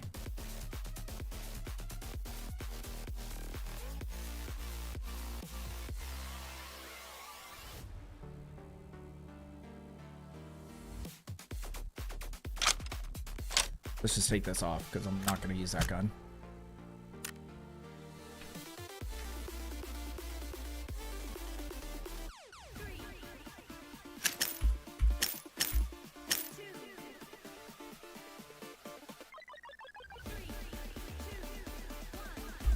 And the good thing is I have...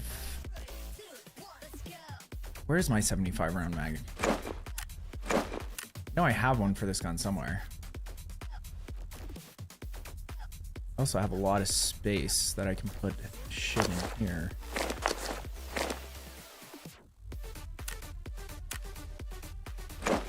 Oh, I guess I can just do it from here, right? But I think it's on a gun. Tell me if I'm wrong, but ARC needs to set up true PvE lobbies for those of us who are just trying to chill, and PvP lobbies to be separate altogether. I think they're planning on doing that at some point, is just have like a PvE only mode and a PvP only mode.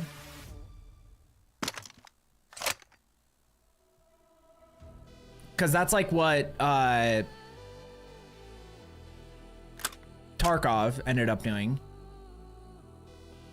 So it would not surprise me.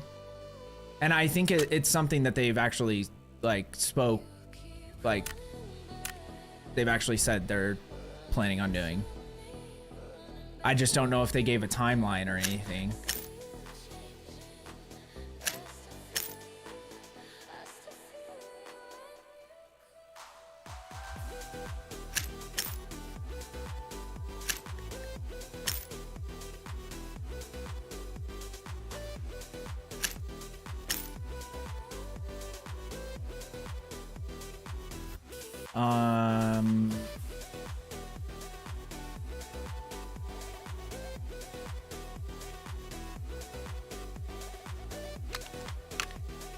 There's that. Take one of those. Honestly, I should probably bring a self-res as well,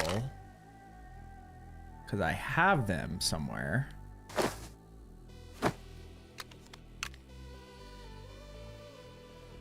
And we need nades. I'm not going to bring 2 horses. We're just going to bring 1 because we're probably going to die anyway.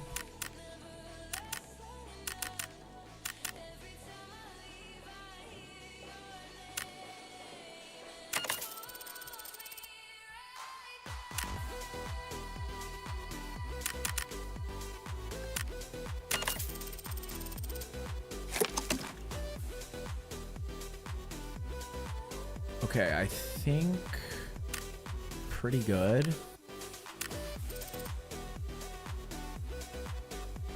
Oh, I was gonna add a silencer to this.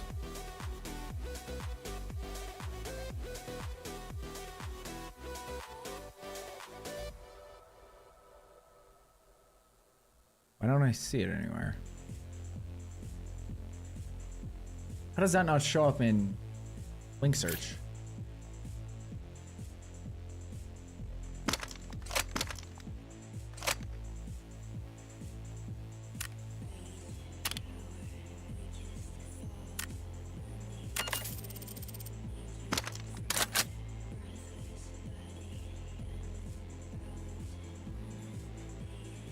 Kind of want to just see real quick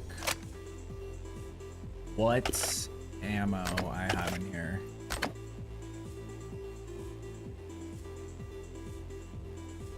Where the fuck did the rest of it go? Okay, I think I had it like 50-50.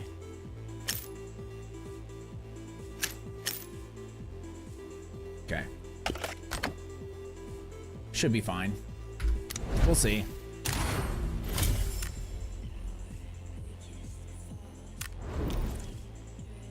Should I bring... I feel like I should use better armor, to be honest. If we're going in like this, we might as well go all the way.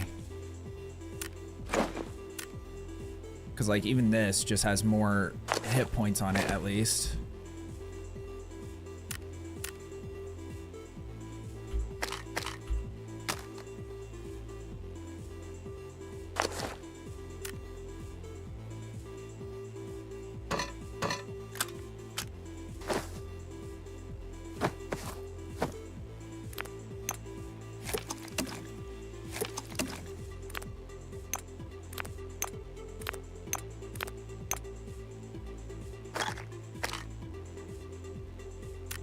Okay, there we go.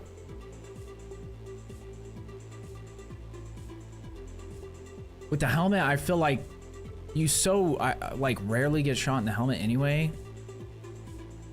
But maybe I should bring in one of those bad boys, because this is the only time I have to even use these anyway. Because they cost so much that you can't even like take them into any raid except for this.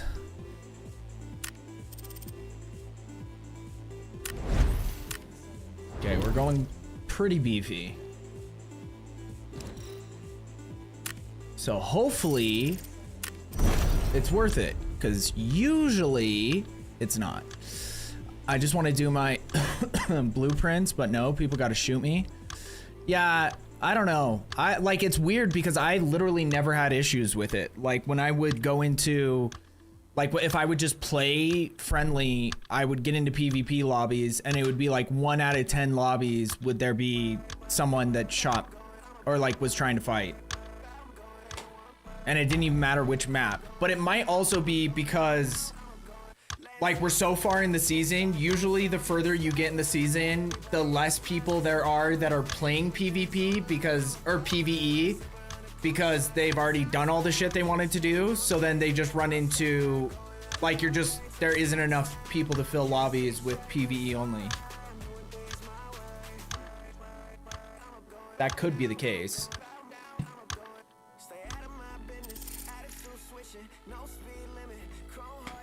That's not great.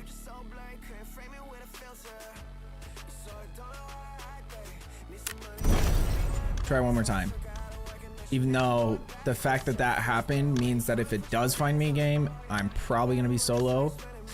Because every time I spend, like I come in with like a really good kit that I'm like, fuck, I do not want to lose this. It throws me in Forbidden by myself.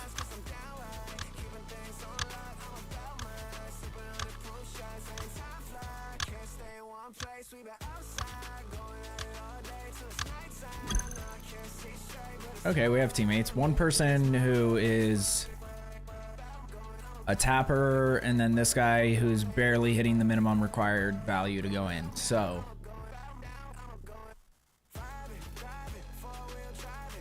but we'll take it.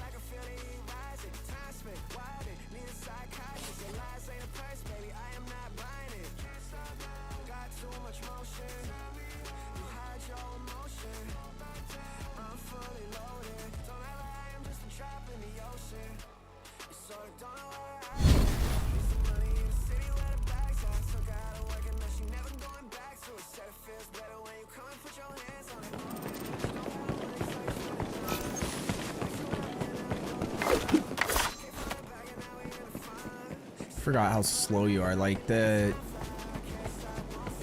nerfed this helmet so that you move slower.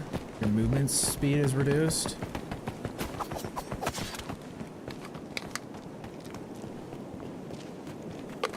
Forgot I was gonna grab more PKs too.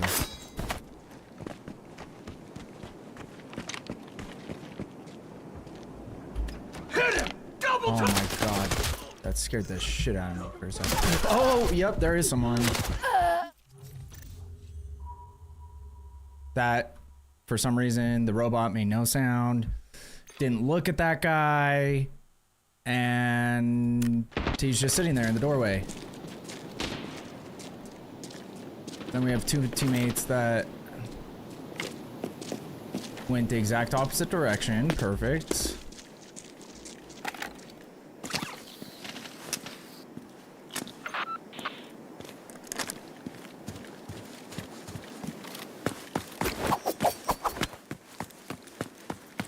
Dude, that's so annoying. I just need to lock in if I'm gonna do this shit, because I am like spending way too much time fucking not being locked in like at the beginning of matches, especially because it's so hit or miss if you actually run into people.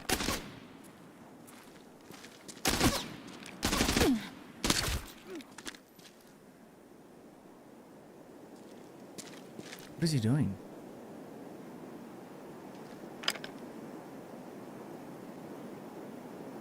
Yep, you see him. God, that's so fucking annoying. I just hate how the audio in this game is so inconsistent. The fuck? And I hate that like I have never had it where I'm in an area and a robot starts shooting at an enemy and gives away their position. But every single time I'm in that situation, that's what happens to me. Is a robot fucks me up. Like, fucks everything up. Like, if that robot isn't in there, then the way I go into that room is totally different.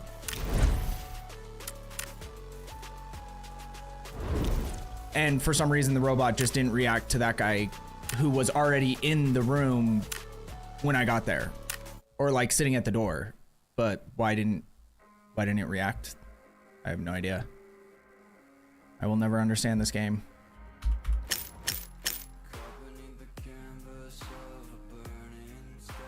Primarily because I just feel like it's too often that kind of shit happens.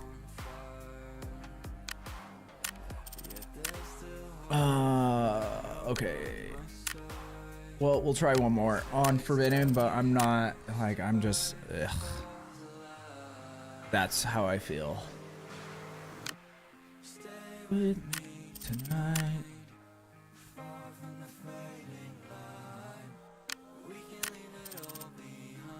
So we're gonna go a slightly different method this time. Maybe I just take a P90, dude. Do I have any P90s? I thought I had like a stack of them somewhere. Not this one.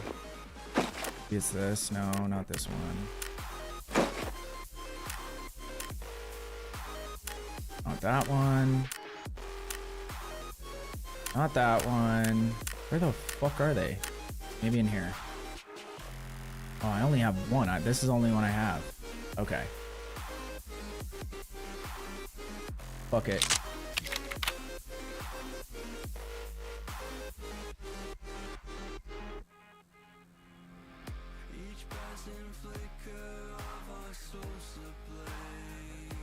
I have a couple HKs in there. I need to keep that in mind.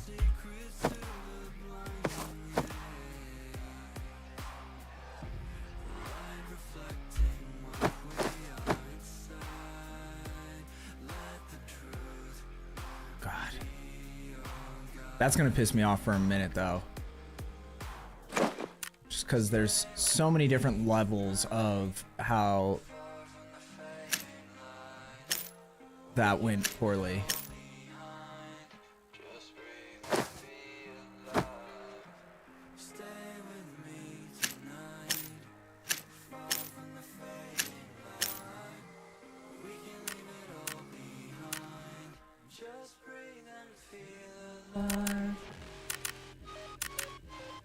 Three, 1, 2, and then we need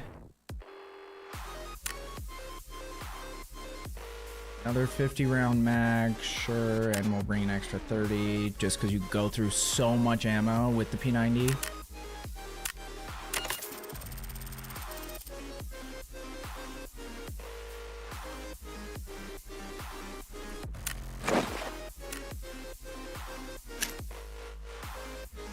Wait, which one's empty?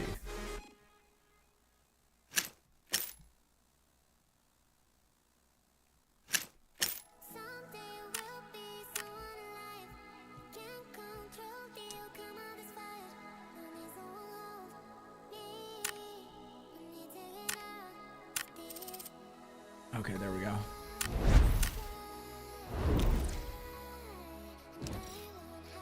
And that should have been like the best chance to like actually make money too, if we actually had teammates that weren't just like jerking their shit.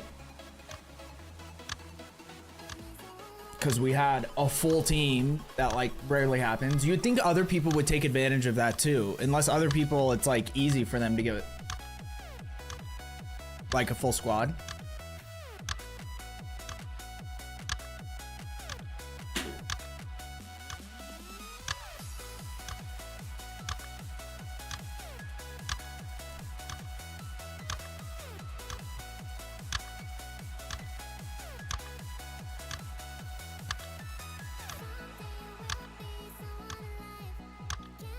Dude, why isn't Rob playing D2R? Seems like an easy slam dunk.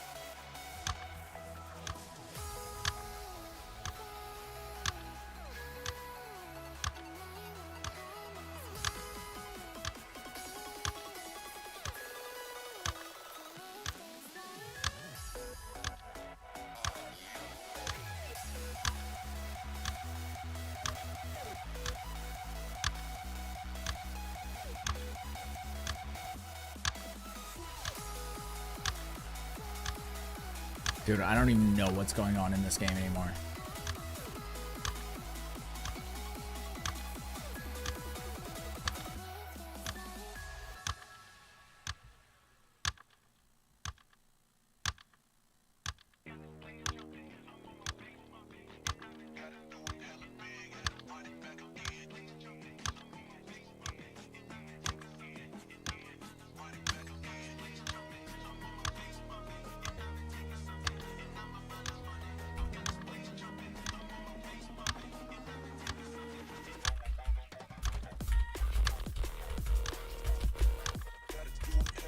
Holy shit.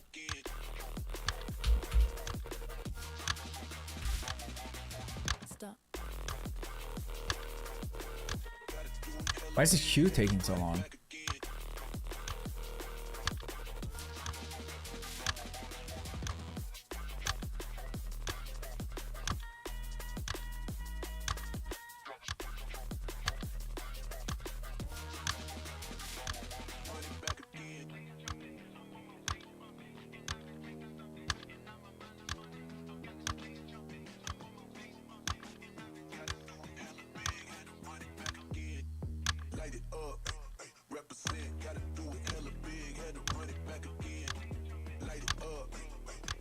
What are we doing?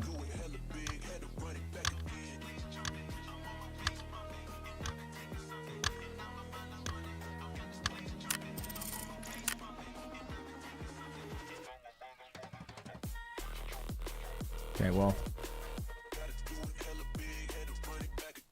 maybe we should go to, I don't know if we should go to a different map or not.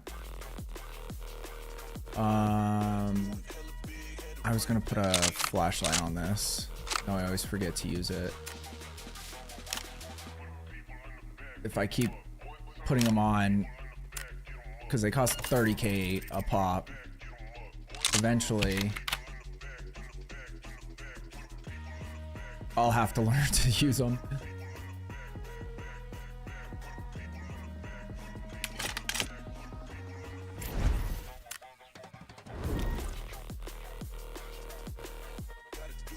Okay, we'll try one more time.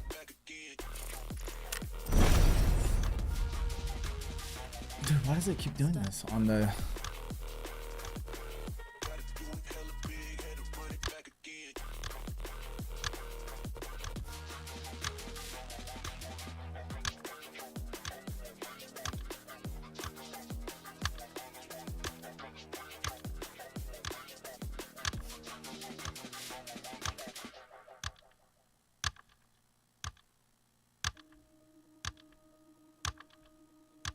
It's sunset on Friday, I'm stuck on the highway, it's been a while. I'm late to the party, you already started the sparkling wine. I need to find a spark to keep me from the dark. I'm looking I don't think it wants us to play this game anymore.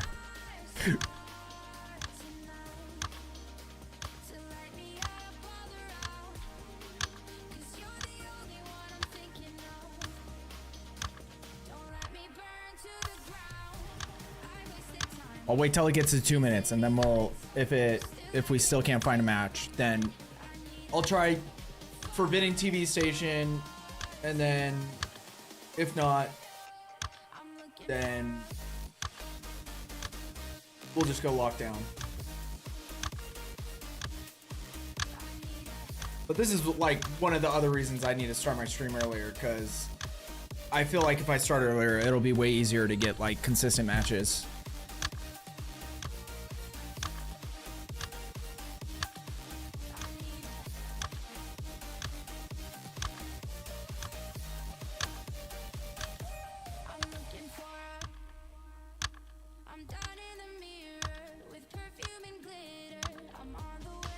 Drive me nuts.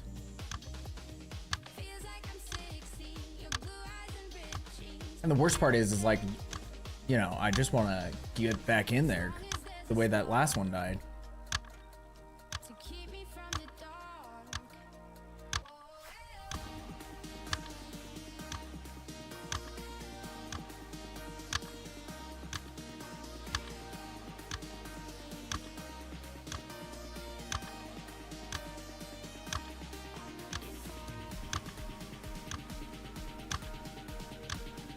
Okay, we're at 3 minutes. Jesus Christ.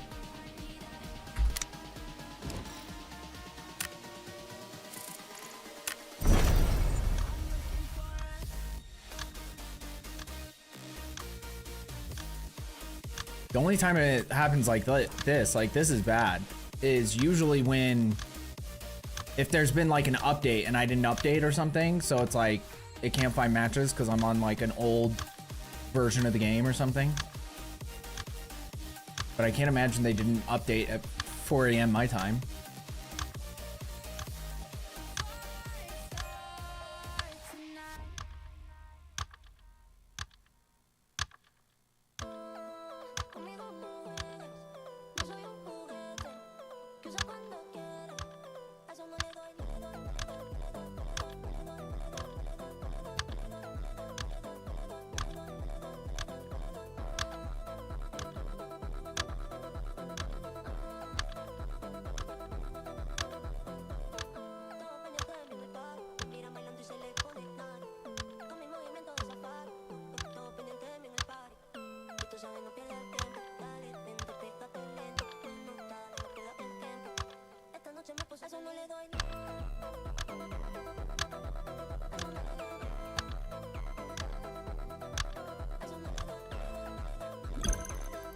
Oh, fucking finally.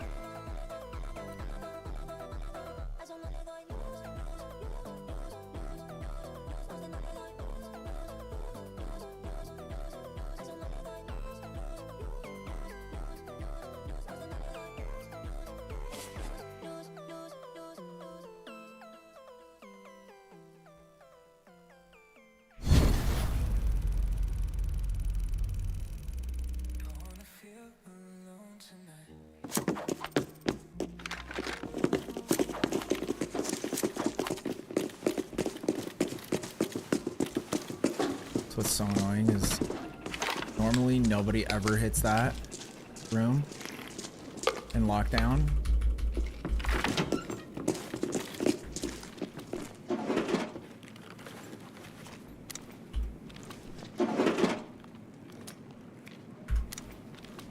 But we got a full squad, so that at least makes me happy.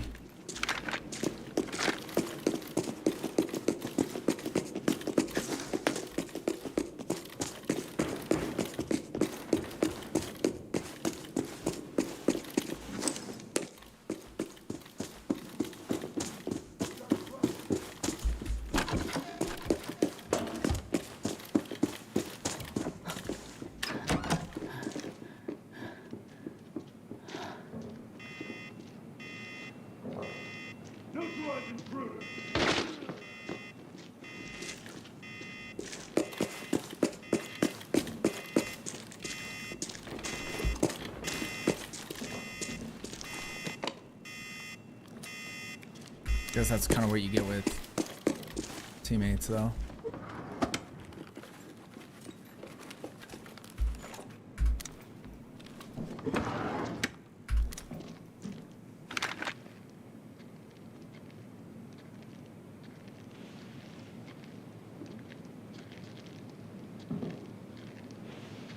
I think someone's in that hallway.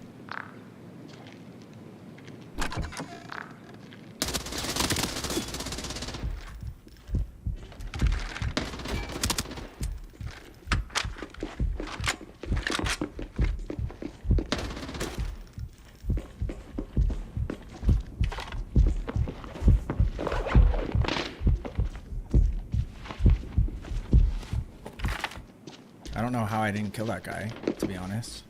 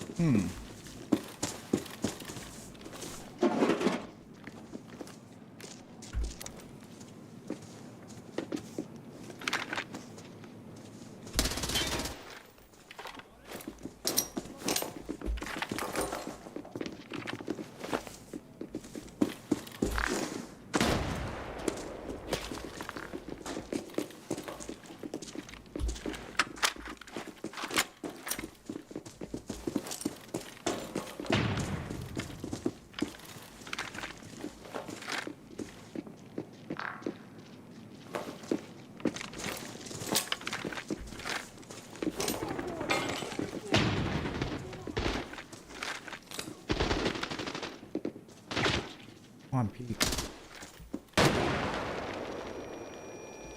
It's insane that hit us.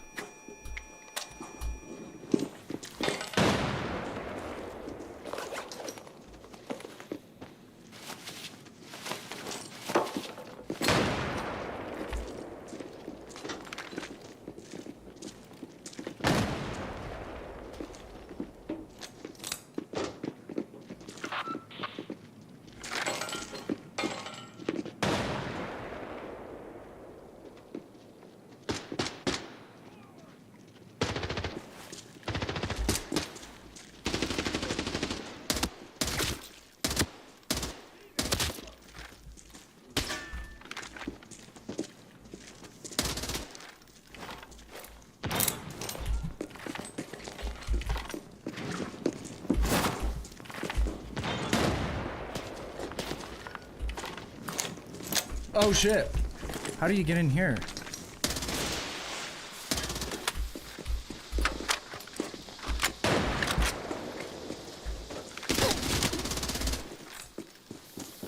Let's see.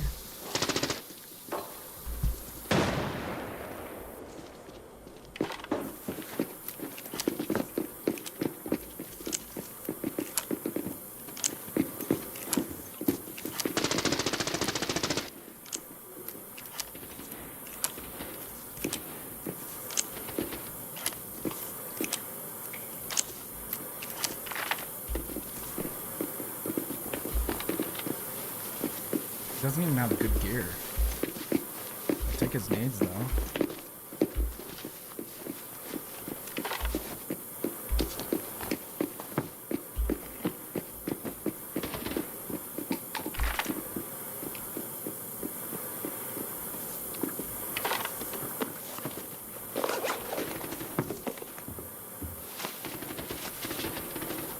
I hear something.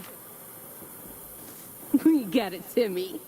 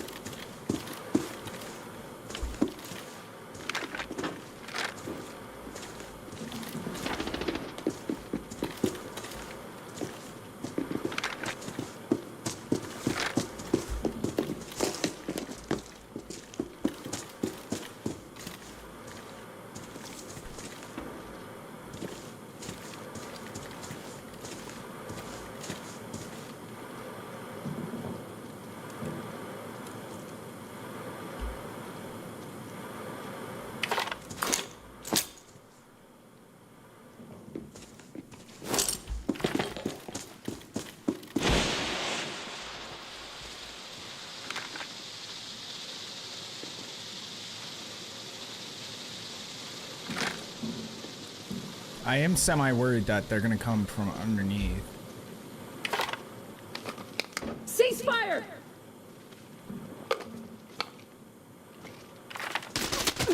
Ceasefire!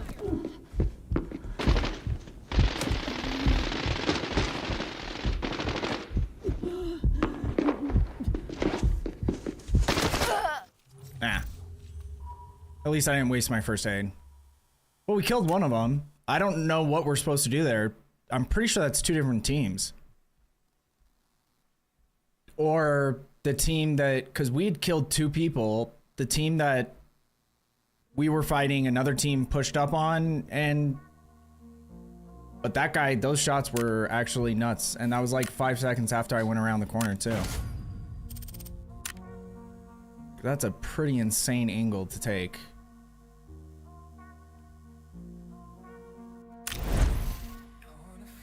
Yeah, I don't know. I don't know what's going on with the game. Like, I can't find games in my region, and then I'm playing in like 160 ping games with a bunch of Asian players, and it's hard to be successful doing that, especially playing against like really sweaty players.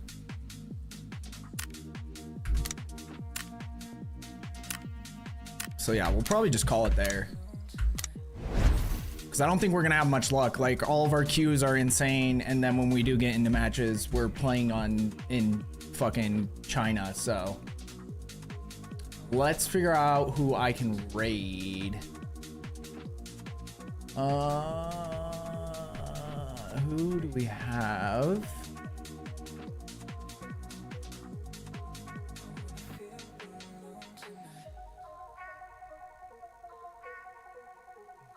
Dude, I don't know who this person is. Turned himself into a, like, burnt peanut, but a peach.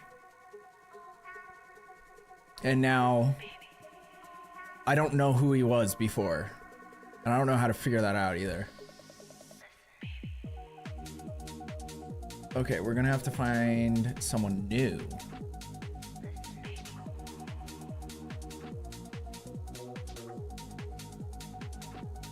Or maybe I'm just gonna raid Beef. Is Beef still live? Beef is still live. Okay, let's raid Beef. He got raided, but he's playing Path of Exile too. But he's going hard in the paint, and I haven't raided him in a while. Beef is one of my favorite people in the world, so we're gonna send him some love, show him some love. But shout out again, Morgan. Thank you so much for the raid. I know she's gone already, but shout out Morgan. She's goated. Shout out you guys, everybody who comes and hangs out with me. Honestly, it means the world to me that you would spend even just a smidgen of your time.